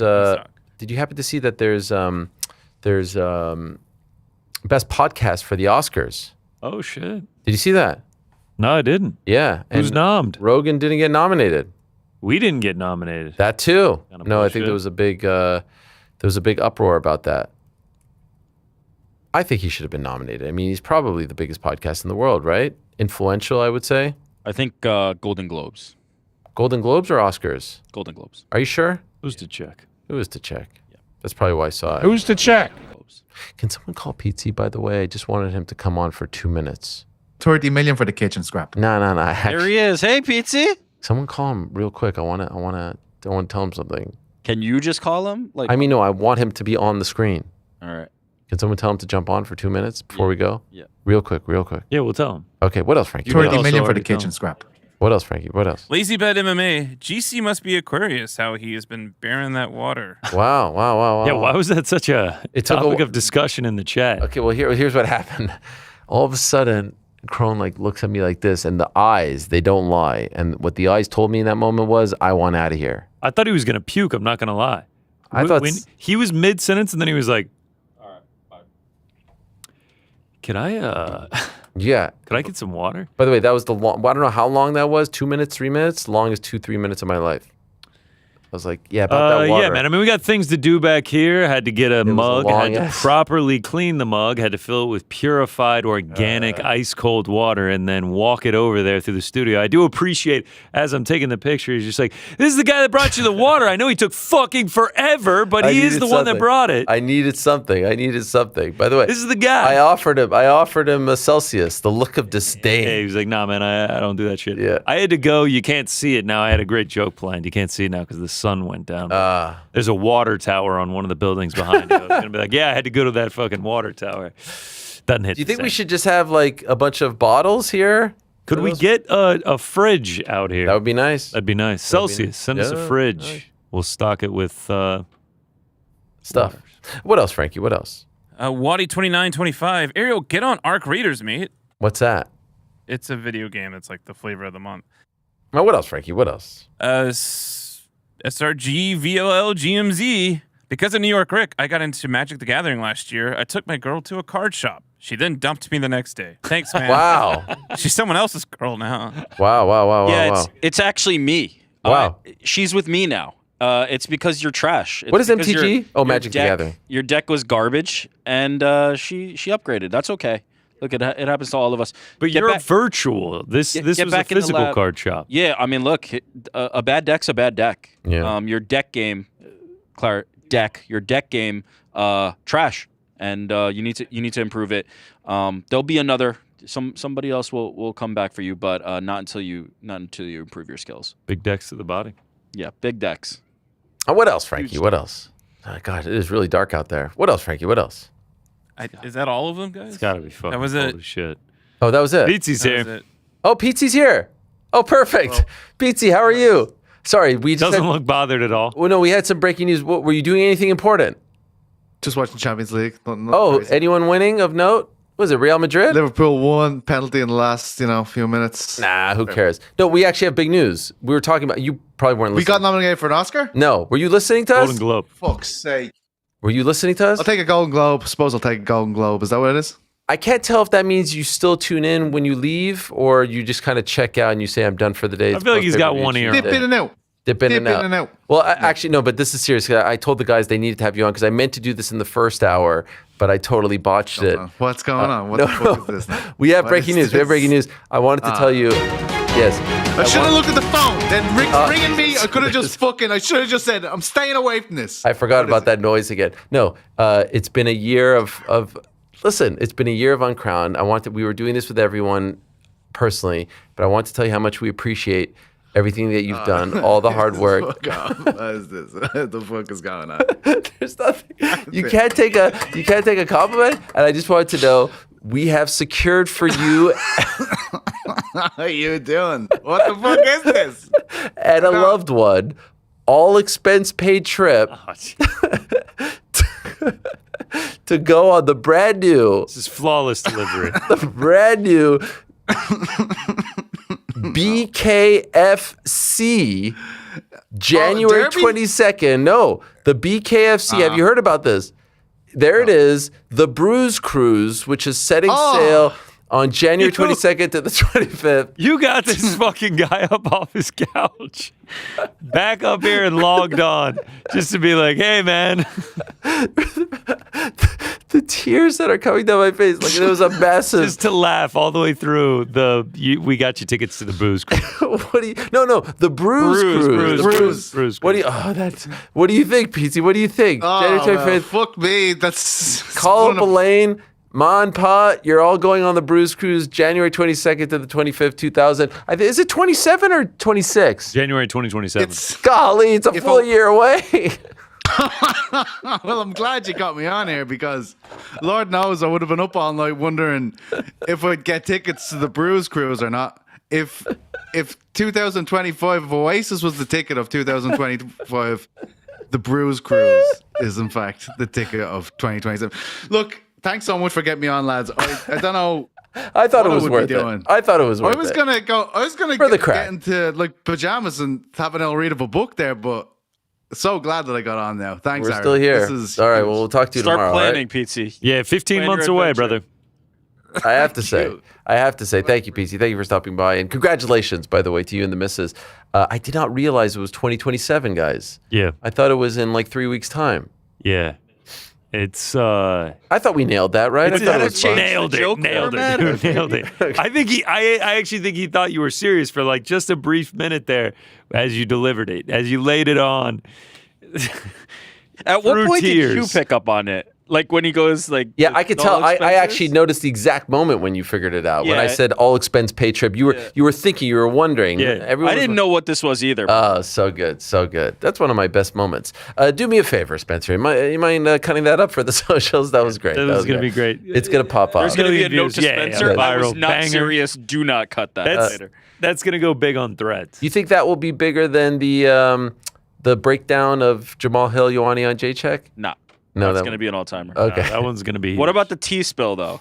That's a good one, too. Yeah, that's a good one, too. We don't have that one, right? We have nothing there. Perfect. Is there any update on Jamal Hill and Ioane? No, nothing yet. Nothing yet. We're all standing by. Bated breath. I would imagine Jamal's going to have a response to the thread. Oh, yeah. 100%. No, but what about the girlfriend? The girlfriend. She said she was going to release the... Yeah. Oh, I thought hers was in reference to Jamal's... Oh, Jamal's YouTube. thing was that? I thought so, yeah. Oh, okay, maybe. Oh, interesting. Okay. I thought she was going to come out with her own announcement. All right, well, we'll see you tomorrow. Time to go, guys. Time to say goodbye. Like I said, tomorrow, a very busy day. Another one as we inch closer to the end of the year. Yahoo holiday party tomorrow, guys. Who's in? Me. For all the acquaintance be forgot. I'm in. You are in. Rick is in, and that's it. That's it? No Frankie? I was a late addition, but I wouldn't miss it for the world. As was Frankie, though Frankie says that he can't be a late edition. Oh, that's what he has, like a rule about that? Yep. Okay. All right. Shall we pull up to Terminal 5 on Friday, guys? I will not be. Okay. I will not be, right. unfortunately. All right. I thought about No it. Pep You Guardiola? go, I go. It would be, I mean... Listen, you go, I go. Frank said he's been there, right? Yeah, Frank loves Terminal 5. Oh, yeah. Great What have you place. been there for? The last thing I saw there was Mr. Bungle. What is it, like a concert place? Yeah. Okay. Mr. Bungle or Mr. Bunghole? Who's to check, right? Who is to check? Who's to check? I was going to say, you could have just hit the drop. I'm seeing here from the great Marcel Dorff. Goat. King Green taking on Lance Gibson Jr. this Saturday on the UFC fight card. That's in like 3 That a late days. edition? Yeah, Lance Gibson making his UFC debut. Wow. Beefing it up. Yeah. Didn't he like beg to be on the Seattle card? He was pretty PO'd. Yeah, so how about that? They're going out with a bang, my friends. They are going out with a bang. All right, time to go. Thank you to all our guests today. Thank you to Kron Gracie. Thank you to Mansur Abdul-Malik. Thank you to Maycee Barber. Thank you to Caroline Dubois. Thanks to you. Thanks to them. Back to our side. Peace.